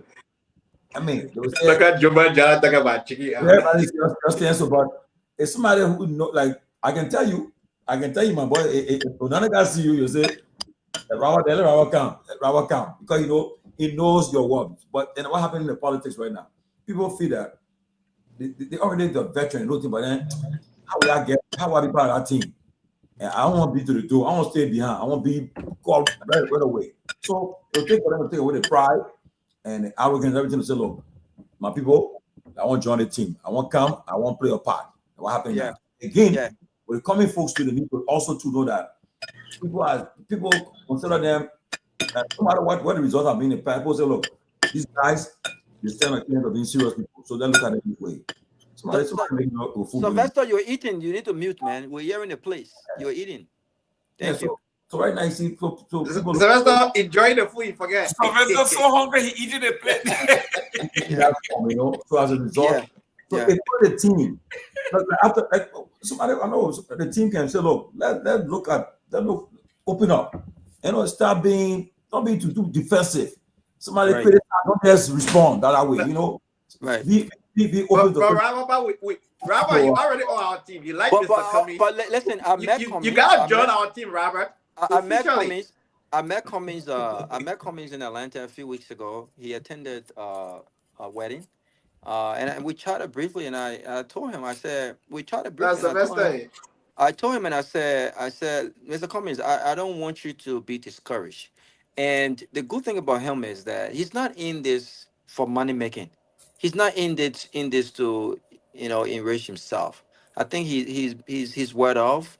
He does not have to be part of politics to live a decent life. So he's in it. I think he has continued to engage for the betterment of our country. It's just that the waters have been muddy, and Liberian politics is complicated. We don't reward greatness. We reward bad behavior, and somehow we expect a different result. But I told Cummings, do not be discouraged. Continue to stay engaged. Even if come 2029, Cummings does not win 2029. I still think that after 2029, I still think that there's an opportunity there. Remember, Liberia will not change overnight. Robert, no, don't, Robert. Let me interrupt you, Robert. Right now, 2029 is a cut off from Mr. Cummings. I don't think anybody who's supposed coming or any ANC supposed to hear that because they want to believe that 2029 is either do or die. It's a must because Robert coming is in his late 60s, right? Right. You talk about another 6 years. Yeah, you'll be 60. You'll be 70. Yeah. He wants Cummings to be like 76 years old to be president. Right now, the talk should be. It's a matter of must. Either he must win. That should be that must. Yeah, but I understand that. But Tomalin, so are you saying that? Are you saying I don't? I have a different opinion. I think given what he brings to the table. Listen, part of the reason why I objected to Joseph Boaka's presidency is because not only because of his age, it's because in all of the positions Joseph Boaka has led, I have not seen any progressive shift. I have not seen any result. Now, you compare that to a Cummings in being 72 or 74. If he can stay healthy, a 74-year-old Cummings, I think, even if it's not for a two-term, I think still has a lot to give to Liberia when it comes to transformative Liberia, to be honest with you. So I don't think 2029 should be the limit, if you ask me. But I agree, but... Yeah, but Robert, what we need to do, go ahead. Robert, 2029, he will be 74. Okay, so now you see what happened. 6 years onto that, he'll be 80 before he comes to power. So that's the thing now. Robert, you see, look, like you say, yeah, he can be a transformative leader, but the other thing though, right now, I don't think that talk about him, even he doesn't win, right now it should be like, so Cummings to do everything within his power, use everything to ensure that he win the election. Because right now, if he's starting early, and he should just change the strategy to be going places in, like for instance, they say tomorrow in Bon County, like be there, like let it carry some major holiday. He say he having a press conference, he have it tonight. He say he in Nagbe having a press conference today in Nagbe in this place. Or having and one thing I'm looking about in American politics and Liberian politicians, they don't do it. The town hall event is good. So now you see the guys that they can pay money to CNN and MSBC to hold a town hall event, well televised. They do it because why? At that moment, you get a chance to talk to the people. Like you can invite other network, you carry it live, and you sit down with the person, the audience there, right? You sitting down there, and they asking you questions. Somebody will get up on the plate. My name is Tomalin George. I attend the BW High School, BW high school in Kakata. I'm a student of this thing. Mr. Cummings or Mr. Robert, Mr. Garguah. My question is, how can I invent you into the action you want? Where you beating citizens from across, like for instance, you say organizing a town hall meeting with all the market people, your camp. Market only for market your camp. Marketers, Ghana boys, and who else? And the Keke brothers, your camp. That town hall for them. The people about 500 of them in a room. You be there, you ask you engage them. Then the people can understand, and you show yourself to the people. So look, this is who I am. And then people say, somebody will say, but I thought they said the person was like this, so the person can act big and bow. The person can do them, then they start changing their minds, change mind and attitude. So every level cycle is different. You got to change the way how you engage the people, and they can help. Because right now, but the major thing I would say to you is that as long as George Weah is still in the political race, it makes it hard for any of us. That's what I was saying. But you telling me that Cummings is 68 right now. He's 68 right now. So 2 years from now, 2-3 years from now, he'll be 71. Listen, even if he doesn't win in 2029, again, my objection to Joseph Boakai is not just about Joseph Boakai's age. It's about what he brings to the table. I still think that, and the dynamic is going to change. You know what I'm saying? Like 2029, you have 2020 after 2020, you have no George Weah. And this is why I also think that who George Weah pick and the collaboration that they have in 2029 will really show how much more longevity CDC has. You get what I'm saying? And I don't think Cummings should object to a possible collaboration with CDC. And the Unity Party cannot have no more argument with that. That can easily be trashed, right? But I still think a 76 or 77-year-old Cummings could still become president if we're thinking about transforming Liberia. Even if he spends one term, I still think he could be a good leader if you ask me. Just based on his deliverable and what he brings to the table. What's going to happen in 2020 now is, and I think he's trying to get out of that bubble, which is the reason why, even though I don't agree with his appearance not his appearance on Spoon, but directly engaging a convicted felon, you can go on, anyone can go on Spoon if you have reputable character as that voice leading that argument. You know what I'm saying? I think Spoon will be better without a guy like Stanton, right? But I can understand why he cannot limit himself when it comes to information dissemination and how much more audience his message could reach out to. But he should also go a step further. If you're that brave, you should go a step further. Don't put yourself in his pocket. Keep your integrity. Be who you are, but don't be afraid to collaborate with a CDC, for instance, because it could be a help to ANC. It could be a tremendous help to ANC. I would not object that one bit, especially if the conversations about policies, doing things differently, or whatever the case is. But I still think that at 74, 76, I still think he could offer a lot to Liberia when it comes to transforming the country. I think the Cummings whole political feature, I don't really want to go there, but for Cummings to come back, there have to be a concerted effort made by he and his team. Spend a lot of money, and they're not willing to spend the money. They haven't yet, and if they will have to do that, there will have to be a very great strategy deployed to do that. And this is the last chance Cummings got to go for the Liberian presidency. He's going to be hanging his jersey after this. If he didn't win this, it's done for him. It's quite frankly done for him. So we're going to wait to see what's going to unfold, but they will have to move in and deploy. A lot of things are going to unfold. And now, if Mr. Weah was not in the race for the presidency, I would have said the mobilization process of Cummings getting back in the picture of to be a serious contender will have increased in went up the roof. But with Mr. Weah there, you have to do a lot of stratification. You have to deploy a lot of resources, and I don't think you have to deploy a lot of resources. You need not less than 50 million or more to begin the process of doing a lot of mobilizations across the country and changing the minds of people, deploying what we call your strategy or surrogates across the country that will have conversation, engaged conversation.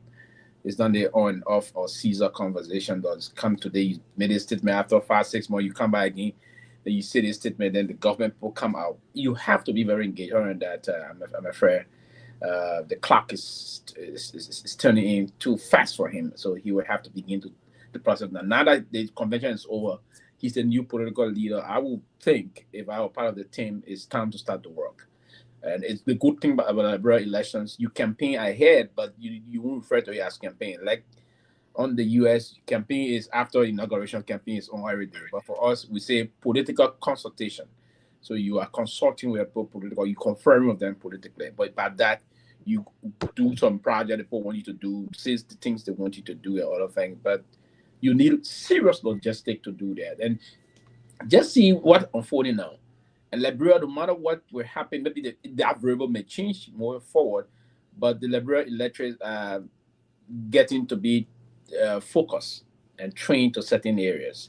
And I'm still convinced that the election is going to be between Boakai and Weah come 2029. Something may just dramatically change that.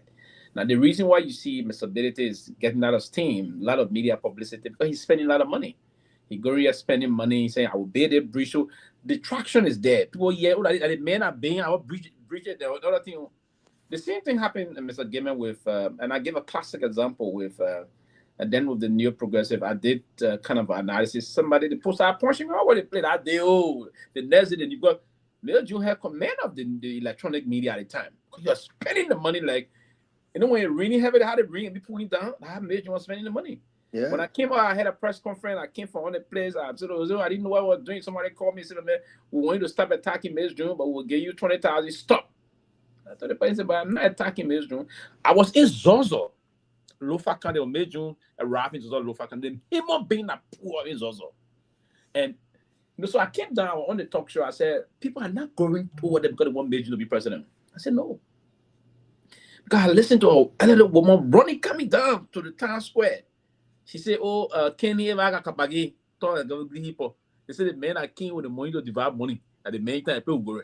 So the intent, yes, the intent was, and I can be very clear. Now for me, how many people may not like me at certain point in time, because I can be very frank. If you start spending money that way, they see the way they'll gravitate towards you. Also, but you see, that's the way you're saying that. You see, don't forget now, Cummings Topa in the 2011 election, right? No. 2017.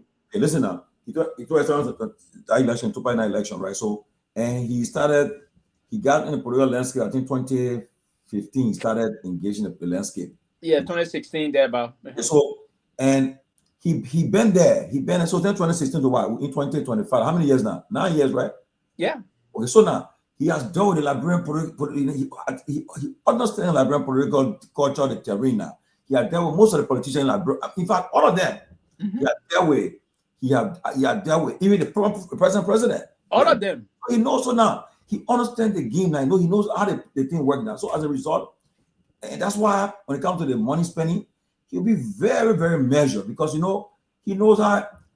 He knows everything. So right now, to just start spending, he's not going to spend the way he spent before. No, everything changed. He knows now. Okay, and I showed the last one. He was very, because the last election, I heard that Cummings was smart. Cummings upplayed the CPP folks. They thought they saw a money machine again, right? Cummings did his survey.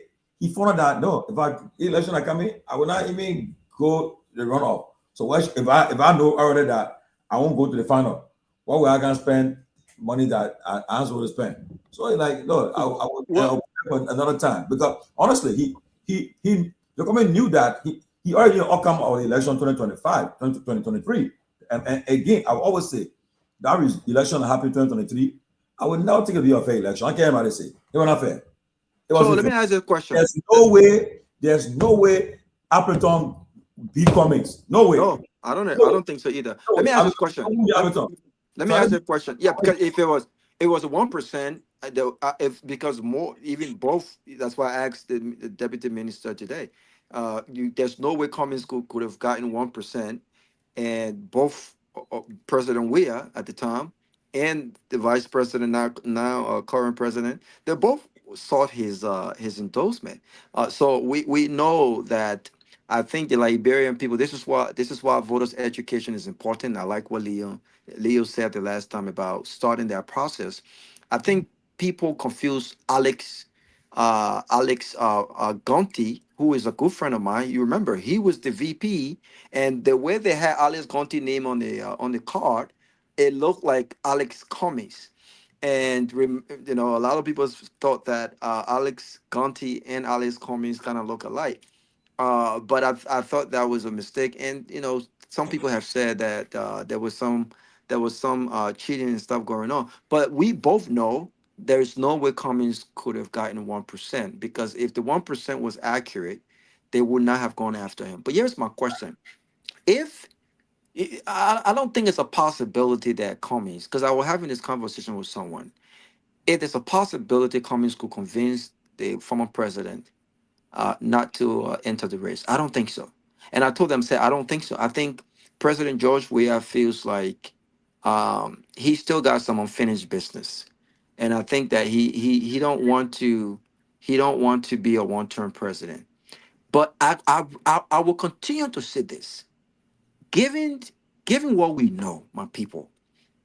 I think if Cummings never becomes president of Liberia, I think that we Liberia will go down in history of missing, I think, a good transformative leader.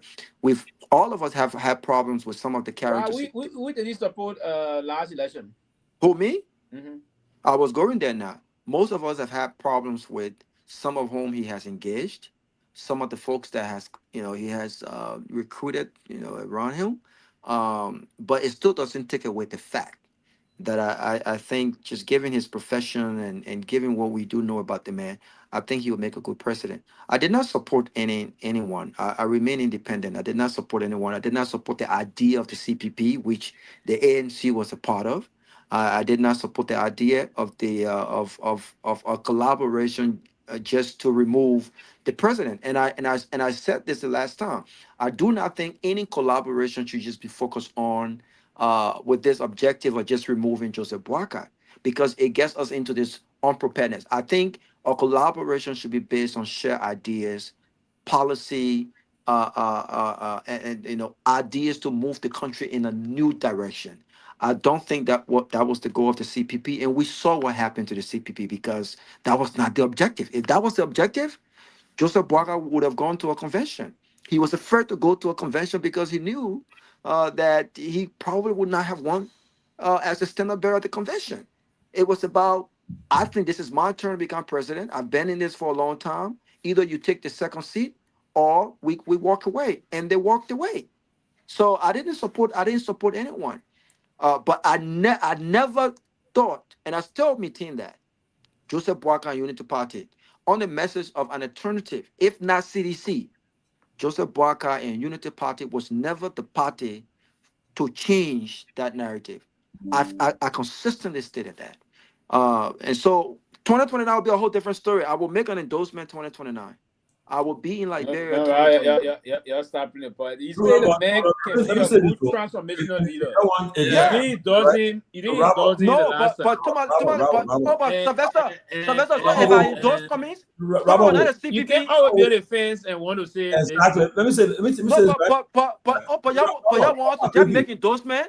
Even the endorsement don't allow our own value. No, but it's not just about Cummings. It's not just about the individuals. It's about the party ideas. No, the individual matters. Cummings is an individual. Right? Cummings is not ASC or CPP. Saturday night, I was somewhere, and then a friend came to me. He said, my man, look, this time around now, this is a person who, when talking about politics, he said, my man, you're a politician, man. I'm part of your team. We do our own thing. The person said, Georgie, they came, Georgie, my man, we not sitting now on the side. I said, you shouldn't say that, because I said, look at your age. I said, next election, You after the election, you'll be in your 6th state. 2035, you'll be going to 7th state. What are you doing? You sit down and wait and say, oh, that the people think now? No. If anybody have a future in Liberia, who want to live in Liberia, who want to enjoy Liberia, they should not sit aside this election. Take aside.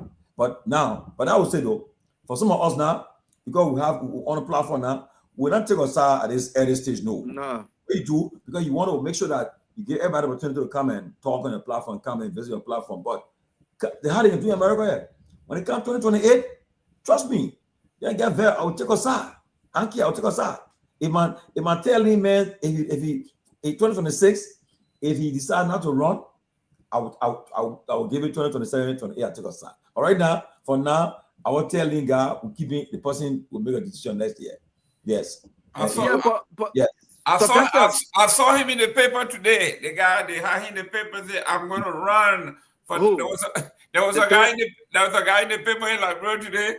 He could barely stand up. He said, "I'm going to run 2029." Somebody come and say that Tomalin just tell me that they tell you who hardly stand up. You hold on to the chair. Sylvester, can I ask you that? Can I say this though? Because you mentioned about this whole endorsement, and this is not the first time we had this conversation. I think endorsements are good, right? But again, you have to look at this thing holistically, right? I'm not going to be bullied into making endorsements. We've seen, and it's not that my endorsement can change much, but I think I have a voice and I have a platform, right? And so when we make endorsement, if I were just looking at Cummings, I had my own personal disagreement with Cummings. Cummings were in our community here. If you ask Cummings, he will tell you. I had my disagreement with Cummings when he supported the then president of our community. And I don't want to go through long story. Who was sent to Liberia during the team Cummings for the first? And the guy Leo. No, Leo Moba. Leo Moba. We're not Tomalin. And Leo Moba was a guy that we supported. I'm the youngest I'm the youngest Liberian in the state to ever become vice president of the Liberian Association. Yeah, we supported Leo Moba. You know, Bishop the late Bishop Harris. Mr. Cummings knows Bishop Harris very well. When Joseph Boy came here and donated his 5,000, Cummings came here and gave more money. This is when Cummings started engaging the community. Everyone thought that no one thought Cummings wanted to be president, but there were things that happened at that time that really. We're in a meeting one time and I turned around and I said, Mr. Cummings, you got to say something. You have so much influence here. And I knew that because I knew how close he and Leo Moba was. But it got to the point where there was some, and I'm not going to share that on this platform, but there were some things that I did not like and we disagree with. When Cummings will have press conference in Atlanta, he recognized what we were doing. He would call my name. Oh, Robert. So when people started coming around Cummings when he got to Liberia, I always told them, chill, relax. You guys are taking these things too personal. But never once did I doubt that Cummings could be a transformative leader in Liberia. But endorsing the individual is different from endorsing the party. I cannot endorse the individual without and then separate myself from the party ideology. It doesn't make sense. This is what we do in Liberia. I want to be part of a system or an institution and not just a person. So if I have to make an endorsement, Sylvester, I can come and say Cummings is good, but ANC ideology they're bad. How do you reconcile that? 2015, right? The first meeting at Cummings called in Atlanta. I didn't see you there. The person I saw there, I still remember was this guy. Yasini was there. Yeah, Yasini was there. Yeah, because at the time Yasini was vice president of Leo Moba, so they were all in that. Right at the time, they were all in that stuff. Yeah, but listen, guys, you guys should not underestimate Musability's ability to move the needle. The political strategy that he's using, I never heard it before, never seen it. He's not giving physical cash to people. He's not doing this, but he's doing some major stuff. It's a risk, like I told him, but it's a good one. I will do for you, and I will leave the rest with your consciences to see whether this is what your government should be doing for you. if this is what you want, then give me state power like you did for me in my district. If you need roads, let's do it together. If you need bridges, let's do it. You need this, let's do that because I can do so. If you like that, then let's continue on a state level where we can do it for everybody else. I like that as opposed to like when my cousin called me. Anyway, conclude. I'll come in. Go ahead. Yes, that is different because when Mel Jones started with his idea, it became vindictive. He was given an opportunity to serve, and at some point, the former president, Ellen Johnson said he felt like he was being very, very ungrateful and disrespectful. So she did all she could to make sure that he was diminished. But this one is a little different. And I think any political leader in Liberia that is not thinking that at some point you will need more stability, I think you're doing it at your own peril. That's how I look at it. Mr. Gayman, a very influential, very popular independent Liberian politician. I spoke to the person recently. The person said they admired what Billy is doing, but he said, I think his approach, like he's doing it alone, is instead, like for instance, the person said he can make making an impact too, but the approach is that he's like a loner. Okay, he's the one who's spending, who leading the raising the funds to do the project. He's the one raising the fund, everything. He's a loner.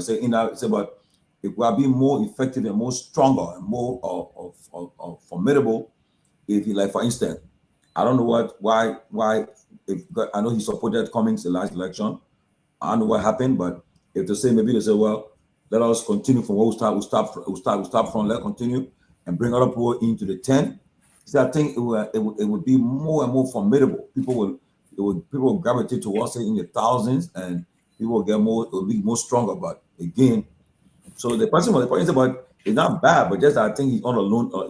He's going on a lonesome valley alone. I don't know. That's Sylvester coming now. That's Sylvester coming. Yeah. Go ahead, Sylvester. Your point, we've seen the game over and again in Liberia, and I gave the scenario of Mills Jones. I played that. The way Billy is going about is not the rare way to go about it. Okay. The only way you do, because listen, you got 4 years for elections. 4 years for election. If you tell the people that I will build bridges, I will do this, trust me, you're gonna. And if you sat across the table, you are very level-headed person, and you've been around for some time. You understand Liberian politics. The hope is that maybe there's a cash coming from somewhere that is just on any that the people can say long money.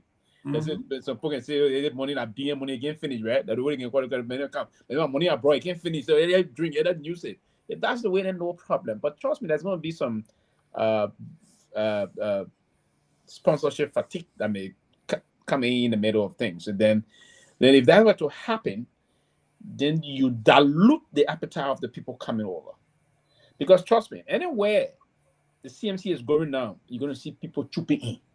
And I can predict that anywhere, because it will be part of the issue. There will be mass organization of activities. There will be fun and the poor and pageantry side of it, the grandeur of it, right? With fun, people will think that something or they will do there will be bridge barrier. You got 4 years, so you're not government. You are individual. You're not government. There's no particular NGO or international organization pumping money into you. Right? So there will be a time there will going to be fatigue.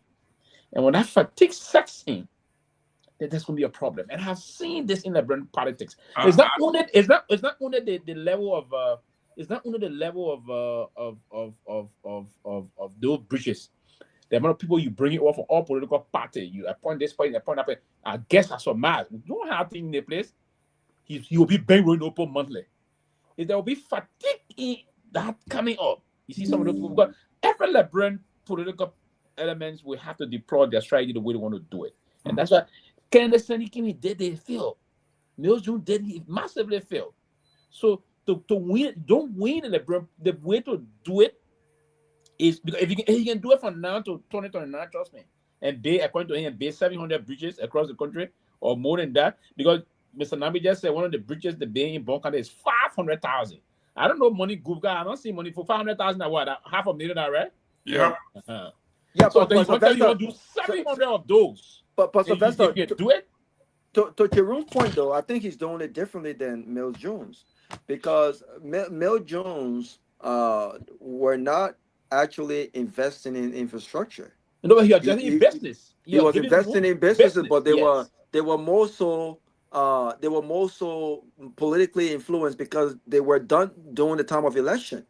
And so it was not sustainable, right? So people kind of saw through that as, I got the cash flow right now. I'll throw the cash at you because he thought that's how Liberians vote, right? So I don't think that worked. It may work differently for CMC if they did two things. If CMC invested heavily in building an institution, of course, initially he might have to bankroll, right? But if they were to build the institution, I don't think that, and I think Cummings, one way or the other, have been able to do that. I don't think all of the money that was spent on ANC campaign came out of Cummings's bank. He may be a very that would be a different scenario. I agree. No. But if they honor the CMC, bulk of the support base for the CMC. Now CMC is heavily relying on his ability with a funding the right, but that's what I'm saying. If they built the institution, that's why he recruited Jerome, Mr. Num, and others. These are not hungry people. These are not people who cannot pay their hotel bill, make the sacrifices, who cannot purchase a ticket to go to London and go elsewhere. But there are other people, to your point, where he will have to give some cash to and help out with some logistics and things like that. But if they invested in building the institution, which is what we lack in our country, I think that the fatigue that you worry about, I don't think that could happen. And what's also on his side is the fact that he is doing these things as a representative. So when we talk about what he's done, you can really see, even though this is not part of his job, but as a political leader of CMC and representative, he can actually show, I'm building these bridges. I'm spending this money and building. This is what you need. And I think it's a good strategy. This is what you need. Do you need 10 more of this? Do you need 80% more of what we've shown, we've done? If you do need that, can you commit voting for me? They need a collaboration, and I think they're trying to work on that. They need a collaboration, but I think this strategy is quite different from Mill Jones' strategy. Mill Jones was throwing money to market women, giving 500, yeah, 1,000, yeah, 2,000, yeah, and it would happen during campaign. CMC and what's his name, Ability, they are constructing bridges, and these are not just weak. These are modern, very good bridges, strong bridges. And so if these people in these you want to make a comment? more of this, they would say, you know what, we're gonna give this man a try. But you talk about collaboration. I think the man still got ANC because Robert, hold on 1 minute. Your name, where you calling from? Yes. I hope Robert is done talking. Yeah, don't worry. We here. Oh Lord. You all right? Stop talking. I just want to make a quick comment on the CMC strategy. I mean, this is a counterfactual argument to make, right? So no one has taken Musa approach anywhere in the history of Liberian politics. No one has done it before. So it's an uncharted role. There's no record of it to say this person tried and failed. And also there's personality differences also, and there's also differences in the delivery of messages. Musa got different personality, Cummings has different, Mill Jones, Senator Sanvee. The Senator Sanvee reference, I was there in 2011. It was an NGO just distributing money without message. He was giving physical cash. Mill Jones was giving physical cash. Musa ability is building bridges that will last 50 years or more. Right. Even if he doesn't win, people who are yet or not yet born will grow up and be passing on that bridge so that ability bridge here. They will remember that name. It will be it's shrine. It's a long-lasting thing. So I watched one of Musa's video. He went to a village. In District 5, in San Koga district, in a place called Lapula. It's a big bridge, big water. Has actually caught up, it's been caught up for like more than 30 years. When he went there, he asked the people, how many years you guys have been using canoe and using long route to get to the market? Some of them said 40 years. He said, well, you've been having leaders. You have been having senator. You have been having vice president. Have you done anything about this? They said, no. He said, now I am here, not as a money man. I want to work with you. I want to help you. But people are fighting me because they don't want me to do this kind of thing. Let the bridge name after your brother? Huh? Let the bridge name after your brother? No, the bridge is he has not built a bridge. That's the bridge that is expected to be named after your brother? Did you listen to me, Pewee? No, I want you to answer that question before you continue, please. Listen to me. No, I'm coming. Is that the bridge that is expected to be named after your brother? Listening is a second non-requirement. There's a second non-requirement. I just want you to help me now listen. Is that the bridge that was launched to be named after your brother? Did you listen to me? I was asking you a question. Yeah, when you answer the question and you continue, please. Because I knew the reason why you called it. Is it the bridge that is going to be Kehleboe Gongloe Bridge? My brother, okay, sir, let me repeat myself so you didn't listen. I said the bridge is in a place called Lepula in District 5 in Samakoga district. That's what I said. So Samakoga and my brother not in the same district. Okay. Go ahead. I hope that yeah, because the broke ground that they were going to need to bridge your Kehleboe Gongloe Bridge. About asking that the bridge you're talking about. Go ahead. Yeah, I hope that is clear. Yeah, go ahead. Okay, so Musa went in our village and I listened to him. The delivery of his argument was government is fighting him because they don't want him to do this kind of thing. And the reaction of the people was so negative towards government. In the way he presented his message, okay? I'm not even saying it with the energy, with the vigor with which he delivered the message. So I think it's something that we need to measure the impact. But you know what? Musa is a beneficiary of that approach in District 7. District 7 is the only district in Limba. Okay, let me not say the only district in Limba. But it's a difficult district. It's a district that comprises of Mandingo, small number, Mano, large number, Gyo, small number. So it has a combination of like 3 different ethnic groups. And it's a district that is several unity party.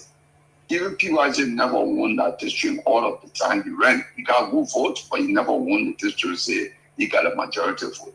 Musa went there and won by 4,000 votes because he went and spent $700,000 to build a bridge over Yah River, a project that only government could undertake. And here is what he did. The bridge was built over Yah River that actually stopped the people from going to the incumbent representative at Roger Dopoh home. Roger Dopoh used to drive, park his car, and get in Tingo and go to his home. He built a bridge, and Roger Dopoh drove on that bridge to go campaign in his village. And he defeated him. Roger Dopoh won by 4,000 votes, and Musa won by his victory. The margin of his victory was 4,000 votes. That was the margin which Roger Dopoh won. Okay, just by doing that. Okay, so I think he has experienced it. I'm not understanding what Kehleboe headed to. So what is he saying? All right, guys. No, he's saying that the strategy that Musa is taking is different from it's the first time he has been used. Right. Okay. It's the first No time one it's been using used. it. Okay. Right. No one in our political history has ever gone to the community and say, I will do all these things for you and live with your conscience. Then why you were able to join the party? What? Why you were able to join and propagate this good news? I have to join the political party to agree with what a particular action or a particular policy. I don't have to join the party. Will you vote for him in elections? What? Will you vote for him because of this thing he's doing? This guy. Okay, so maybe I can be very clear. All right, guys. See you later, man. I'm out of here. Yeah. You put Musa Ability and Sylvester Pewee on the ballot, I'll vote Musa Ability. No, but Sylvester Pewee is not on the ballot. So you see, you want to be delusional here. Sylvester is not on the ballot. I'm not on the ballot. I said if. I said okay. When you post Musa and Ileb on the ballot, Ileb and Musa Ability on the ballot, who you vote for? But Ileb and both. You don't want to be president? You want to be president? They're from the same county. They can't be on the same ballot. No. It's possible that you want to contest tomorrow. So who you vote for? But they're from the same county. Okay, then I leave Ileb. Kehleboe Gongloe versus Musa Ability. Who you vote for? But they're from the same county. No, but listen, they can contest from the same county. Previously, and just as they contested. That's not an excuse, Gayman. Previously on the ballot, Joseph Kotu was on the ballot. So, Kehleboe Gongloe, who of course contested the election, I'm told he will stay contest with. He still want to sweep the country. And Mr. Bede, who are you going to support? And Pewee is not on the ballot. He's the country. Yeah, he said, man, want to sweep the country. You got a bring, want to sweep. Let me tell you, obviously, in both Councillor Gongloe and Musa Ability on the ballot, and there are the only two contenders that Nigerians have to decide. I will choose Councillor Gongloe over Ability. Okay. Because you know what? Councillor Gongloe has experience in governance. He has a long part. Good at asking question. So I'll give him that difference. And Musa himself will agree. And trust me, I think even at some point, Musa will tell the Liberian people, you choose Gongloe over me. Say we are the only two. So Councillor, so you tell me, Councillor, in terms of governance, Councillor Gongloe has more inside experience than Musa Ability. Is that correct? Of course. Yes. First-time government job. That's correct. You say, come again? This is Musa Ability first time in government. It's not true. He ever been a representative? Of course, Musa Ability work in Madam Study government. As what? As board chair of the Freeport. Oh, board chair? That's not government. Come on now. That what? I know why you know that what? Musa Ability work. Musa Ability also chair the airport authority. Yeah. That what? Corporate issue. Listen, your team Musa Ability Musa Ability been enjoying from government for a very long time. You don't come be doing the Sawyer government. You are associated with the Sawyer government. Do you know that you are associated with the Sawyer government? These are corporations that are non-political. They're not government, right? They're not government. No, they are corporations. Are they not government? Business policy. Are they not government? Are they not government? They run like a business. No, come on now. Are they not government? Who appoints them? Corporate interest. Who does the appointing? What? Who does the appointing? So are they private institutions? Are they private? They are all political. The Freeport is one of the major political institutions. Very political. So why you think Madam Salih at the time coming home? Madam Salih, there was something that happened. Madam Salih said she can put her neck on the line because there was something like I will put my neck on the line for Ability and other people. Why did she did that at the time? So listen. When you come with the politics, you have to come and discuss. Pewee, government institution. Pewee. So that's a government institution. So the director of JFK is a political position. The what? What? The director of JFK or the director of... They have the administrator of JFK. It's political. It's appointed by the president. So that's a political position? Of course. But come in. So you have to be a politician to hold that job? But listen. You don't have to be a politician to hold any job when you are appointed to you are a politician. It's a political job. And Mr. Gayman? Is it telling us that the chief medical officer of GFK, which is also appointed by the president, is dealing with governance issue? And let me correct you on the one. The chief medical officer of the GFK is not appointed by the president. So that's why you mix up things.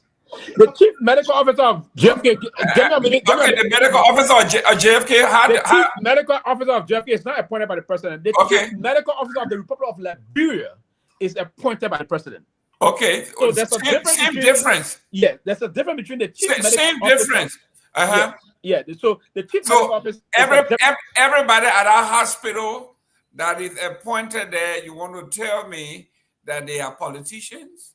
No, so Mr. Gayman, let's take time and explain this first. No, I understand. No, I just want to know because you said they are politicians. Yeah, this is what I'm coming to now.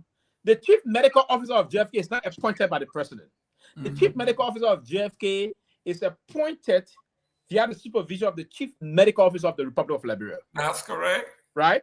But the chief medical officer of the Republic of Liberia is appointed by the president. It's a political appointed job. Of course. And so I just wanted to educate the big brother on the phone. We understand this. No, but he didn't know that. He didn't know. What we are saying here is whoever the president appoints, that person will also appoint according to the will and pleasure of the president. No. So the chief medical officer of the Republic, and Mr. Gayman, will appoint medical trained doctors. Listen. Come on, listen. Listen. You and I know what I'm talking about, so don't even go there. The chief medical officer of the Republic of Liberia is not going to bring sedation all over the place to run the office, and you know that too. So but no. If you appoint somebody very clinical, a medical doctor, Pewee, listen. The medical area, you're not going to say. Listen, Pewee. Listen, go ahead. Of Liberia who is also appointed by the president of the Republic of Liberia. Is that president dealing with governance issue? What, the University of Liberia? Yeah, the president. Is that president? Will you say the president is involved in governance issue of Liberia? But if you are the president of the University of Liberia, that is the macrocosm of the Liberian society. You are also dealing with you deal with governance issue, of course. You preside what people that teach governance, business, economics. Why are you talking about that? Why? I see why you said you are mathematician, so probably you can be ill political sometimes.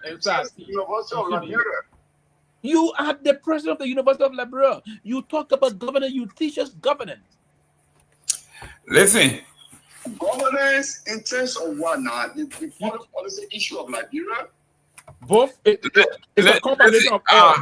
You can have, yo man, you know what? I'm doing my thing. Mr. Give me that. No, sometimes it's not do something that no other person has done before in the history of Liberia. That's what I want to. That's the message. Thank you. And I agree with you. I agree with you on that level. But to come and say he's not political, he has not been in government job, that's a blatant misinformation. Well, man, the man has been involved in Dopoh, which is a corporation issue. It's not government issue. Dopoh, who is already Pewee, when we are talking about government, buck of money, collect buck of state money, then you say Major Dopoh. Why you call Dopoh? Now crafting budget and dealing with governance. Do you know the role of the port at the time? Do you know the kind of money the port can raise? And he's talking about this, that. Listen. You better lead that thing. Honorable Gongloe, thank you very much for calling in. Go drink your hot coffee. Okay, guys, listen. I think the gentleman did an experiment in his district, and it worked. Something in American corporation, I call it best practice. Where have this worked before? And he can say, I did it in my district number 7. It worked. I did it for the 4th, and the people rewarded me. I think I can replicate this across the nation. So he took a risk. It worked, and he thinks it can work other places. Yeah. And it's a new thing. I think that's why I told him. I said, I like your. If it can be sustained, it's gonna be very good. Yes. Sustainability, and I agree with you. I agree. Like we all saying, if you stop in the middle, then you drop away. And I've always said this on this show. We are not under any illusion that we have the magic bullet. We have to work as hard as anybody else. In addition to what we have the same risk as everybody else going into it. This is why we started early, and he's doing what he has to do. Some people are waiting for 2028 to get started. He said, you know what? I'm going to start early, and guess what? other people are following his lead. Now I'm seeing Cummings is saying he's going to start early too. He's starting. I'm hearing the president say, the former president say he's about to do a nationwide tour. And also, these are good things. Before, everybody waiting for 1 year before election to do this. So, our politics, the dispensation. But let me say something though. You know, today I was driving to come on the show, and I was talking to somebody. Look, you should watch. If the CDC, look, that picture where you saw they're taking the bulldozer, breaking down the CDC headquarters. It's part of the commercial. I saw it. Mr. Gayman and Pewee, I listen to today, October 9. I say anything. Let me tell you something. That picture and sometimes something happens for your own good. But that picture you saw, it will come out to haunt the Unity Party. Especially, as I'm told, the issue of raising money for that CDC headquarters is not a problem anymore.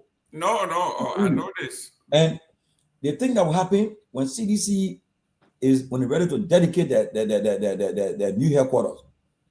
Look, that will be the turning point in the whole political landscape. For the fact that people will say, the people went and demolish the people building, demolish the people headquarters they have for 20 years. They went and demolish it. And they saw that scenery when they demolished it, and the CDC they had to go to temporarily go to District 8, and to see them put on this structure, the modern structure. People know that dedication alone. I can tell you that if they're careful, CDC will shut down that whole capital on a day of dedication. Look, it will struck it down, and people will say, "Wow!" And people will kind of realize, say, if we are known, we shouldn't have broken the building down. I think we made a mistake, because the people have been there for 20 years and plus. They caught up later home, almost like a home, and then we came to power and we started to go and demolish them, try to bring them to the rubble. I think we made a mistake, and that will come back to haunt them. And it will even give CDC more momentum to say, look, you guys, and you should move forward. So and trust me, you said Tomalin, you said that day. Tomalin, look, I was driving, and when the guy sent me the feed, I pulled over and I was watching the optic. When Fonati came, they played a short clip of video of the demolition. The emotional charge that came out of that video, that little clip, it was like maybe 5 seconds. I said to myself, I spent a lot of time with the United Way, and we're talking about making video clips, appealing to folks, the NFL, everybody else for funding. When I saw that these guys are up to something special. Somebody who put that little clip together, they are doing it. It has a psychological impact. When you see the old lady crying, you see the people doing this, you can tell that these people, they are pulling the heartstrings of these folks. And I'm saying, this is what I keep telling the folks. Anybody who take these guys for granted, you are in for a rude awakening, because the man said, what you see here is just the beginning. We are going to replicate it in 15 counties. He said, then I said, I want to let you guys know that we are not saying we're going to build this big building in every county. He said, we're going to build CDC headquarters in every county, beginning right after we break ground here. We have secure land in Grand Bassa, Grand Cru, and it went on. The other counties are also, people are donating land, we're buying land, we're going to do this. So they are riding the momentum. So the political landscape is changing, and Musa Ability came in. We hear do and talk. Before they were talk and do. Now he's doing before he talks. So he's flipping the politics on his side. I see somebody on here saying, Mr. Gayman made sure he shut down the debate and switched it from Cummings to Musa. I didn't do that. No, but you know, I asked Musa Cummings Saturday. I asked him, we're talking. I said, Chairman, you really how for the in 2025, you got 26, 27, 28. I said you can sustain it, you can sustain what you on right now. And he just laughed. So we don't know, but I can tell you though, if I were advising the political parties now, like for instance, like I talked to people in the Liberia Party, talked to people in ANC and CMC, all I tell them to do, they should just focus on building the party. Because look, build a party so that when it comes to 2028, where people now start saying, let's say down now, let's talk now. So now you come to the table with something, you know, you have a leverage in the discussion. But if your party is now built, you can prove to the people that, oh, election here today, we can tell you guys we're making an inroad in Magibi, we'll make an impact in Basso, we'll make an impact in this country. If you cannot show it to the people, then it's all waste. So that way you gotta build your party and build your party up. And one thing I can see though, if the Liberty Party build up, come to themselves and build up, but I won't be surprised though. I won't be surprised the Liberty Party support or United Liberty Party. They come back together. They're not supporting if Boga is running. They're not supporting. If Boga is running for re-election, I predict that Liberty Party may, if depending on what happens in the longer run, they will end up giving the support of Boga now. United Liberty Party now, where of course everybody that went in 2020 election were divided. They were divided. Of course. So, but I can say United Party, but it depends who the UP carry as the candidate. Because of listen, Waka is running. I don't know why he beating around the bush. I know, but Waka, I mean, you people will tell you you talk to any UP person, they say, my man, you start joking. When the public get life and you get breath with care. Listen, one of the guys told me, he said, if Joseph Waka die, God forbid, the day before election, we will not announce his death until after Pewee, the guy said we'll take that body way to Florida and keep it there, and we won't announce it on the day after the election. We said the VP got to take over. I mean, he was facetious, right, making fun. But this is how serious these people are thinking about this presidential election 2029. Two scenarios, right? If the opposition decides that they want to go, they're going, right? If they go in splinter form, they have a problem. Oh yeah, but listen. If they're united and go together in unity, united together, right? They have a chance of depending on who's the arrowhead of the opposition, who will lead them to victory. But they decide to go, I think they've been doing all of the last 3 election cycle.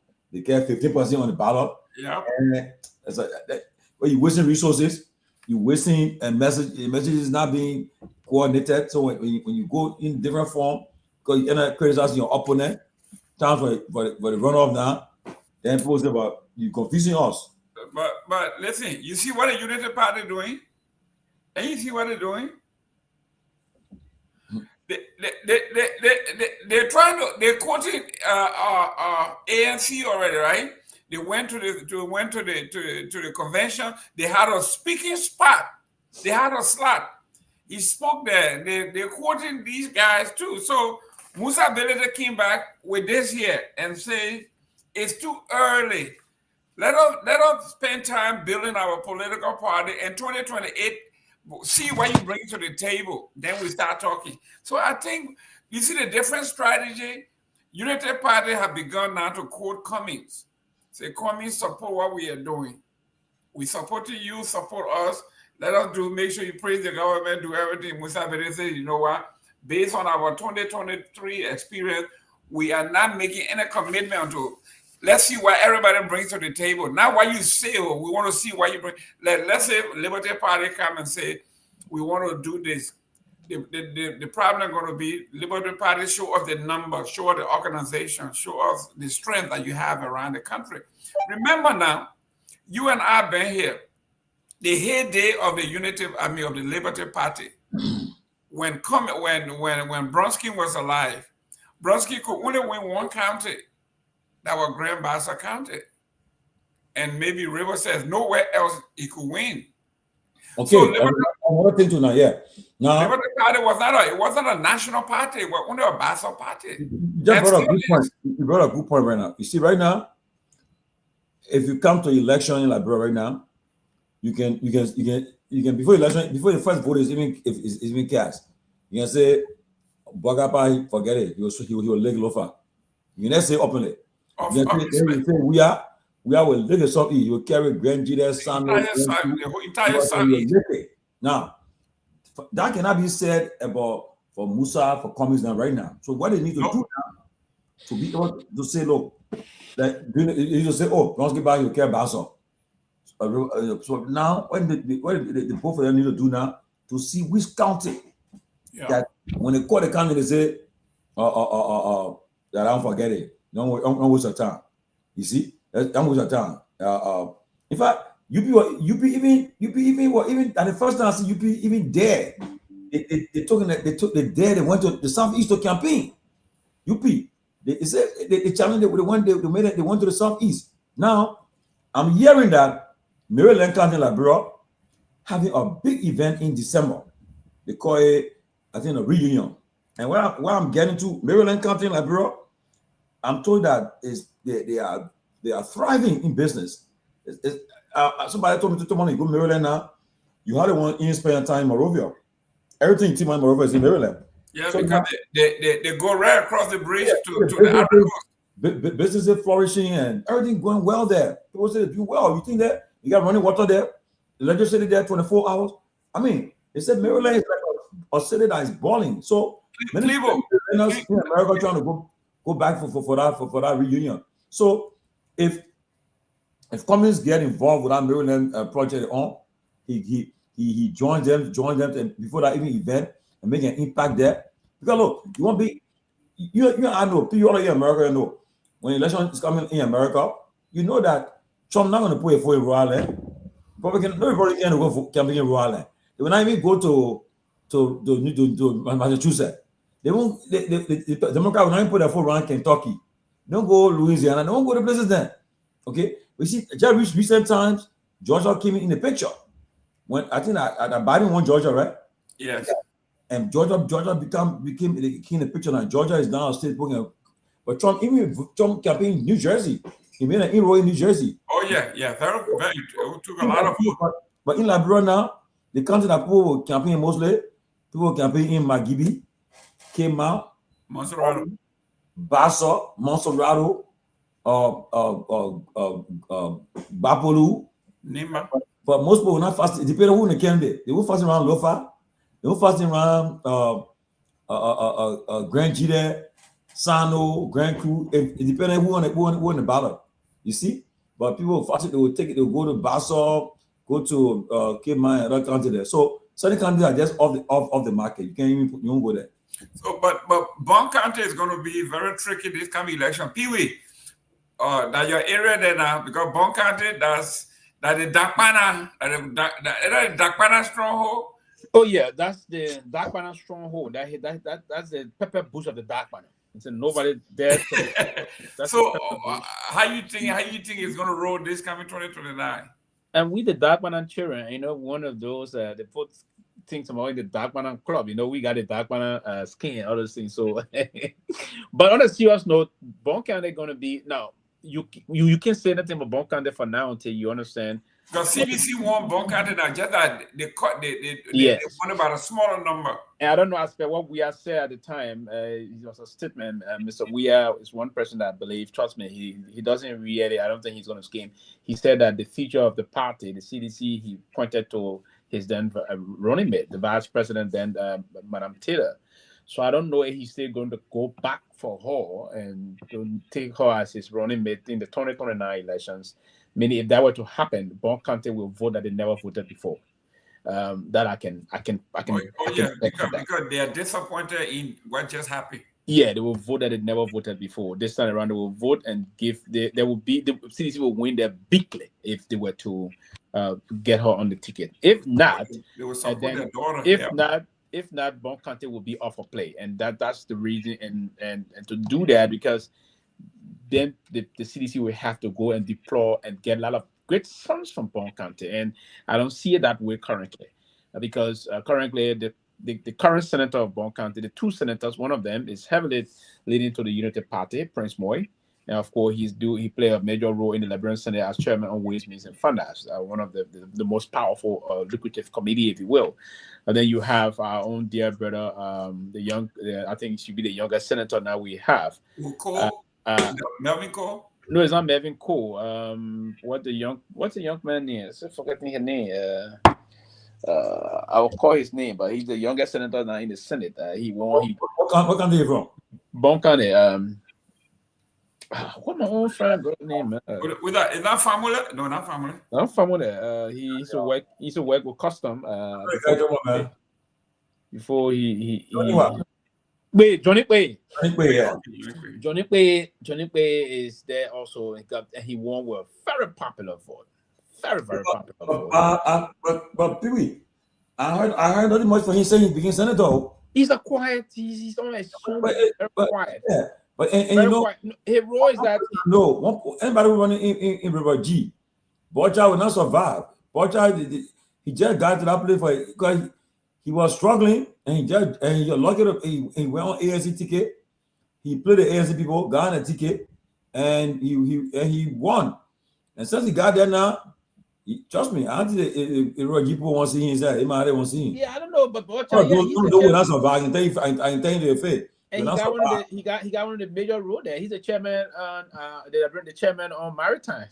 Oh yeah, he's the chairman. I think that guy can retirement money now. But what's up with your cousin? Senator Dopoh. Senator Dopoh. I hear that from his Professor Dopoh. No, listen. I would say this to you about. I will not rule out because when he came on the show, he talked some things that he been involved with though, and so forth. But honestly, I think he's more. I think he's want to avail himself to the media and the press more than the Bocha's man. Francis Dopoh. And you see appearing anywhere to talk about the country because he had nothing to say.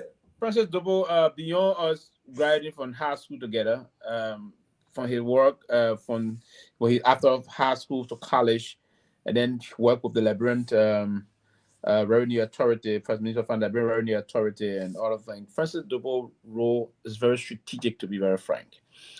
He's a very smart guy, and beyond him being smart, he's very strategic in terms of getting certain things done. He don't understand that.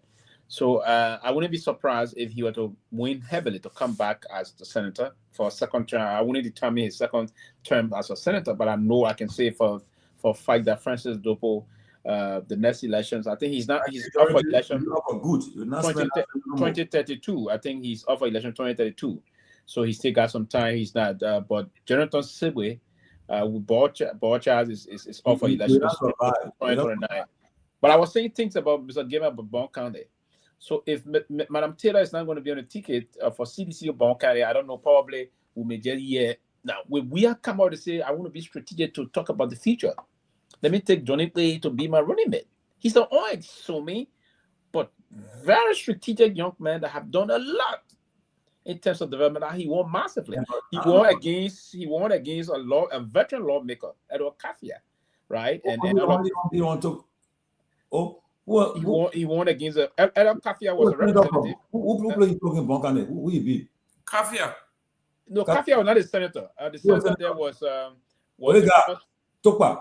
the former the president of the college. Yes, president of Carleton University, Henry Topa. But Henry Topa was not even in the run for the seat because they were clear like he was going out. But people were expecting Kafia, who of course was the representative, but chairman on the Public Account Committee in the lower house, was very powerful and also very close to Minister Pewee at the time. Johnny Pewee defeated him heavily. Johnny Pewee was unstoppable in terms of that. Honestly, he was the young people gravitating towards in all things. He did a lot of intervention in terms of empowering young people in Bon County. So if Mr. Weah were to say, "Hey, I'm going for Madam Taylor," or "I will not go for Madam Taylor, but I want to go for someone from Bon County," you can change the narrative of the vote, and that's the strategic issue. Now, I'm saying Mr. Benitez doing a lot of job also in Bon County. Will that translate into, if those jobs are done in those part of the county, and you continue and implement successfully those issues.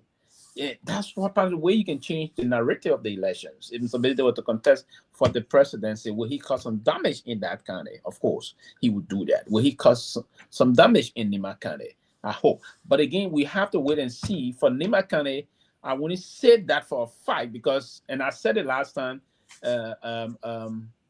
my dear sister didn't like it, but I can say as a political pundit and an analyst, I don't be very clear on that. We are having fear of how somebody want to think.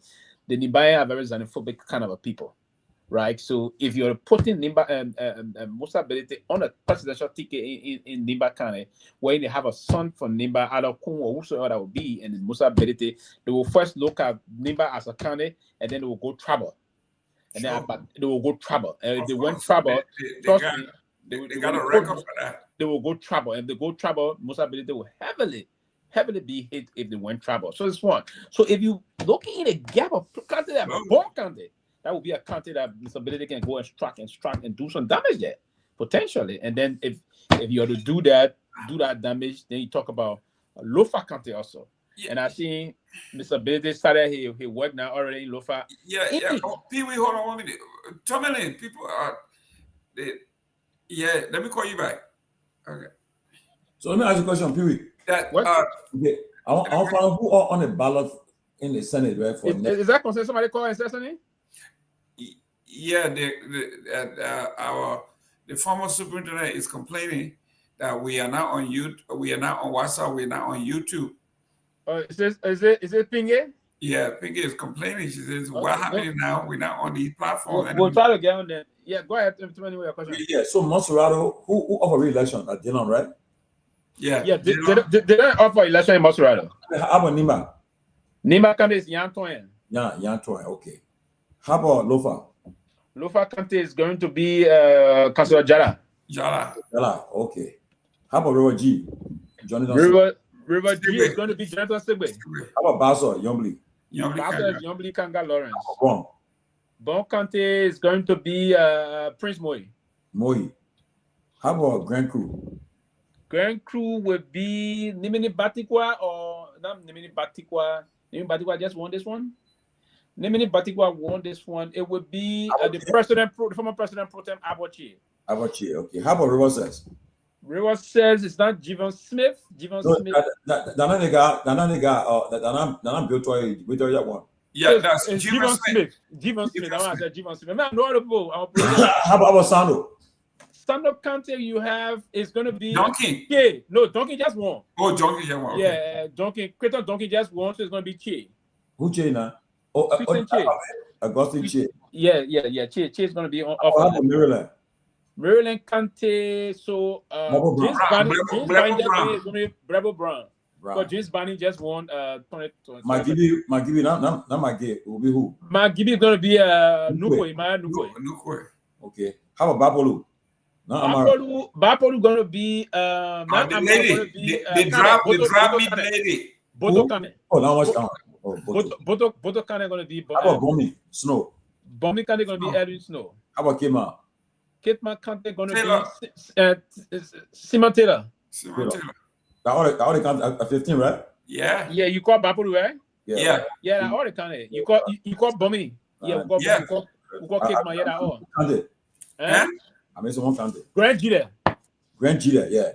Miss Grand Gila, yeah, Grand Gila. So Grand Gila going to be Penal. Okay. Yeah, because the former rebel leader just won. Now, I said it for a reason. In Monserrato, it will be a tough election. Oh yes, it will be tough. Okay, it will be tough. And I tell anybody, they shouldn't rule Dylan up, not rule him out. No. Election. Nima Kante. Now, what happened? Nima Kante. You got. I'm hearing the Sweden want to run. Now, I hear the Sweden want to run, and then the VPs are putting the Sweden and Yan Tuan get one. So it will be a tough election in Nima County. I know. Yeah, Nima County election, what's going to happen? Nima County election going to go further to divide Nima County quest, and it may cause some damage to. And so the vice president, if I was sitting next to him or to advise him, he would call me tomorrow and say, Pewee, how can I manage the thing if I were to do that? But I will give them pro bono. It is a good thing that he started playing the clean cut now. He shouldn't show a hand that he's supporting the current superintendent, who is heavily nursing the ambition to become the next senator. I think Edith's going to be running. Yes. But Edith will be. Edith needs all come out for a ticket, so you can never tell what will happen. For Lofa, Jala will not win. You know him for the way CDC. Look, this guy ran independent, right? And no, not even CDC or no CDC, he will not win. He supported CDC. They supported him heavily. Let me say this to you: Lofa Kante is endowed with 6 of the 16 tribes. That's a diversity, right, Mr. Gayman? So the reason I can say this to come back and win, since we came back to rekindle the democracy of the country 2005 after the civil crisis, Lofa Kante, we've never seen any senator in recent history that have won election and came back and got re-elected. No. It happened the first time 2005. We took our own man, Professor, the late, may his soul rest in peace. I'm missing a lot. The 21st of this month will make it 1 year since he died. Somo Kupi won the elections with the higher vote 2005. We attempted, we came back 2014. We didn't win it. It's a difficult thing in Lofa County. And ever since then, when Kupi won, Temba came to Kupi and Senator Kane. Kane didn't make it after the 6 years. He was replaced. Zago replaced Senator Kupi. Right? When Zago replaced Senator Kupi, Zago went back for election last time they beat him. And Jala came and turned it up and he saw Jala, he went independent, right? And CDC. But Jala got heavily supported by CDC. But now, end of the day, what he does CDC, he betrayed them. So now, I can tell you this. Oh, the people supported the man win but Jala is out. Jala tell right, he's supported and Bogdan. He's supposed we are. Zago is going to attempt to come back. So CDC going to bring Moses Cody. And the resources and the measurement man, the dairy were going to win. And he won. Okay? Yes. And imagine now, he won because they took the established guy from taking a seat, Samuka. Yes. So I remember. They basically handed it to him. Okay? Now, so now, but Robert G, so we out, so we'll be out. For Basso, Yomli will be on a tight race too. If Yomli is on the ballot for president or vice president, okay, that's a different case. But she has to make a choice. Either she run for one of them or re-election. It'll be a tough election in Basso, I can tell you that. For Bong, this guy, I can tell you, he has the edge. Boy, he got money, he got name recognition there. And so I'm not a fan of the guy at all. Where? Bong, Moi. No. Yes, why Bong, you can't overlook Bong. Bong gonna be up for serious battle. Now, with the current thing unfolding in Bong, and that's part of my analysis, I'm doing some work on it and I'm looking into it deeply. If Mr. Bility and the CMC would do the thing they said they're doing, being in part of Zota Panta district, in different part of Fuama and other areas, those major areas that vehicle cannot go, and they were to connect that part of it, and they connect and build those infrastructure there, then you will give Merinko a chance to contest the senatorial seat against Prince Moi. That would be a massive and serious threat. Don't overlook that. But don't forget now. But Bility is pumping serious money through Merinko in that place, and it may just elevate him to. But how you know that Merinko not promoting himself through that front? That he doing that. That's what he's doing. That's what he's saying. That's what he's doing. He used to. That's what he's doing. That's what he's doing. Bon County, right? So it may be a threat to Prince Moi. Deputy Minister of Finance, that Moi bought. So every weekend in Bon County, they're doing a lot of stuff, a lot of projects in Bon County. So the Deputy Finance Minister, that Moi bought. So I gave Moi the edge in Bon County. Grand Crew, they got that Abache, right? Grand Crew is Abache. Abache, he got money. So again, I'll gain the edge because he got infrastructure there. I'm supporting on that. Now getting the edge, he's gonna win it. He got resources. And he's very, very outspoken. He writes well. River says Javon Smith. Okay. He I think. Yeah, he out because they man first he was citizen against Dopoh. Thanking one of the sayers when he said no, you're clarify as supporting. If anybody that will surface in River says candidate that got serious money can beat Javon Smith. Oh yeah, it will be him. So my fear, that's why I'm hearing also, I'm afraid. I hear Eric Snow, this guy from PAP. I hear this guy from PAP is going back. People Action Party, one of the former senators who is working with Sir Joseph now, he's going back into. What do you mean? Jesus Christ, he was defeated. The Francis Pay? No, man, Francis can't make it. What other guy name? Yeah, but he's going back, and they are going, and PAP is going there with heavy force. Yeah, but I'm also hearing. I'm also hearing your man Snow want to go by a contest there. That's what he said right here on our show. Yeah. Snow, where you want to go at? Where? The guy, we get information on the guy from the Freeport. You know, they got people running in bombing. Yeah, they can't. Mr. Gayman, in our country, the unfortunate thing about running in those areas, you can be very incompetent, the bad person on earth. But if you got plenty of money, you go use the money, you can win elections. Yeah, because the population only need 4,000 people to win in Riverside. Riverside will be a battle. The last election, when First Pay won election in Riverside, First Pay won 1,900 votes. There you go. So in Riverside will be a battle. Sano Kante, Councillor Gosling Chair, I know he's good at writing good stuff. I don't know whether he will survive in Sano. But Mr. Chair told me in Memorial College, he been in that senatorial seat for a while. He been there for a long time. Yeah, no. This is the first term he ended so. He won a by-election, then he ended up and his first term he coming in so. I can't say he missed it, but then come to Maryland. Bobby Brown know he out. Yeah, Bobby Brown may be out depending on who's going to contest against him. Bobby Brown, I think he supported CDC in that election, eh? Yeah, he supported CDC. That wouldn't see, but you know, yeah, he supported CDC. That Barney when I supported. Bobby Brown will be difficult. If CDC supporting state, maybe he stand a chance. But I saw his era, so he may stand a chance depending on he stay along with CDC. CDC is not too powerful in Maryland in terms of the senatorial seat. Yeah, because they're not powerful in Maryland. So he in a tough relation. Magibi Nukwe, he got money. He got structure. He got infrastructure in Magibi. So the big Nukwe from Magibi. Nukwe is a very strategic person. Very strong in Magibi. His handprint is there. And I'm hearing from other distant side of things, and that's politically I'm hearing that if Benedict don't find his way out good for the presidency, he's contemplating contesting in Mangibikade. That's a serious thing we're getting about, and he did some collaboration with Mangeo and other things. They started having some conversation about that. So Benedict, and I'm breaking the news. You know, for me, I'll be here to break the news. Like other thing, I will take you for. Benedict, me target would be another area I'm hearing from the grapevine.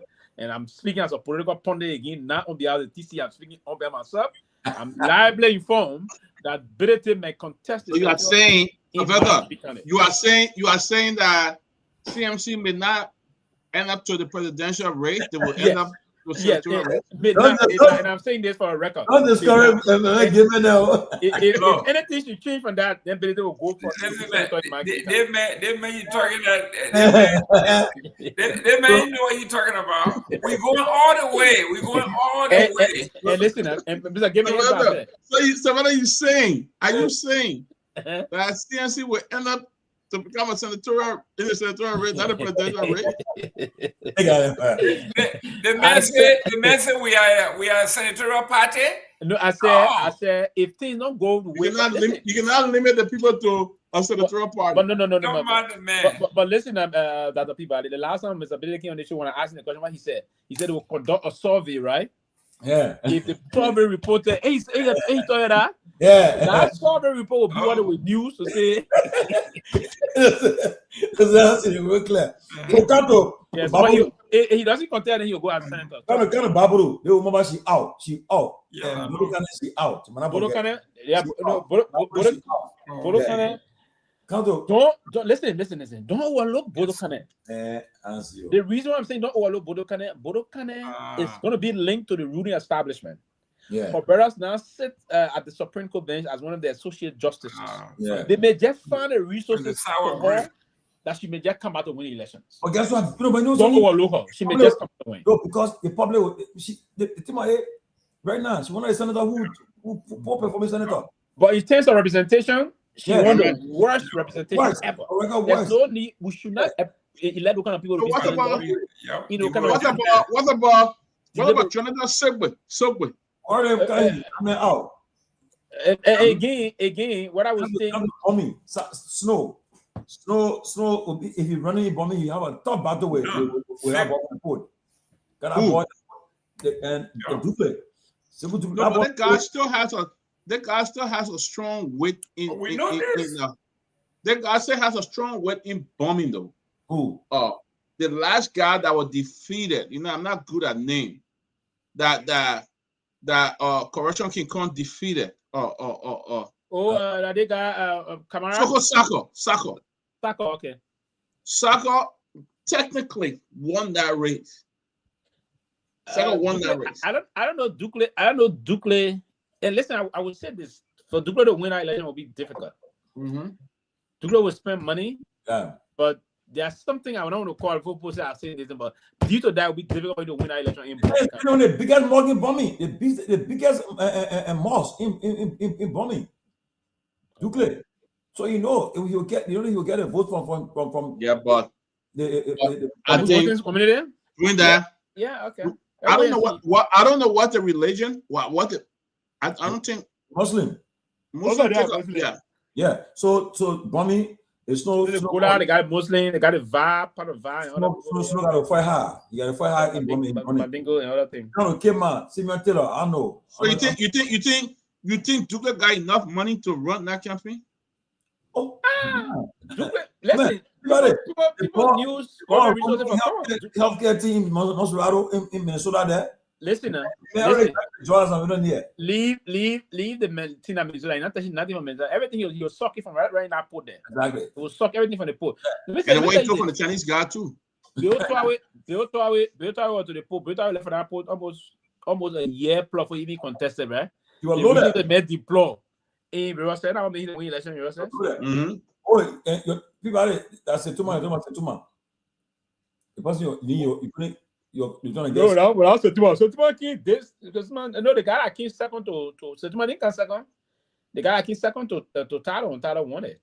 Okay. All right, Morris, Setuma can't win no election in that country, man. For Kehleboe, Simon Taylor, I know. I think you survive. Now, Simon Taylor, I don't know who they will bring. Simon Taylor, for some reason, we don't get money because Simon Taylor then in the gold, diamond, mining business, and other things, so they get some money. So then you put money to bed, but we have for him to come back. Lastly, for Grand G there, Anthony Gay will whip Zopeno. I want Anthony Gay. Listen. Let me be very honest and say it again. I like Anthony Gay. I like the young man. Sometimes his Anthony Gay have not even been to Grand G there. If you put Anthony Gay against Zopeno, they will beat him that evening chicken, right? So too many. When I did not win election, you guys already talk. You gotta go to ground.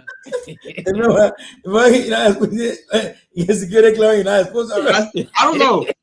Security client can win. Security client can win election in April. I think they want to win election. Number one, you don't have the money. That's one. And you need money to challenge for the Zopeno is very, very much. You know how to deal with the government also you really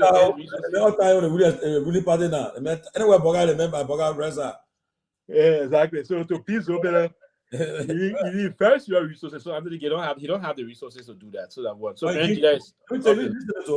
depending on where the ticket, right?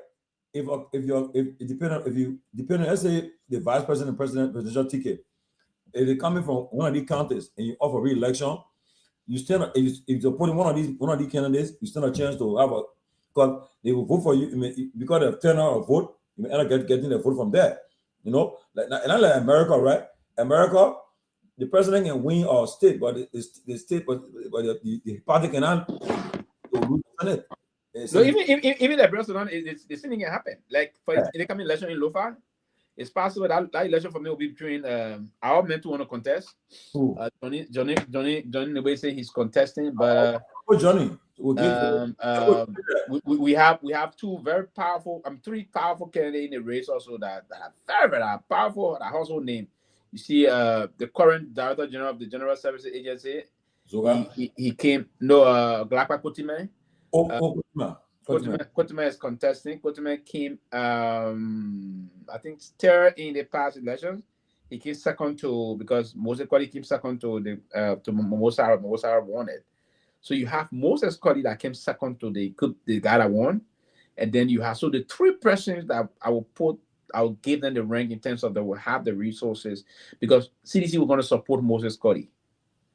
Brownie Samoka is contesting again. Oh, but and he's contesting again. I don't know if he will really get the resources like before, but he had a cell there. He had a very good campaign cell that he operated in, and he's a very fearless, a very competent, a very extraordinarily smart man. He understands how to navigate his way through a difficult campaign terrain. So he's a candidate that if anyone contesting against you, have to be deeply concerned and worried about it. So I will put him on top of all of them that's contesting now. Brownie Samoka, if he's going back for him to get the seat. I know that Councillor Jara is not going to get it, but Joseph Pato Jara he will not get it now, may not. It's either going to be Brownie Samoka, Kotime, or Moses Kodi. These are the three I will put. What about Kolasco? He want to run in Makibi. Yeah, we don't know yet. We told he doing some small interventions in the county, in our part of the district. These are, if it's going to be the urban part of Kak City, because these are urban cities. That part of Kakata is where they have the high tuning. Let wait and see what's going to happen. But he will have to be forceful, committed, and focus in terms of that. Maybe they'll go and pull the trick to get it. You don't underestimate nobody, particularly he's a political person associated with the former president of the country. Because online, the president will make 1 or 2 rounds with him there. It may just push to promoting a lot. But one person that is increasingly popular in Margibi County in that area is Margibi. Margibi can help to campaign for people. But I was standing strong in Margibi, that district there. He's standing strong. He got when you say standing strong, what is your interpretation of standing strong? I haven't seen anything for me to say what, but he had to work there hard, because Margibi County is another very polarizing county. But that district I'm talking about, so my man. Is it district number 1 or district number 4? District number, let me see. I'll tell you right now. Yeah. If there is district in Kak City, it's a very, very tough district. Ben Fofana was Ben Fofana won there twice before and other things. So let's wait and see which district is that. No. If it is the district that Ben Fofana contested in, is a very tough district. Actually, very, very tough. Yeah, that Uncle Lasco will have his daddy with him. His daddy will help him campaign in that area. Man, it's possible. I'll campaign with a man. Oh, me, I'll campaign with a man there. Yeah. Oh, you're not I want Lasco to meet me and tell me what he really have, what he's. I want to tell me a platform before I even his something. You put in a platform and you also put in you also that platform. Tell me what his platform is. Oh man, you won't get mad down on you. Yeah. So this senatorial race, the races, it's gonna be tough across the country. But I can say for a record that few senators I can bet that it will come back, but I don't think it will be more than 3. Oh, he contesting in District 3. District 3, right? Yeah, Margibi. He's still a strong. Peabody, you don't know what I'm talking about, man. But we can talk here in public. The man win that district. Trust me. He win that district. Yeah. A few senators. I think one person I know that will come back for sure will be Abache. Oh yeah. Abache got a lot of lock money. Me, I'm saying it right now. Abache will come back congressional. It's easier to win election than small people can get manage and win the election. The Johnny also going to get free money from that place. Free money. Abache is the only person I can put my money on for. Who again? Who? Oh, guys, before we keep going forward, this guy, the joining group, the Mandi Association, want to come off. Do we have any guests tomorrow? They want to come off at least 30 minutes tomorrow? Tomorrow, let me see. And I told him today too. I told them today. Me and them talk today. For tomorrow, I know Gregory reached out to me. Okay, and so hopefully, if I hear from Gregory in the morning that the police will send somebody here, I hope I get it by 12. We get it once we can conclude by 12 o'clock. But let's get at least a 30-minute slot for the Bandi Association. Huh? Yeah.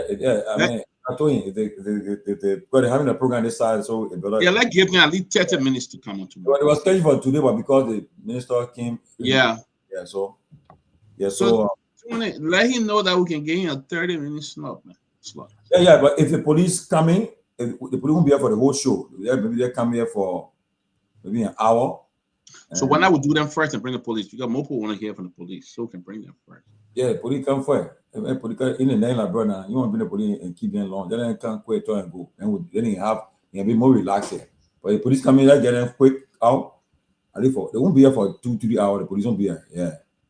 It comes there. But by 12 o'clock made them know whether who coming. Yeah, but they gotta be aware when we bring it them. We can't just keep it. About 12 o'clock midday tomorrow, I should have an answer from the police. Then I can reach. I got a guy number. I told he and Johnny today. We got a phone call. And I told him, I said, when I come to that, I said we have because once the guy come on the show, the question and people and so the guys I got comfortable and I say I got 30 more minutes here. And I say when I say my man get a party come and say, my man, let's talk about I get 30 more minutes. I 30 minutes and another hour. No, but it was a good show. It was a good show. And I think, I mean, I couldn't join because I was at my dentist and then from there. But I think Daniel was. He did himself well. Let me frank. Because he represented well. Daniel represented well. And what I think people don't understand is, what people don't understand is, this man is a spokesman for the government. Do you expect him to just not say thing or not fire back at people? But look, for instance, right? The question, the comment he made about Cummings and we are. So I know what to do. This is about in our road. We'll fire people left, right. He started boy the question. The boy, he make it sound like he was insulting Cummings. He said he gave a different metaphor. I was using it. That okay, God Cummings got their percentage in the election.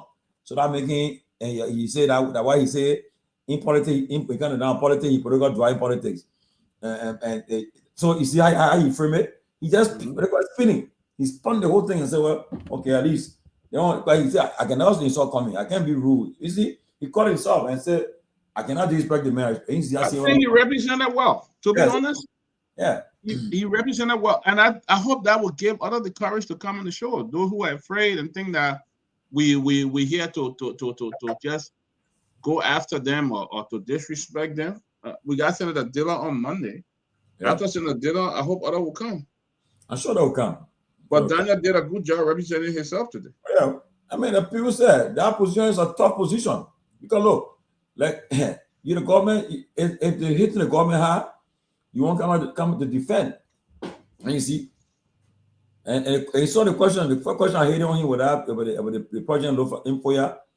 I say the government respond at the appropriate time. I want to keep on pushing it because you want to push them to answer a question. Well, you already know the man. They didn't have an answer. It's a tough thing. People don't understand. To appear before people, the nation watching you, everybody on you. You gotta. It's like different. You gotta come up with answers and different answers. You know. And the PPTC guy, I asked the guy, I said, when you come in, you make people behind misconception, but you didn't. Scott Johnson. When I see him, I call him no objection. He didn't get that. Everything no objection. No objection. Scott Johnson, I know Scott. Yeah. Yo, Amika today, all he did, he put everything on the vice president. He said the machine, the vice president was PR. When was the vice president talk? The vice president, he made the press conference there. And besides, the last thing we told him, they want him. They'll be able to bring a salad and talk. You know? It was a good show. I enjoyed it. It was nice. It was a great show. I watched it all through. I really wish I would have made it on. I mean, the studio was packed. I want to post my in. They said they put a limit, no space. Yeah, what 10? Yeah, I told Anthony. He said he can't bring fat and on, but he's not kind of show. He camera go so and he's spinning the show. I said that up won't come. Yeah. But it was good. It was a great show. Well, gentlemen, I got to revert. I've been out all day. Yeah, man. Okay, man. All right, guys. Yeah. All right, man. You got Ben on, so make sure you cut the show off. Yeah, let me cut it now. Yeah.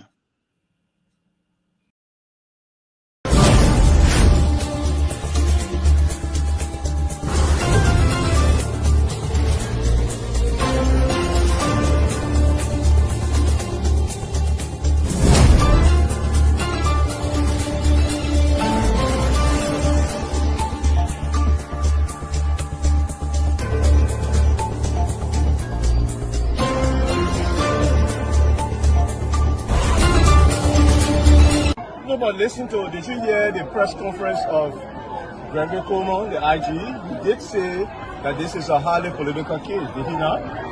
So you don't take the partisans' word for it, you take the IG's word for it. We elect on 85 irresponsible men what happened to our country. We elect on 85 irresponsible men to govern this country, not to be very irresponsible. Please place your left hand on the Bible being held by your wife, and you will kindly raise your right hand, sir, and repeat after me. All standing, please. I, Joseph Newman Boyka Sr.,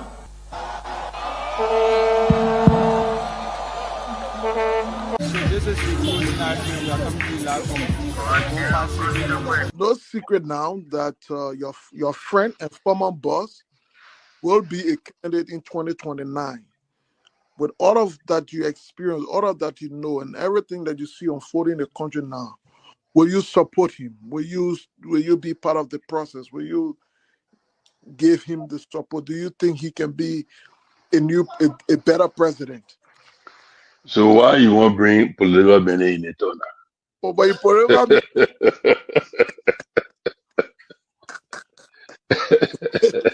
you're political man, before you go out, very active.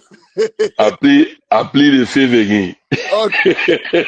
When 2029 come and pass, then you finally leave. Mission is completed. Now what the rules of engagement? When the war ended, the guy said, the captain, the commander said, mission complete. There wounded out first. All men on board. So, this riot situation when it comes to country, because many times you notice that if Charles Taylor is the problem, he will be out of here in the twinkle of an eye. And I say, let well-meaning Liberians come home. If we respect this constitution, a government formed in Accra is a violation of Article 1 of the Constitution. Let them come home. Let that government be formed in Monrovia. On the broadcast administration, we want to give the government of Liberia an ultimatum of 72 hours to provide a living ballot of the chairman of the Student Unification Party, or else there will be a catastrophic pneumonia in the Republic of Liberia. To arrest the chairman of the Student Unification Party, only because the government feel intimidated about the Vanguard Party advocacies. The government got capital road, small, road, B road, all kinds of the place. I think the reason Joseph Baga will not do much because the old man, the papa is suffering. The papa loves the country, but he can't make it. The criminal there around him, they sophisticated than him. They are sophisticated criminals, so they can't make it.